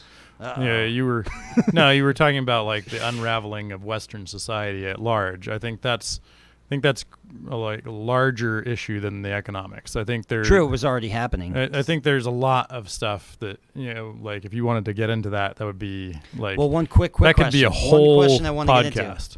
Do you want it to happen? No, I am not on the front. Because I've asked people that, and they've said yes. Yes, there's a lot of that to unravel Western civilization. People, literally to just restart. Yeah, people. That's the whole Boogaloo. Which there are problems. Basically, I mean, there's more movements that probably agree with it, but I know of that. Yeah, but there's there are definitely people, accelerationists. There are people who are trying to accelerate this whole thing. That's actually a term, and people doing that. I've never heard that term actually. Yeah, accelerationists. I'm nodding my head as you say, because it sounds like that should be a term. They're trying to there's a typical. Do they call themselves that? Yeah. Okay. As far as I know, I read a thing about it, and it's there's these concepts of trying to front for or promote the most divisive candidates, or all of that. So that whole discussion on that side is well removed from the pandemic and costs and so forth. So I think for example the masks, that's kind of a low cost solution to try to help it. And even if it's only moderately effective. Now, I actually watched an interesting video today that that talked about that they're much more effective than you would imagine they would be, just based on looking at the math of it.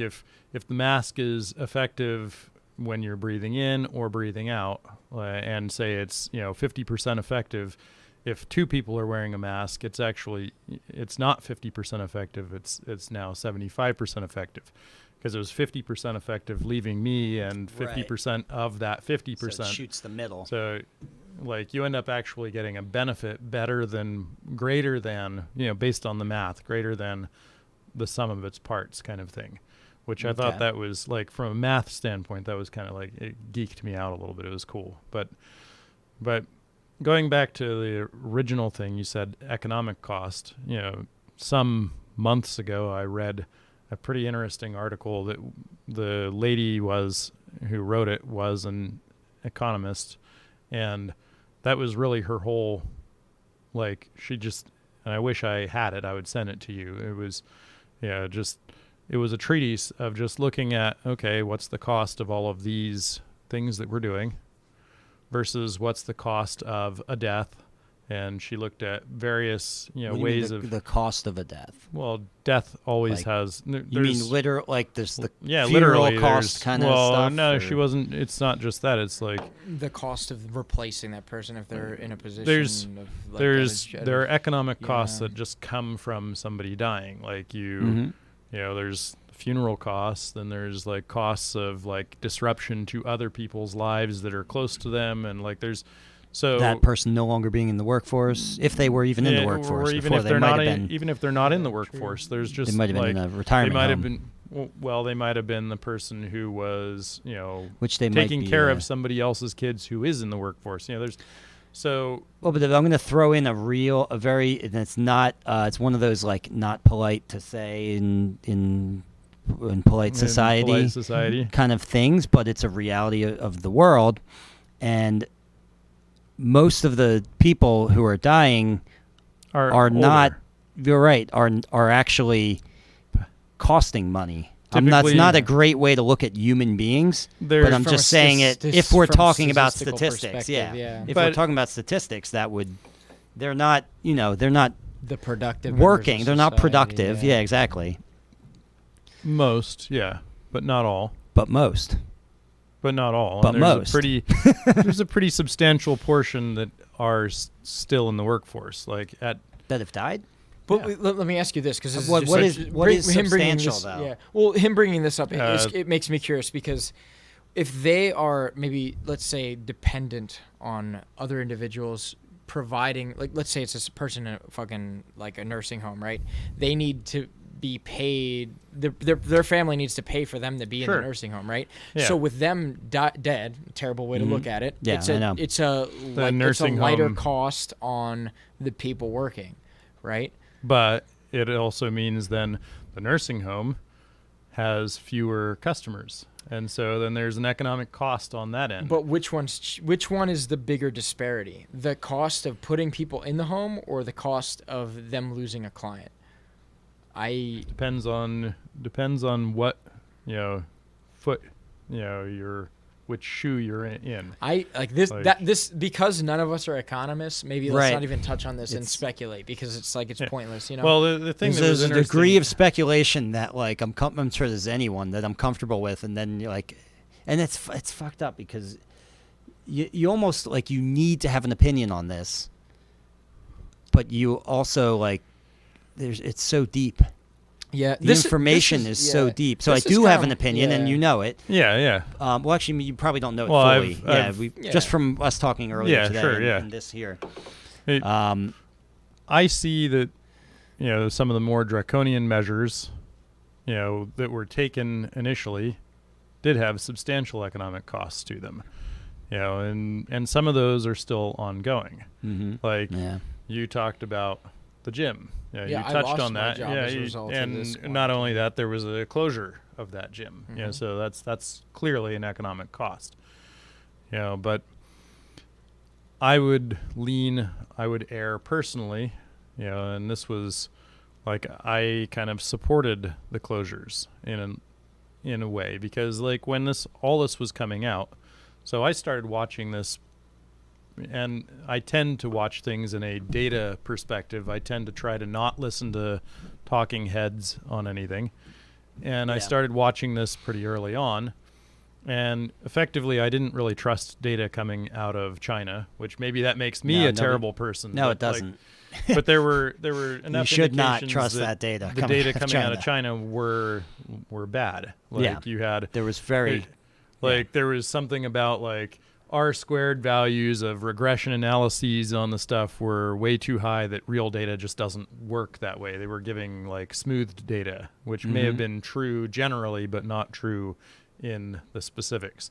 So when all of this started happening in Italy, I started I kind of perked up. I was watching it ahead of time, but I kind of perked up and was paying attention to Italy, strongly, because because I felt like, Yeah, we had a conversation Yeah, about we did. Italy a Yeah. week before our show got canceled. Yeah, And sure. I was arguing that, like, we need this show, bro. Fuck all that Italy shit, bro. We gotta fucking have the show. I really what? wanted to play the show. Oh, the show. Yeah. I really wanted We- to play our St. Patty's Day show. And then after our conversation, he was stating some things. I'll let you get back to it. But basically, I wouldn't say I had a change of heart, but I definitely started taking What started- date was the this? pandemic this more was seriously. this was March, week before pre-March St. Patty's 17th. Day. Yeah, Week so before St. Pat. it would have been like, March 10th. March 10th. It's funny because it goes so quickly at that point yeah. that it's interesting to know which Well, exact date. March because- 20th is the day that I was laid off for a while.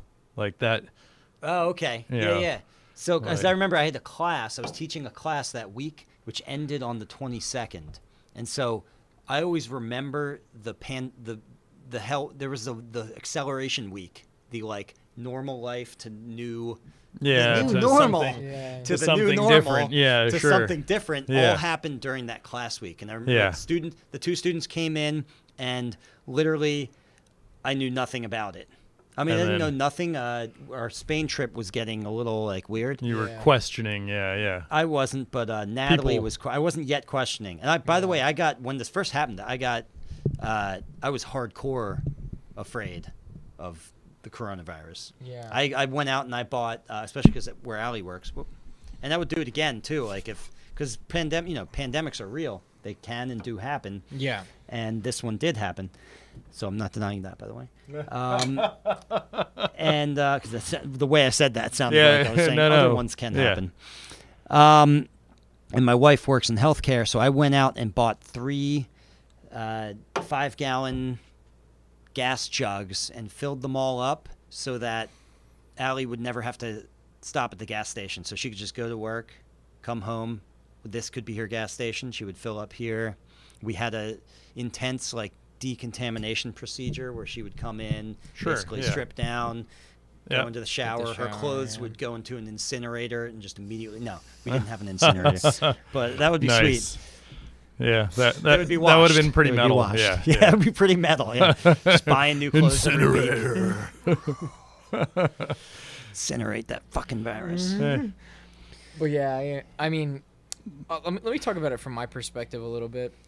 Yeah, let's hear. Because I lost. You are physically in the middle of us, so I'm Yeah. wondering where positionally. I mean, you will stand. generally speaking, and even anyone that is a friend with me or follows me on social media, especially Facebook, I share the memes from both sides, and me and Gideon kind of. You're a hardcore memer. Oh, I'm a shit meme poster. lord, shit Yeah. poster. Shit poster. To the fullest. Brother taught me that term. Yeah. He's a Gen Z. So. But something me and Gideon both practice is we have friends on both sides of the fence, and I think this, to kind of talk about this for me in the early stages of my life, like when I went to boot camp, it was a complete amalgamation of everyone you can fucking you get think people of from all over everywhere. you know what I mean? Every state had military boot camp? Yeah. Oh, you Yeah, were in the military? Yeah. Oh, I didn't know that. What Yeah. branch? I was National Guard. National Guard. But it was Army boot camp for the fucking people out there that want to shit. I mean, on I'm that not. shit. I don't know any.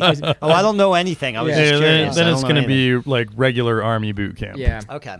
But anyway, I met so many people from so many different backgrounds, and one I think maybe this is like a reason I am the way I am today is I'm friends with all these people. I wanted to so no one ever taught me this either growing up. It's just like an ethos I kind of carried after I maybe watched like a cartoon where it fucking happened or some shit.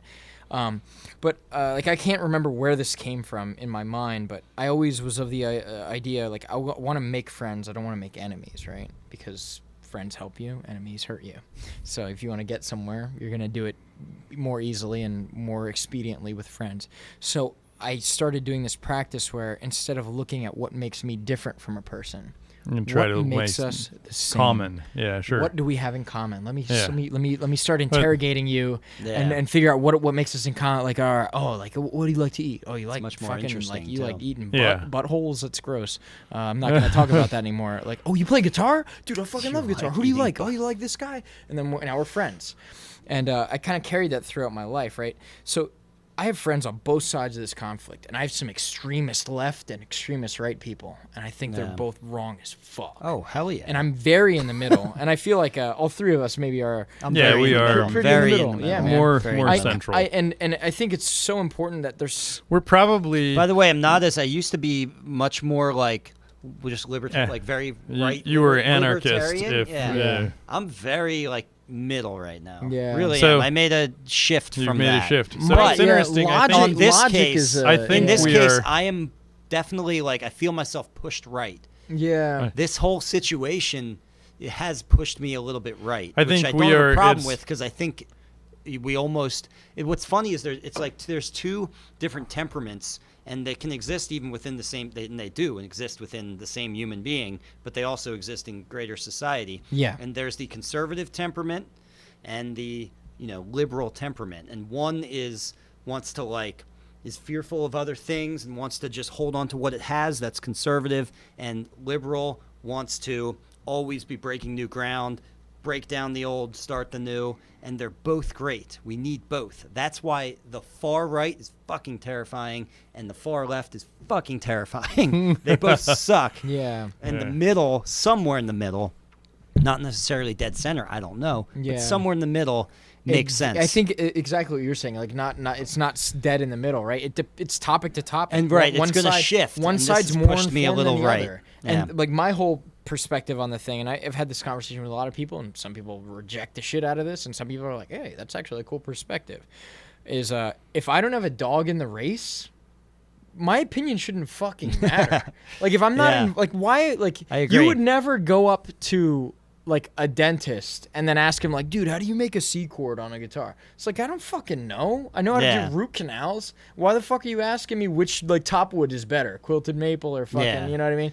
Like you're asking the wrong fucking guy. Don't ask me like, oh, what's your opinion on this? I don't know any people that have that opinion. Yeah, you don't have an opinion why the on fuck- that yeah. dentist's, I don't- like the I don't- latest, yeah. the latest, act from the dentist union or whatever. Yeah, yeah. Like when people ask me, like, "Oh, what's your opinion on like X, Y, and Z?" It's like, I don't know. Like, I don't have any friends that are X, Y, or Z. Like, I'll give you an example, right? Like one that I can speak on is like this guy that shot these people in Wisconsin. So like a lot of people are Oh like, yeah, well I kind of just heard about this. right? Yeah. Yeah. So this Although I heard a little bit about something like yeah. it. I'll talk about earlier. my But perspective yeah, on no, this, right? sorry. This go ahead, this is me. This is my middle of the road perspective, right? A lot of people are saying, "Hey, man, like this guy was going out of his way. He's like a true American. He was like going in and cleaning up the graffiti on like the buildings and like Certainly he saw was that. there. Yep, he yep. was there to be like a medic and like help in case of emergency. And he had the rifle to protect his person. And like as an American, you should have a weapon to do that, right? Oh, I didn't hear that. And then other sounds people better. and then yeah, right, right. But let me actually didn't hear that. Let me finish. And Yeah, then the yeah. other side saying like, no, these people are rioting and they need to cause civil unrest so that they're heard because the message is not being brought across with these normal conventional means. They need to be burning down these buildings, this, that, and the other thing, right? And like and the fact that like this kid was there like 30 miles away from his house, blah, blah, blah. Like he was underage when he had the rifle and he shot those people out of like cold blood, blah, blah, blah, whatever the perspective is, right? This is my theory on the whole thing, right? I'm looking at it from the middle like that kid's mom's a fucking idiot for bringing that kid there with a gun. Because that's a I agree. 17-year-old fucking kid. Oh, he's 17. He was Yeah, he was 17. 17. with I a imagine. rifle. Again, I care don't what- know the like story. so I the- imagined it was a grown ass dude. I don't know the full. I don't know, Grown-ass dude. dude. I don't. Yeah, right. And I don't know the full No, he's story because 17. like it's none of my business. It's one of those things where it's like I don't live in Wisconsin. I don't know the laws over there. I know the Pennsylvania laws. I own weapons. I'm a huge Second Amendment advocate. Everyone should own a gun, especially if you live in the city. He shouldn't have Shit gone goes there. down in the city, and you know what? If you live in the rural areas, you should definitely own a gun. Bears, fuck bears. You know what I mean? Like bears scare the shit out of me. Every time I go camping in like the super woods, I fucking bring my gun. But this kid, I don't care how the fuck he got the gun, if it was grandfathered to him, however those laws work, I'm not going to look into it because it's none of my fucking business. I'm not living in Wisconsin. I don't want to live in Wisconsin. You know what I mean? It's none of my business. But that mom and that kid are fucking idiots. You sent What, him. the mom sent him. The mom The mom drove him there. there. Wow. Yeah. To with his fucking rifle. Like, it had to know that he was going to go there with the rifle. And you're Yeah. underage, dude. Come on, man. You Wow, came from a he's different young. state. Like, I don't care if it was grandfathered to you and it's like registered to you. I don't give a fuck about any of that. Look at this shit from Well, it's- outside the box. I'm not looking left or right. That's a fucking jackass. What the fuck are you doing? Yeah, What are shouldn't you have done doing? that. Why? Like, why? Who thought that was a good idea? It was a terrible idea. And everyone that got Especially injured. on the mom. You know what I mean?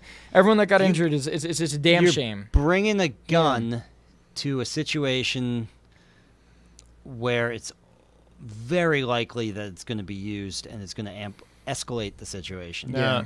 Which, but the thing, And 17-year-old yeah. kid is not going to see it that way. Yeah, and you know what I mean. No, That's he that's was that's very which, clear yeah, that- man. It's That's sort of the unfortunate part. I don't know the story, so maybe Yeah. he's like also like devout follower of Adolf Hitler or Yeah, something. you And know I what don't I even mean? know this, but so I don't know the story, but I feel for the kid a little bit just because he's so young. I almost feel like he was gullible going in. right. He was It's like, gullible and naive enough to think because it is a bad. I'm fucking going to do idea. the right thing. I want to protect people. Right. Like I'm going in for this thing. You don't know what his motives are, and anyone that says they do know what his motives are full of shit. Yeah, You know what Yeah, I I mean? agree with that. That was At the just end, a at the end of the day, bad that's idea. it, right? This is my theory, right? If you're going to these riots right now, after the fact, Stay out and of you're the fucking cities, dude. or those some cities. people believe, like at the end of the day, some people think I need to go out and protect my city from rioters. Yeah, and they're in that and city. There's some people that are like, something I am to a peaceful protester, and I need to go out and like I need to be heard by City Hall in my city about this, systematic racism or whatever it may be.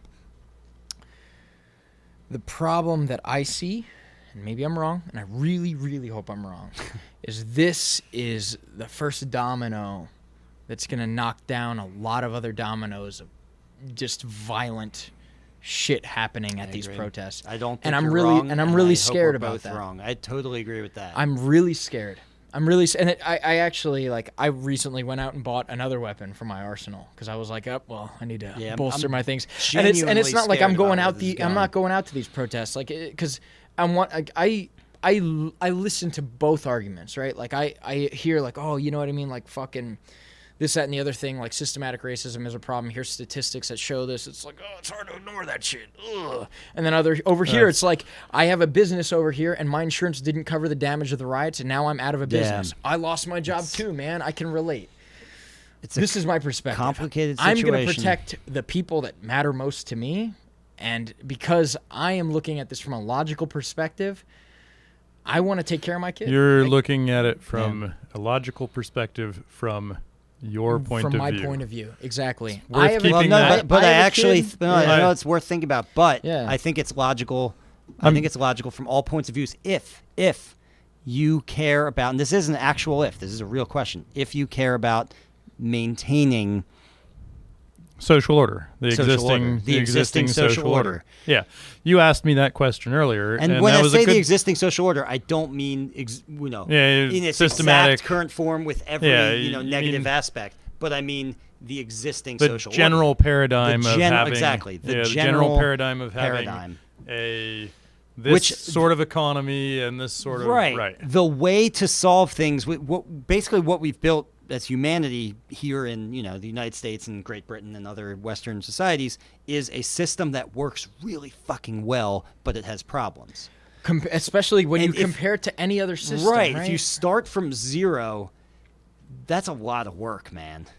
That's what's another thing? If you start from zero, a lot of things are gonna break in that transition period, and a lot of people are gonna die. Yes, that's for sure. Disruption. That's the one thing. And you said for sure too, which that is the one thing I think we can all agree on. That disruption is seriously bad. It's going to for be dangerous. everyone who lives during that time. Yeah, it's really that's bad. the ancient Chinese curse. May you live in interesting times. Yes, I've heard that. Is that Chinese? I didn't know. That's what I've heard. I don't know. I'm sure there's ethos from all. Yeah, but for some reason I thought that was Jewish. Yeah, but Jewish curse. May you live. They lived in a lot of interesting times. Yeah, for sure. That's why I thought it was a Jewish. Yeah, man. I could be wrong. Like at the end of the day, man, I think, in my opinion. When you have a dog in a race, that's when you let your voice be heard. Care the most. Here's what I correlate that with, right? Don't toss pearls before swine. If you don't have shit to say, don't be saying shit, man. Mm-hmm. If you have a platform, don't just use it to use it. Say it when it matters. Absolutely. And right now, like I'm saying, freedom of speech can't go away. Yes. That's very important that we don't lose freedom of speech. I agree with that. I don't care what you know what I love? In the same token, a huge amazing quote that I live by. Don't write a check with your mouth that you can't cash with your ass. So if a Nazi motherfucker comes out and says shit, that's awesome. He has a right to do that. Beat that fucking dude's ass. You know what I mean? If he's out here being blatantly racist where he doesn't belong being, because that's fucking ridiculous. In this day and age, like, we're all equal. We know what the fucking Constitution says. You know what I mean? That's the move. All right? Beat that dude's ass. But at the same time, don't take my guns away, because I don't trust the government to take my guns, because you don't even trust the government. Because left or right, you know what I mean? The power shifts one way or the other, either way. I don't know. There's plenty of really disingenuous arguments on all of those things. 100%. I'm like he was saying, like the libertarian thing, man. I'm all about the rights. I'm all about small government, man. Local is where we need to start. Well, I think I think those pebbles echo bigger throughout the water. You know what I mean? Yeah. That's my perspective on the whole thing. Yeah, Because I really and like here's what you the said thing, right? about you know, now being a time when, because I had a serious shift here where Yeah, that's say? a real serious shift. Yeah. now being a time where like you need to, whatever side you're on, you need to like actually speak. Because before this, I was so apolitical for a while. Yeah. I didn't even vote. I was just like, fuck it. Like, I didn't follow. I didn't watch the news. Yeah. Didn't care. Did not care. This, you have to, like, it sucks. I hate that I'm, like, forced to care about this. Yeah. But you can't not have an opinion. And but Yeah. actually, I think a lot of people do, which the opinion is, well, you know, do what you're told. That's Essentially. yeah. And here's my thing, like, Which there's might be yeah. some value. It's not that Yeah. authority is always wrong, yeah. but it's often not right. Make So- informed decisions is my Right, thing, make man. informed Like decisions. this is the Yeah. cool thing, right? I think everyone should have more, like, all the rights, but I think the responsibility also falls on the shoulders of the people as well. Like, everyone needs to own shit more. Well, that's what rights are. Yeah. Rights have corresponding responsibilities. y- They don't 100%. exist without responsibilities. And even when they're initially established, that's just the understanding. Yeah. That's how rights and that's a relationship there, that a one-to-one relationship. Yeah. And In now classical I think a lot of politics, people. yeah, you say that it's like a right is only something that somebody else can't take away from you. You know, and you have the responsibility Yes. to not take it away from somebody else. Right. They correspond. Right. Yeah. Yeah. Sometimes but- people make yeah. a right out of something that's not a right. You Yeah. know? I think Like right, I'm not. I'm going to say something, and it's not meant to trigger like an opinion that I Sure, yeah. express. But Yeah. saying like I have a right to health care, for example, that's not even my opinion on health care. But you don't have a. That's just a misuse of the term. Whatever your opinion is of health care, you don't have a right to someone else's Service labor to on you. you. That's just a Yeah. misuse of the word. Whether or not it should exist in a civilized Universal society healthcare is kind of different. situation. Yeah, Yeah, it's- Right. That's, it's a and I different- can Yeah. I can get on yeah, board that's with what that, I was possibly. gonna the discussion I was In gonna certain have on that situations. was that I agree that the word right It's a semantic argument. it's a semantic argument. Yeah. But you might be like at that point it's really where do I want my monies spent? Do I want my monies that whatever money Whatever that we taxes are whatever coming taxes in. we are contributing to the greater, like, do I want that going for the war machine or do I want that going to pay for health care for Eric? Yeah. Right. Or Eric's I grandma personally that would uses on rather that Medicaid, you know? the money goes to Eric's grandma, rather than But I the don't war want it machine. going to either. Yeah. You would rather have less money going. Right, overall. Yeah. But generally speaking, so I'm trying to Yeah. because I'm not being an absolutist on anything with regards to that, but generally speaking, I always err on the side of like just less, man, just less. More local shit, more And the- relevance. Right, more Things- yeah, That's definitely the, like I local, man. like kind of to touch on you, like it's gonna go somewhere, like the war machine or the healthcare. Me, I think like the local governments need to be a way bigger part than big government. And here's my perspective, right? Like you should have like there should be no imported food in like Texas or Florida. You have the means to grow everything you need there. But in Alaska, everything should be imported. My God. How the fuck do you survive in Alaska? You know what I mean? You're Yeah, you're I don't know. taking It's too a complicated for me. It to, is, right, but you know what I mean. Like chain the local Yeah. government should be concerned about this. You It shouldn't sounds be, good, You shouldn't though, be. but You shouldn't I be just don't asking. know. You shouldn't be asking the White House like, oh, like you live in Washington D.C. Like, what should I be doing in California? Yeah, Fucking no. Right. Ask fucking your governor, dude. yeah. He's the one that has all Yeah. the statistics that are localized. It's complicated because there are connections that are worthwhile, but at the same time, for the most part, we should be doing exactly that. It should be the exception to the rule that we fuck with the natural order of things, which that's what it actually is. The free market is the natural order of things.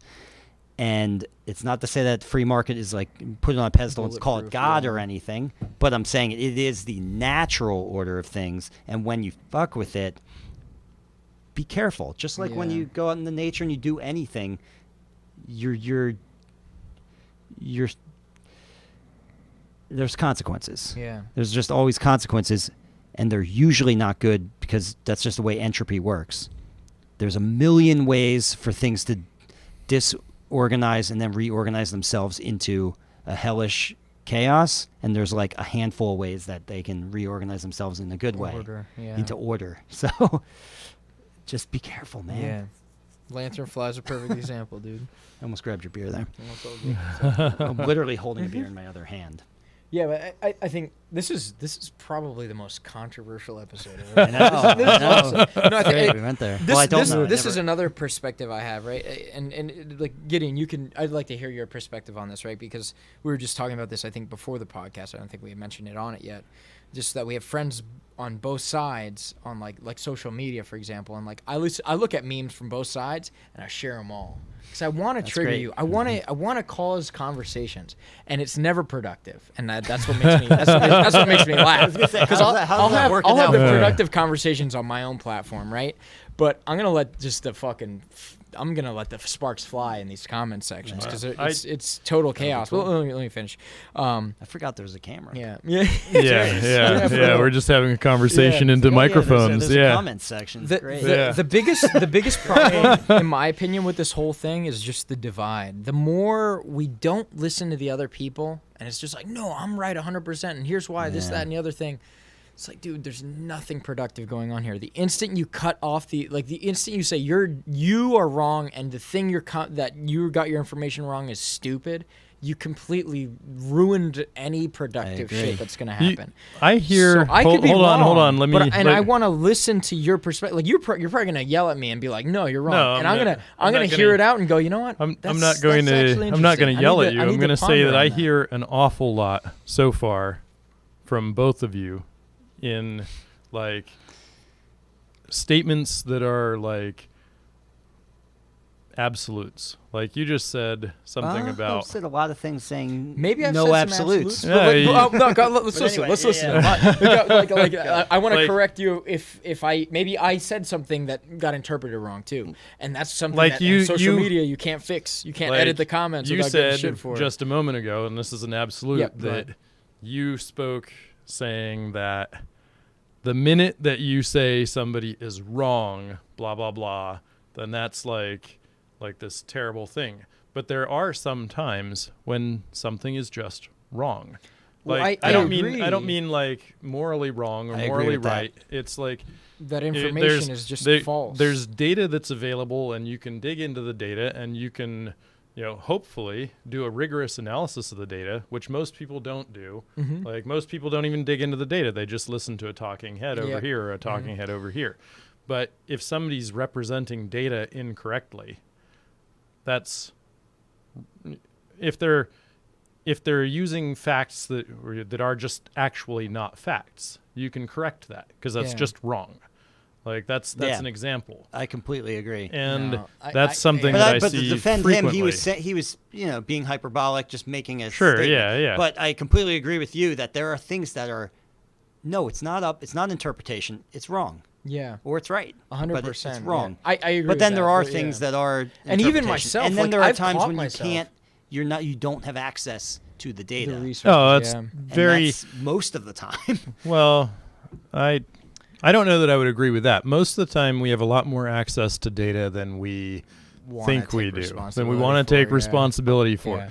Like I have typically found that I can find a lot of data on a lot of subjects if you are willing to dig deep enough, and like you read a talking head article and they might link you to something else, and then you read that article and you might eventually find like studies that are academic studies about a particular thing, or you find government data, like you can typically sometimes even get down to actual data sets, right? But you could then do your own analyses.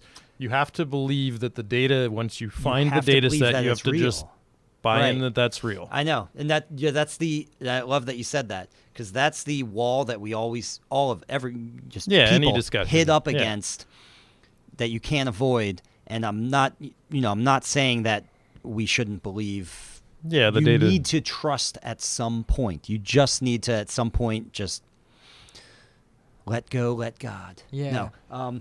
You need to just trust at some point. An authority of some sort. Or if you don't trust, you can't have an opinion on it then. Right. Like you can't be on one side or the Well, other. no, you need to be. you could. You need. I think you from there. You could need have to an opinion the if you stance don't trust.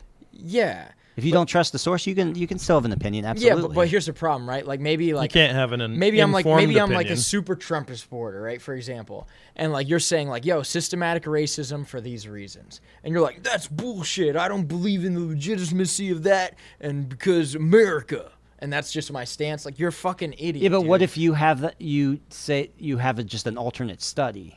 That's different. Yeah, that's different than me saying all I'm because saying. America. You know what I mean? Because like, this is what So this is what I believe because this is my anecdotal evidence of me living in my mom's basement for 30 years. That's an emotional argument. 100%, It seems like when, yeah. But all I'm saying is that it sucks because we're in this confusing time where I don't know what's real. I don't know what to believe. Okay, I really don't. So typically, I'm admitting that. Yeah. Typically, I mean, dude, what like I don't know what to believe. Yeah, I would say that I'm in the same place, and that's why for me, I try not to believe any talking heads. I don't believe what CNN says. I don't believe what Fox says. I don't believe what Sean Hannity says. Where we're going whatever. with this. So I tend to go and I try to dig. If it's really something that I care about, that I care to like I look at you describe like you were touching on it earlier about trying to prevent having an echo chamber, like, and you and I both probably do more than anybody that I know. Like, we don't have echo chambers. Yeah. And like we keep far right and far left friends, and but so rather than just believing the meme, or rather than believing the talking headline, the headline, when we start having these discussions, and I think this is where like I look at it as like these things happen, and it becomes like a national discussion, and it's something of importance to educate myself on. So then you can start digging in. Like one example of that I can speak to with some authority, in terms of the amount of actual research that I did, or digging that I did. Maybe it's a better word than research, like to prevent like what do you call it? You said the word earlier, like just arguing about a word, like semantics. Semantics argument, like was back in the campaign trail when Donald Trump was talking about illegal immigrants, and there were like the news clips of Mexico is not sending their best, they're sending murderers, they're sending rapists, blah blah blah. Okay, so those are all things that he did really say. They you can read, you can watch the things. So at that point in time, like I tend not to have the opinion like that, like, okay, I've already mentioned on this, discussion forum that I spent 6 months of my life in Ecuador. So I've spent time in Latin America, and I tend to have some level of comfort with like the people. I speak, reasonable Spanish and so forth, so forth. So it's like, that didn't ring true to me, but I thought to myself, well, maybe I just am using my personal like experience, and I'm missing a problem. Maybe this problem is actually here, and it really is real. And I can imagine for somebody, the occasional person that had something happen, like there are certainly like some. Right, they got like carjacked or something. Like I can imagine that. Like I have a cousin who had a undocumented immigrant like smashed into his car, and it like screwed him because of no insurance and blah blah blah. But so for those people, they have a very, like you said, skin in the game. They have a very like, but it's very difficult for somebody like that to be objective. Like in that case, they have an emotional underpinning to the whole topic. Yeah, exactly. Or vice versa. If you're, like your sister is married to a dude, you might have like who's nice guy, like a nice guy. But so within that Anecdotal context, evidence. I started digging into like, well, is there really, like, because it was really all about crime rates, like, or should I really be worried about crime rates going up by more undocumented immigrants coming in? Like, is there a correlation? Can I find evidence of a correlation between undocumented immigrants and crime? And I started reading things, aside from the simple crime of the person coming in without documentation, so forth. Like, because somebody could say, well, obviously they're 100%, they're all criminals, Yeah. But you start with the basic, like, first order of, like, Google searches, and then you find, a lot of times there'll be people who reference other materials and so forth. And I ended up down in the weeds of reading, like, literal reports from the Justice Department that were made public. And it's like incarceration rates of, these people and so forth versus these people, and, rates of incarceration, like, what do they call it? Recidivism, where, like, they've served their time and then they go out and then they come back, and, like, all this thing. Long story short, when I went down to, like, as close to raw data as I could, which they would tend to have, like, at that level of a report, there tends to be, like, actual raw. There's, like, data tables a lot of times attached, and, like, because that's really not intended for me or you or, any of us to really read. Yeah. It's really intended to be for a resource for academic studies or something like that. In this case, it's really intended to be a resource for, Sheriff Weeknick or like whatever. But we can typically, if you do the digging, you can typically find that. When I read that report, and this all went on in terms of, like, a discussion / argument with a cousin of mine on Facebook. We went back and forth, linking. We were citing our sources, that's a big thing. And we had a pretty solid discussion going, and ultimately I had to come to the conclusion personally, based on even going that far, that there wasn't a real correlation between those things. I went in it looking to see if maybe I was wrong, and there were moments during that, like, discovery process, and it was literally, like, weeks long, like, reading things back and forth. There were moments where I thought that, like, my cousin had linked a report, that I read the report, and that ended up linking to other, like, data, like, it had references to other data.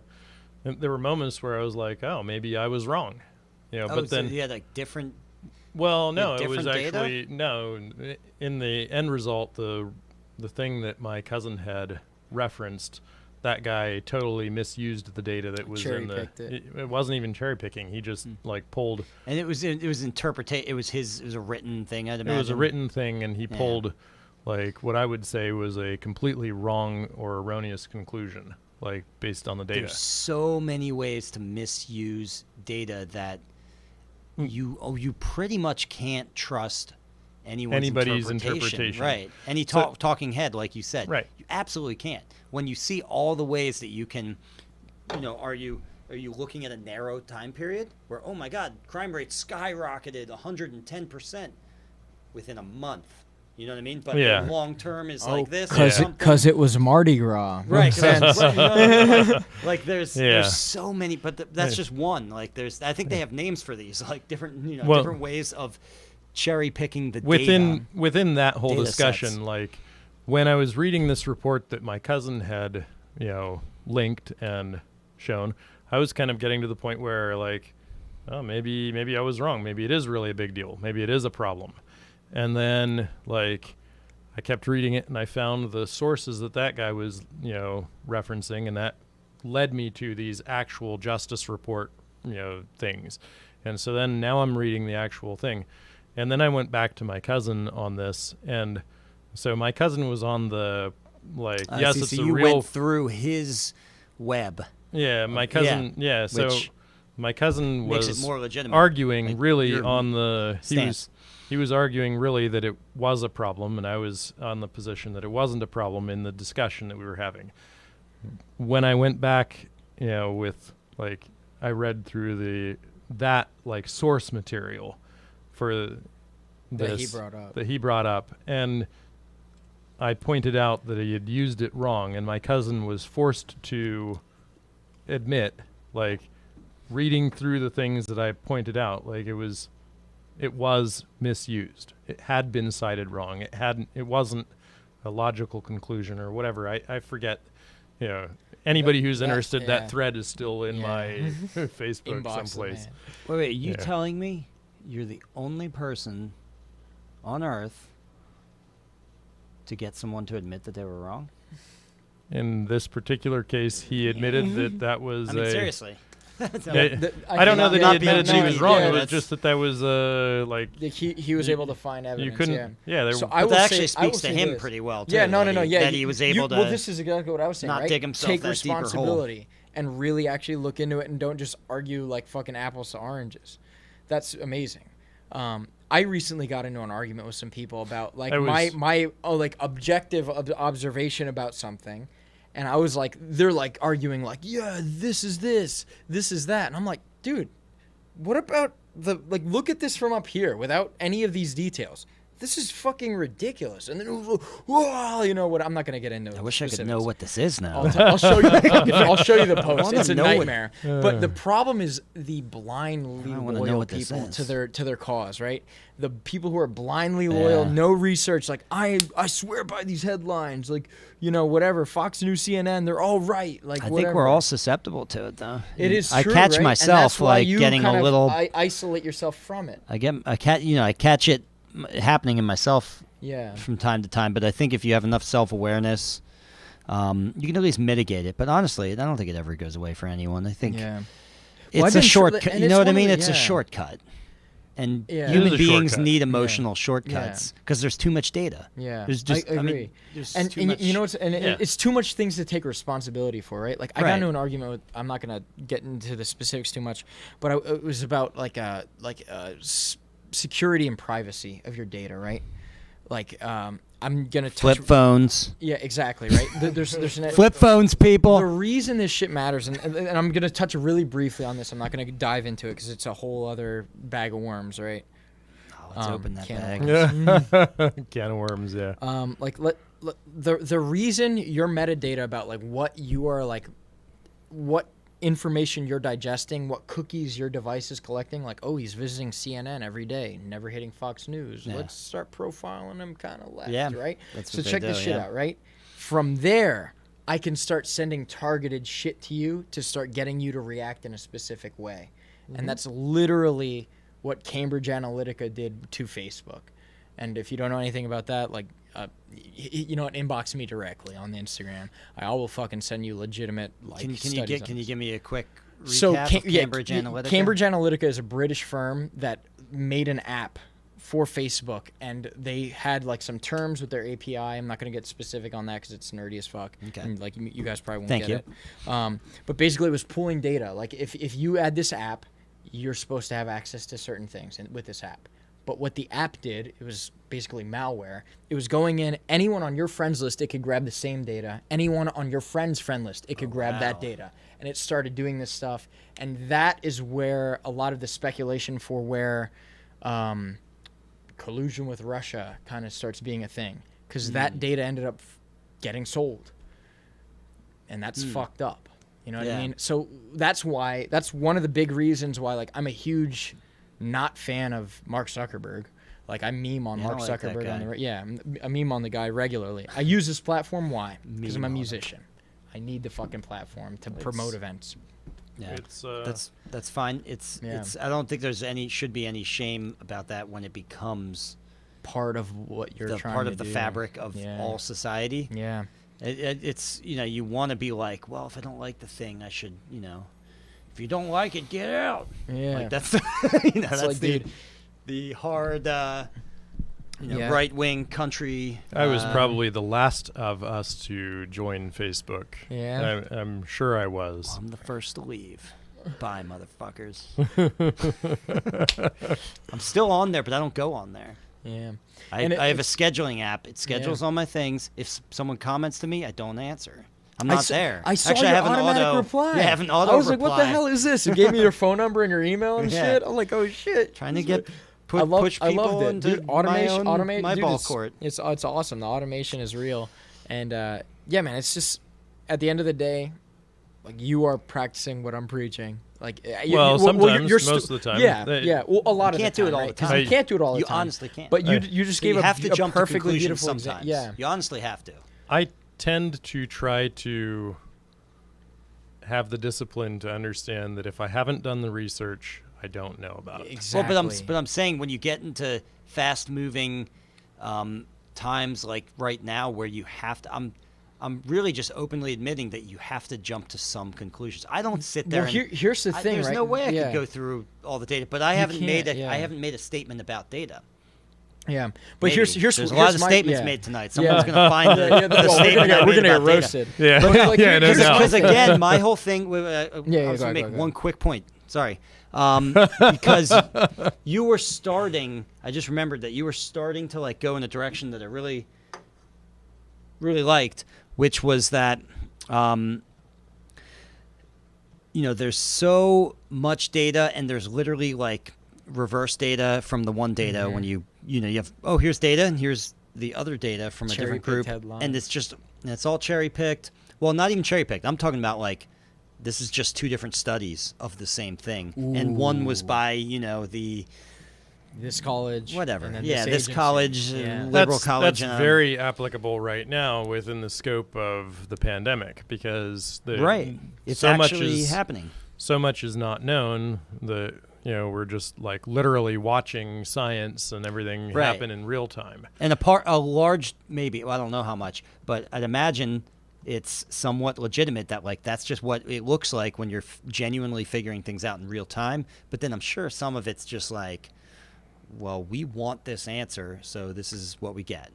But I don't know how much is what. As a But anyway, general rule, peer-reviewed stuff, like the pandemic thing, none of us in this room have anywhere near the, I'm going to say, have the Credentials, the yeah. credentials to jump on or to criticize a peer-reviewed study or something. Yeah. But we do have the credentials to act a certain way with our lives in the world as we see it right now. So that's where I'm getting Relativity, at. yeah. What I'm getting at is, with so much uncertainty, human to human, the situation on the ground, as you see it, is very informing. And for me personally, and I'm opening myself up to like the worst kind of awkward situation criticism, period. I mean, seriously, this could be a terrible moment right now because you could tell me a horrible story and then I feel like a terrible person in front of like a camera too. On top of that, but my situation on the ground as I see it is I don't know anyone who got coronavirus. I don't know certainly don't know anyone who died from it, and it's seemingly it for all practical purposes doesn't exist in my sphere. So that's a huge data point for me personally. Yeah, that's You know what I mean? relative to you, And right? there's, what's it called, 6 degrees of connection or something like that. You know every person or something like that. Yeah. Yeah, If I don't know a separation. person who knows a person who knows a person, that's meaningful. That Well, should be meaningful. You do know somebody who knows And that's not to somebody. say that's zero, by the way. I just want to say, like, I'm not saying that doesn't exist, but I'm saying as a way of yeah. managing your expectations for how you should exist in the society right now. If you don't know a person who knows a person who knows a person, or even less than those 3 Degrees metrics of out, separation, right, yeah. then act accordingly. I mean, that's all I'm Yeah. saying. Like, My whole thing, like back That's to all I the can say. responsibility thing, right? Like, I don't have health insurance right now because I don't have my job anymore. So of course, like I do jujitsu. And I know- do jujitsu, and on I a know regular lots of people basis. who lost their jobs. Yeah, and like that's And that's I know that's people a who know hugely people who concerning lost their thing, and I don't jobs. even want to touch on it right now. But I do Yeah. Brazilian jiu-jitsu, right? So I am intimately involved with risk, in terms of my health, right? Right. You know what I mean? I know I'm walking into a space where people are literally practicing, like, killing each other. Like we're practicing strangling each other to death. It's all about being responsible in the practice, right? Yeah. So I don't eat McDonald's every day. I'm always concerned about my health. When I'm sick, I take it very seriously, whether it's corona or it's, the common cold or you know what I mean, I had staph infection because of jiu-jitsu. And you know what I mean, I had to act accordingly. And it's one of those things where if you see relatively, like in your community, like you know, Allie works in healthcare. Like she can give you like, you know what I mean? Like you all you do is you see 2 people a week for your guitar course. You don't know. I saw 30 people today with coronavirus, or I saw like 1 in the last month kind of thing. Yeah, I should add that you just added right there for me that I don't see a lot of people. Yeah. So that's one thing. But I do see them from around the world. Yeah. Literally, like I had a guy come from Seattle. That's pretty significant, honestly, because like the airlines. Like, I'm not going to get into from Seattle. Like during this is from Seattle. Yeah, and like I've done significant travel, honestly, through since this pandemic has gone on, and I've done jiu-jitsu with the people. And one thing about the jiu-jitsu community that maybe not is not is unbeknownst to the layperson is we're super concerned about cleanliness and sanitation. After every roll, like, and I'm talking about like basement sessions I've had at friends' house that are like underground open mats, or like I'm going to a legitimate gym that the law just allowed them to reopen their doors. After every training session, there's sanitary things that go on the floor and the mats are wiped down. I'm oftentimes the guy that's wiping them down. Just normally? It's a normal practice because of staff, right? And if you're sick, it's a normal. Yeah, you know what I mean. It's in normal practice. If you're sick, dude, don't fucking come in and get your team sick. Right. Everyone knows these things, right? So it's like I'm already intimately involved with people who are conscious of infection. Yeah, and, you guys are right in each other's faces. Yeah, you know what I mean. Like we're really intimate. Like we have each other's germs on each other on a regular basis. Right. And like we're intimately involved with being concerned about health, right? What I'm concerned with is the people who are like, basement dweller kind of guys, or just, playing video games in their mom's basement and stuff. Their health is not their priority. So this pandemic matters more to them. I've probably, like I said, I've traveled. Yeah. Like I've been in other states, like through planes or driving there, like even to do this podcast. More risk to them, you mean? Yeah. What did I say? Not necessarily matters more to them. In terms of the risk is more significant, I would say. Right. And here's what I'm saying, right? Let me finish my sentence and I'll let you touch on it. It's entirely likely that I've brushed up on the COVID-19 virus. I probably have gotten in contact with it, and maybe I'm asymptomatic right now. Right. Sure. You know what I mean? I probably did through Allie at some point. You know what I mean? I shouldn't even say probably. I don't know. I mean, I just don't know. Yeah. Is what I mean. But the fact that I take care of my health, and I'm an athlete, and I'm constantly trying to take care of my body, and I'm well aware of, viruses and bacteria evolving, because that's how those, the genome works. I'm concerned about those things. And because of that, I can walk into the world and knowing this stuff and be concerned and act accordingly. I'm going to wash my hands. I'm going to be, I'm going to wear a mask where it makes sense to. One thing that doesn't make sense to me is when you go to a restaurant wearing it and you sit down on your table and take it off.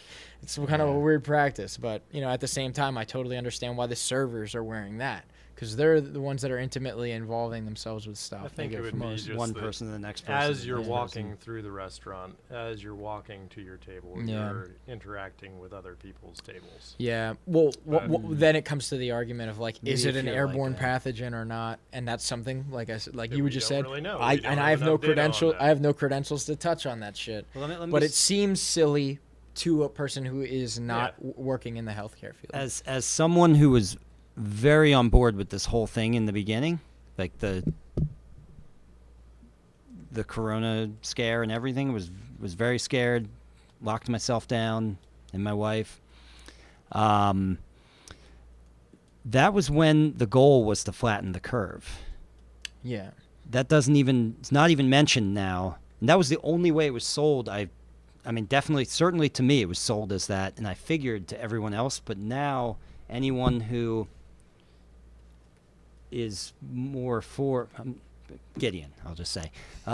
But now Gideon doesn't mention flatten the curve, and it's the goalpost has changed in a really creepy way, and I think that's really what concerned me the most. And honestly, the phrase "the new normal," which came out way too fucking soon, that's weird. I'm not a fan. I don't have any particular, conspiracy theory. You just make up your own in your head. But that's fucking weird. Yeah. And again, flatten the curve. Totally on board. If it becomes flatten the curve again, I'll be back on board. Hashtag the new normal. Let's do this until we die because safety is now our highest virtue forever. No. Yeah. I mean, seriously, I'm not on board with not that. on the it'd be quite interesting to lump me as somebody. I'm not who's, lumping you, but that was I'm a just, joke when I said Gideon. Yeah, I know, Because no. I need someone to point my, my focus at. And I'm just saying that it would you're the best person. It would be quite, generally speaking, quite inappropriate to lump me as somebody who, is terribly concerned with safety overall. Literally everything that I do is all about just not dying. It's motocross, motorcycle stuff, motorcycling, driving fast, climbing. Yeah, you gotta stop doing that. Yeah, not the climbing. But I won't stop doing it. I mean, Won't stop. Shit's dangerous. And years and years of doing things like that to the extent that that's gotten to I've not had relationships with certain girls because it's that's just who I am. I'm extremely risk tolerant in a lot of a huge swath of areas.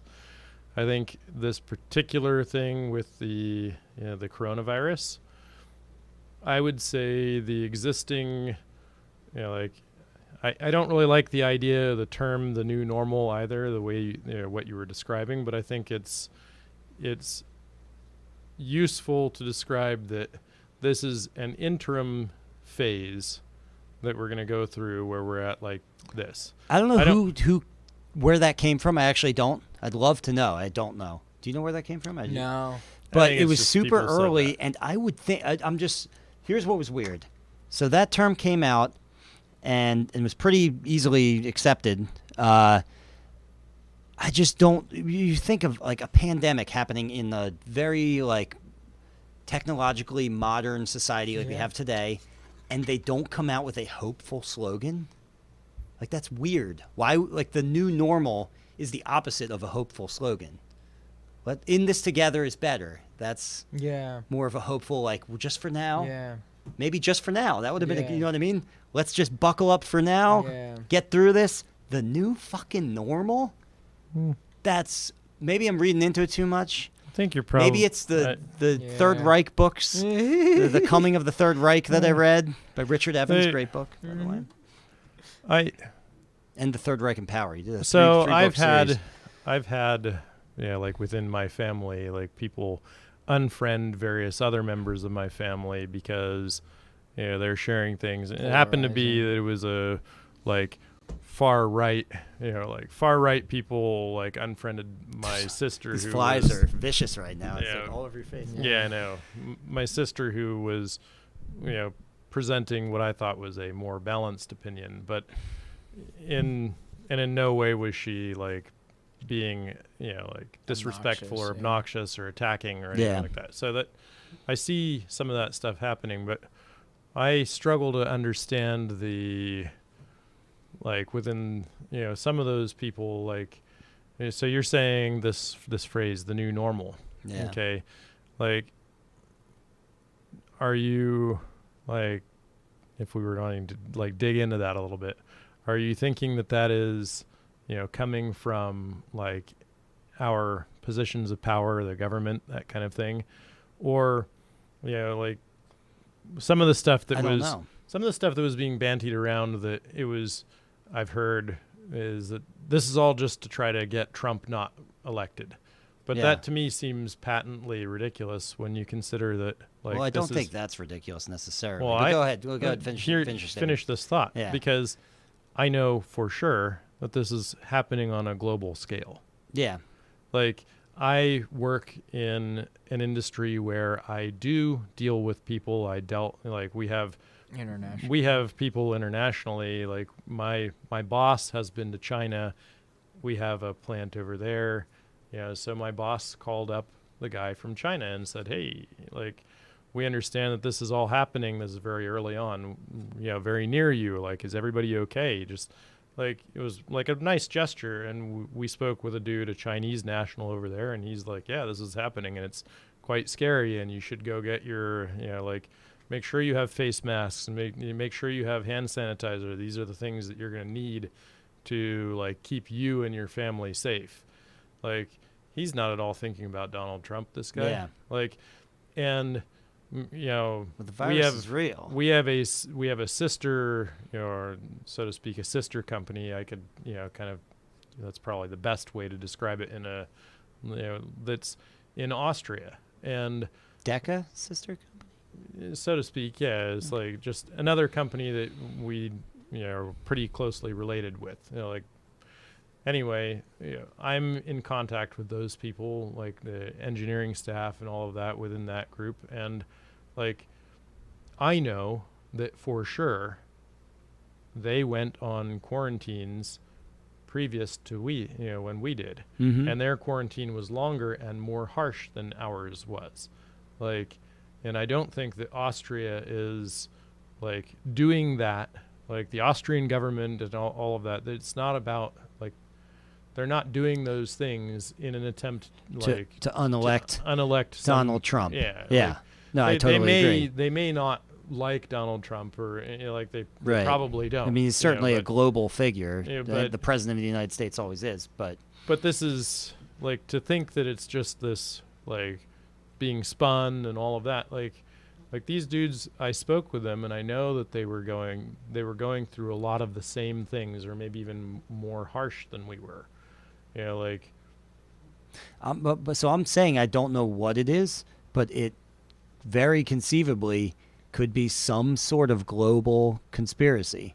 I don't think that's outrageous. I know it sounds outrageous anytime you say the word conspiracy, but we live in. So what's funny is, we used to live in a world where there were individual countries that would have conspiracies within the country, and things would happen. There would be an actual conspiracy, like when Hitler did the beer hall putsch, is that how you say it? Putsch?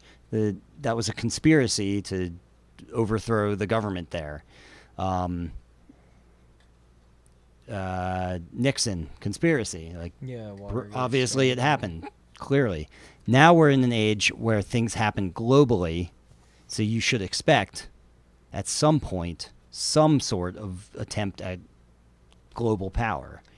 So I'm not saying that that's what's going on. I'm saying this is creepy enough, and also, quite frankly, unnecessary with a lot of the things that we're doing, that I wouldn't be surprised, and in fact I even lean towards someone's doing something, or some group of people are doing something. I've got no particular theory. I really don't. I'm not that smart, but I'm saying I'm smart enough to know that, maybe not even smart. Smart's not the right word, but something smells fishy.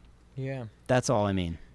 It's fishy. Yeah, it's really fucking fishy. I think that's a fair. Could be legit, but it's fair fishy. Assessment. Like, you can be like kind of touching on what you're saying, like just with this. Can I grab you guys both beers while you're? Yeah, sure. Yeah, sure. An hour now? We're let me see. It is. Holy shit!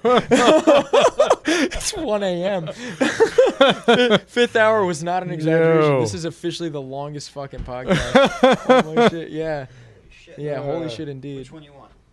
Either one. Because I only have one more of these, so you guys have to fight over it. Did you have one of those yet? Did you have one of those yet? Did you have one of these yet?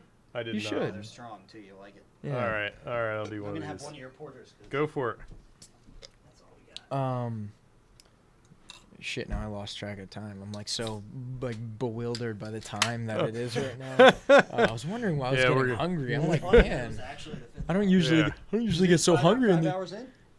Yeah, I mean, at least it's gotta be at least 4 and a half. You know what's nice about that? We're gonna have to roll it up or wrap it up. It's pretty soon, yeah. What's nice about that is we're at the point where nobody's fucking list. Yeah, we're. Oh, yeah, for sure. We could say We can anything. shoot from the hip here. We could say anything. What was I saying? Do you remember? Nobody's gonna hear this. Do you remember what I was saying? I don't remember what I was saying. The- Oh, like there's some global shit going on, right? Yeah. Illuminati. No, see, I don't. Turning the frogs gay. I don't. Yeah. I'm turning the frogs gay. There's global. This is kind of more what I think. I think shadow government is more a problem than like some global like the fucking what do you call it, the Rockefellers and the fucking The Illuminati. super like Yeah, the 1% of the 1% of the 1%. So shadow shit. government just Well, I being don't know someone. about- I mean, maybe pulling- that's the thing too, but like, I don't and I don't have any perspective, right? I don't know. the I'm not 1% in of the 1% of the 1%. Yeah, like the Yeah.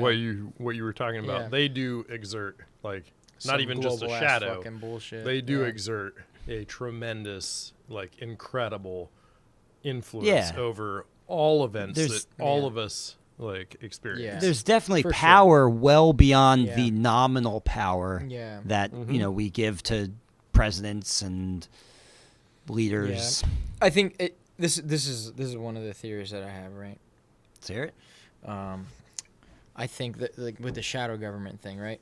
And whatever I say, it's way above my pay grade. You know what I mean? This is just from my perspective, right? And I'll give a specific example. Hey, we're really shooting quick. from the hip here. 5th I'll hour. give a specific Fifth example. hour. Say right here, anything.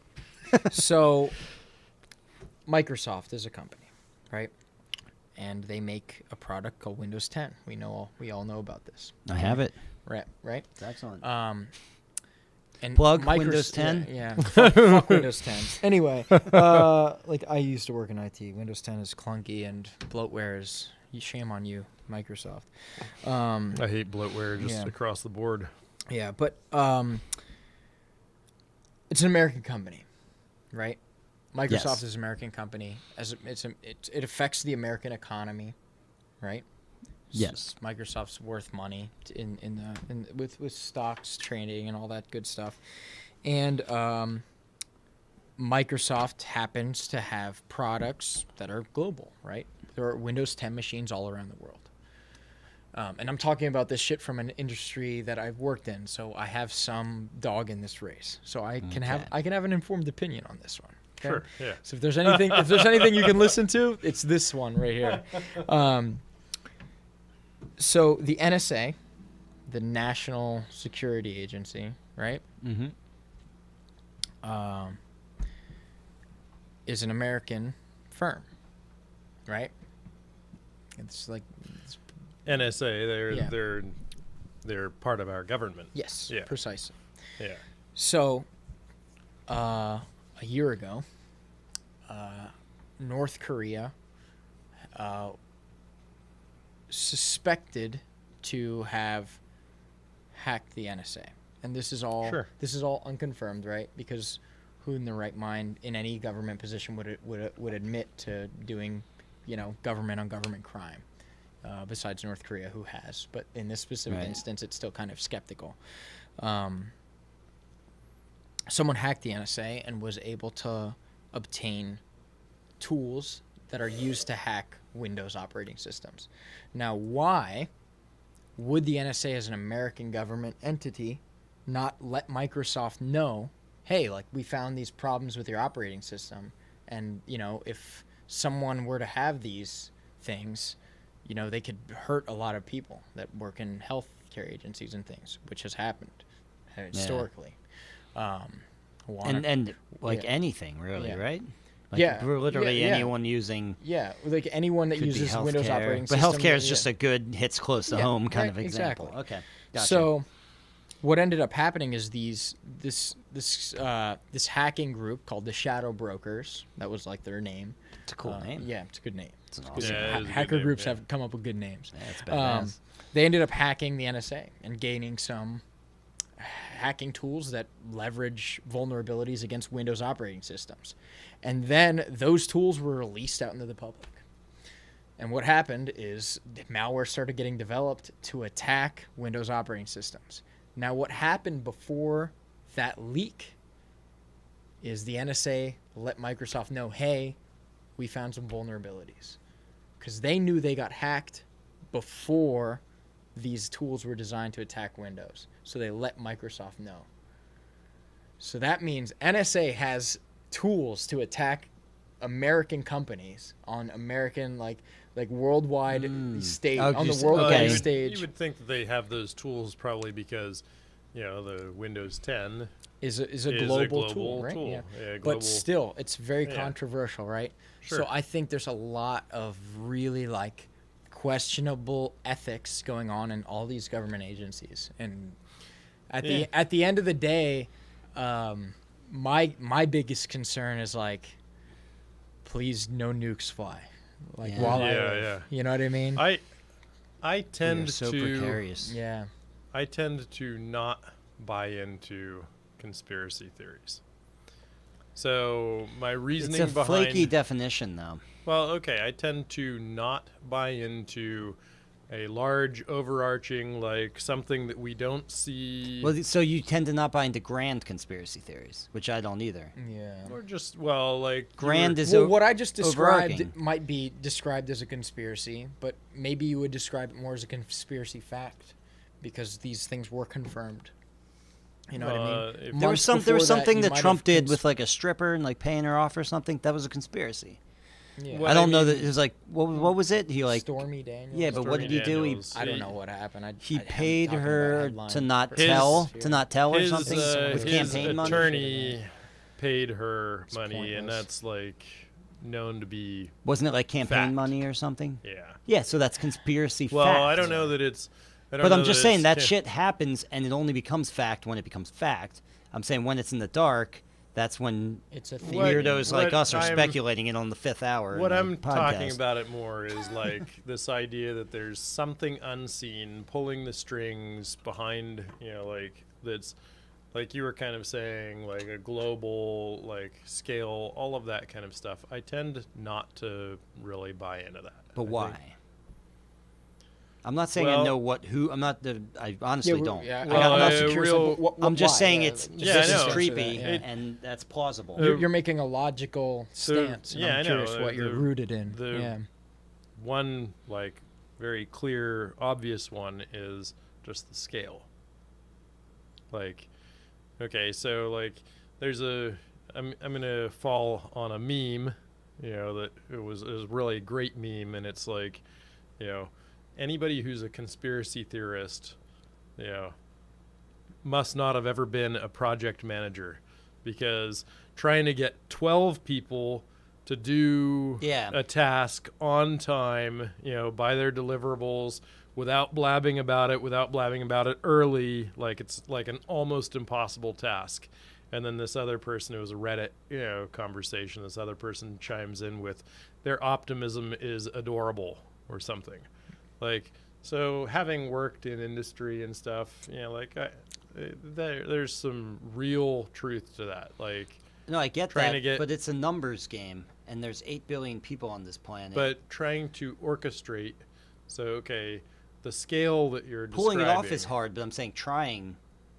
when Yeah, there's yeah, enough sure. There's crazy plenty enough. There's motherfuckers. plenty enough people to try, but to pull it off in a actual way, I think that's an extremely difficult thing. I don't think it is anymore, but I would have thought that. I would have thought that in 2019.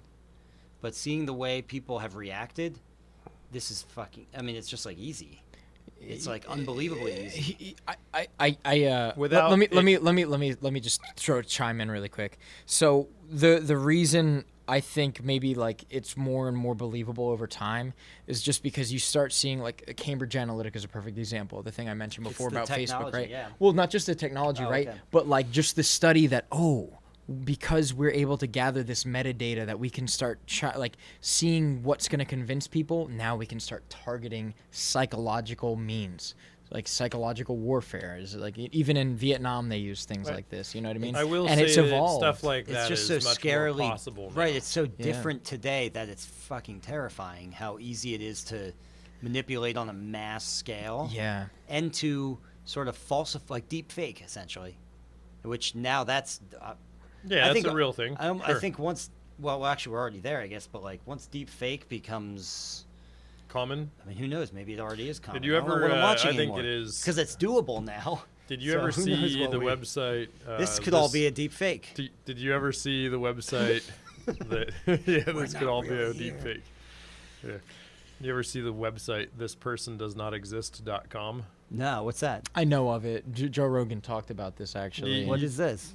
It's basically CGI'd people. It's photos. Yeah. Yeah. They're all like, Like they're true, like just made up. Yeah, the computer put a basically dimple put a here, pixel. you just click built by on pixels. you click on the thing and say next images, and it comes up with a face that looks perfectly believable.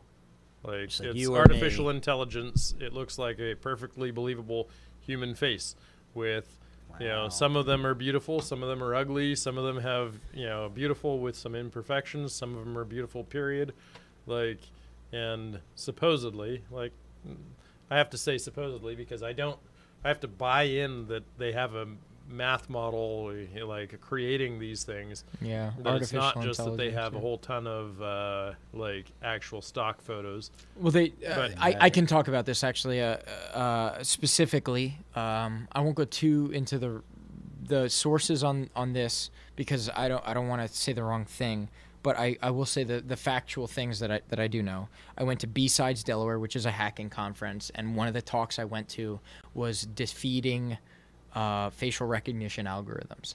Amazon, Facebook, a lot of these websites have these data sets. Oh, yeah, where sure. Defeating? Defeating it. how to defeat facial recognition recognition. software. That'd be great. Yeah, I mean, there's Masks are probably really great for that. masks Yeah, are really good honestly. for that. There's weird glasses. Sunglasses. Another one that was specific for corrupting databases is uploading pictures of yourself where in Photoshop you move your eye a millimeter. Oh, Weird. Yeah, that's it'll smart. fuck it up. Yeah, move your nose a little, move your mouth a little. Yeah, maybe just punch yourself in the nose. Yeah, I mean, it'll just corrupt the data sets for your face, and then it'll start not knowing who you are in those data sets. Really interesting shit, and it's scary as fuck. Because it's like, why should I need to worry about this? Yeah. And it's one of the reasons I like. People ask me why on my social media I don't upload that many things with my family members. It's because Don't do that. if you're gonna, the easiest way, like I am a hard target, but my son is not. You know, he's susceptible to attack. You know what I mean? Like, not that any government agency's after Brad the Bard, Right. but it's one of those things where it's just it's a best practice. You know what I mean? I don't know what I'm doing now that's gonna make me a criminal in 10 years. Honestly, Maybe me owning the yeah. weapons I own right now is gonna make me Yeah. a criminal in 10 years. It's Maybe very me weird writing like the that. music that I wrote now about specific topics is gonna make me Wait, I got something. Maybe this podcast. 100% advocating The free stuff- speech the 10 stuff we years from now said, yeah. could be devilish. Dude. You know what I mean?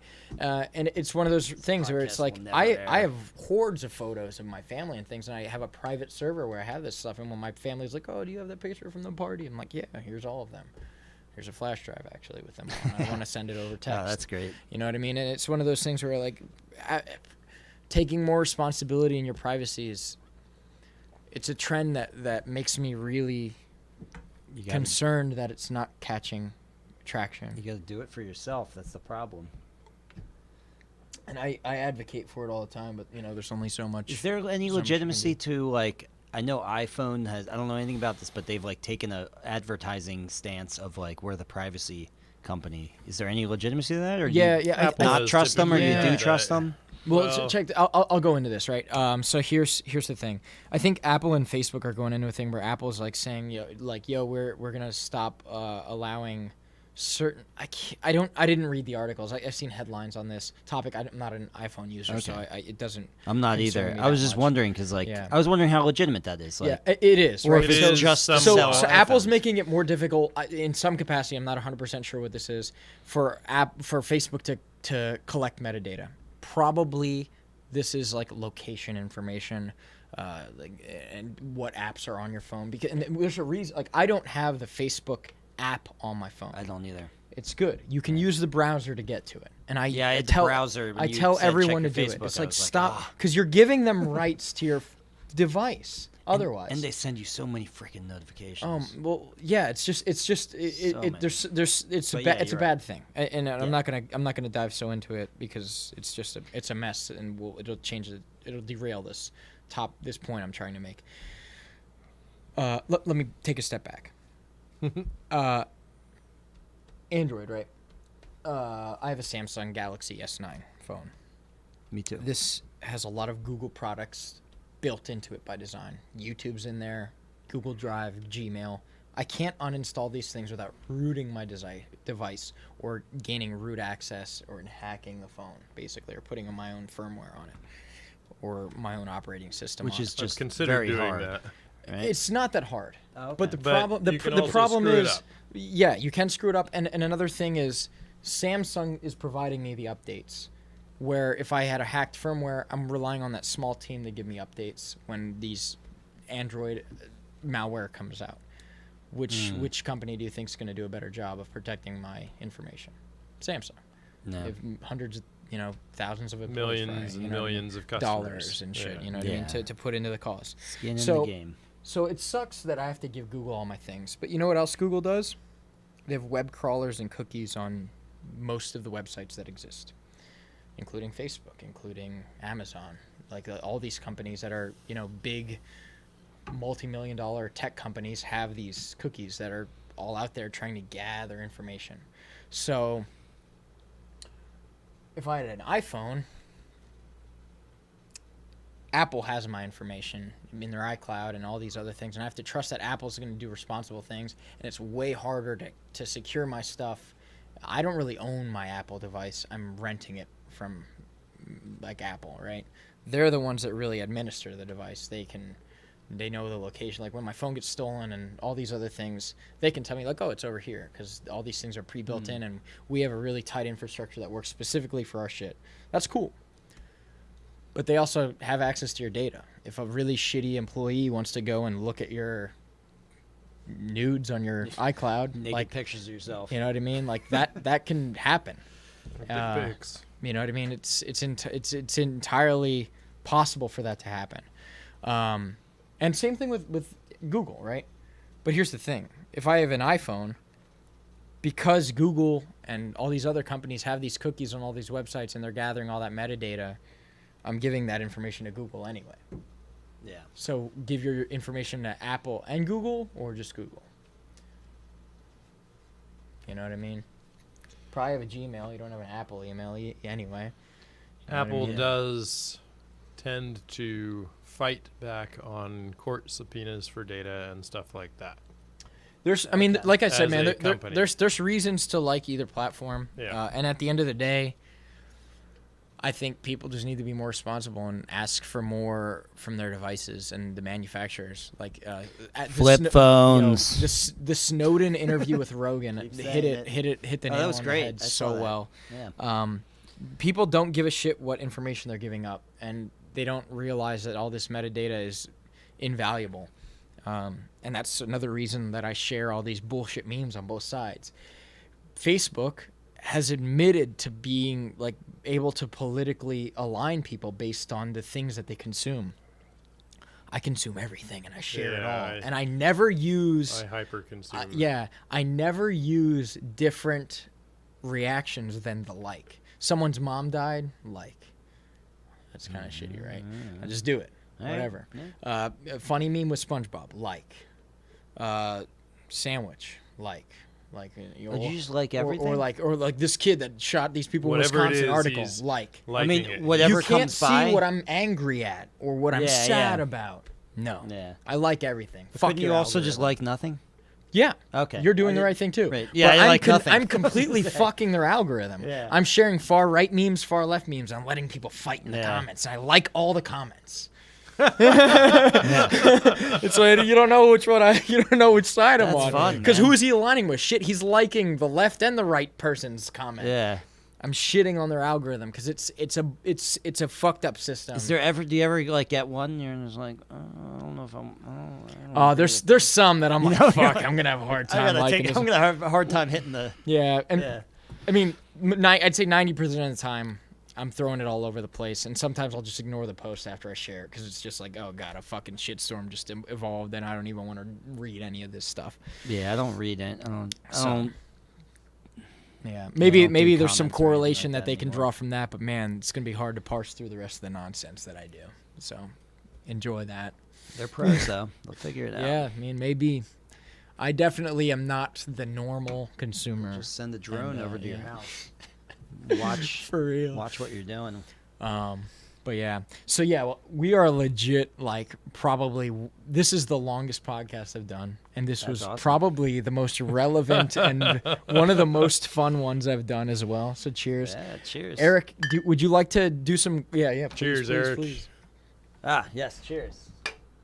Let's do some closing sentiments here. Are there any shout outs you want to give? Do you want to tell people where they can find your information, where they can sign up for your online course, or come here and actually stay and learn how to build a Shout guitar? out is going to be for the flip phone.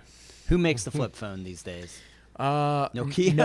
Nokia Well, Nokia makes smartphones for Microsoft, like the Windows phones. The Nokia does that, but I'm pretty sure they also make the bricks still. Okay. And I swear by the, bricks. bricky- the I have brickier the better. I have a drug dealer phone that's a brick phone in case I burner? need it. Drug Yeah, burner. There you go. Yeah. I don't have a flip phone, but I want one. I'm plugging the Nokia. But yeah, you can. We've kind of already talked about it. You can find me on ericschaeferguitars.com, my website, Links in the bio. or Description. my YouTube channel, which is just Eric Schaefer. So pretty simple like that. I am on Facebook and Instagram, but don't find me there. I won't respond. He has bots that respond that point you I to know. the other things. Yeah. The aforementioned Point locations. people to the other places. But I mean, you do see like pictures and fun stuff, but it's not even that fun. So he posts occasionally on those platforms. All right. Yeah. Gideon, any closing sentiments? Nah, it's just been good. Yeah, It getting has to been hang good. and chat with you guys. Yeah, it's Yeah, been a this was while. great. It's been a Yeah. while, man. This was a really good time. Man, we went deep. We went so deep. It was good. Covered so you know, many I'll topics. say this before we end, right? I've been asking. I'm not going to be specific about who, but I've been asking some people who might be good conversationalists for this topic, who work in the industries that are involved with this, that are like, I don't want to touch on it. So I'm glad I've gotten a chance to, like, maybe we're not industry experts. Like, no one cares about the Luthier's perspective on the Right. coronavirus. Right. No, but, that's good. But we got Yeah. to touch on it with informed discussion. It was an open forum, and we got different perspectives. And Sure. at the end of the day, take care of your friends and family. I Man, think that and- is the most important thing. Then care about your government. Then care about your community. Then care about your government. All right. All right. Beautiful. Cheers. All right. Cheers indeed. Let's do one more. Boom. Kablam. Kapow. And I'm going to cut it. Yeah, how do we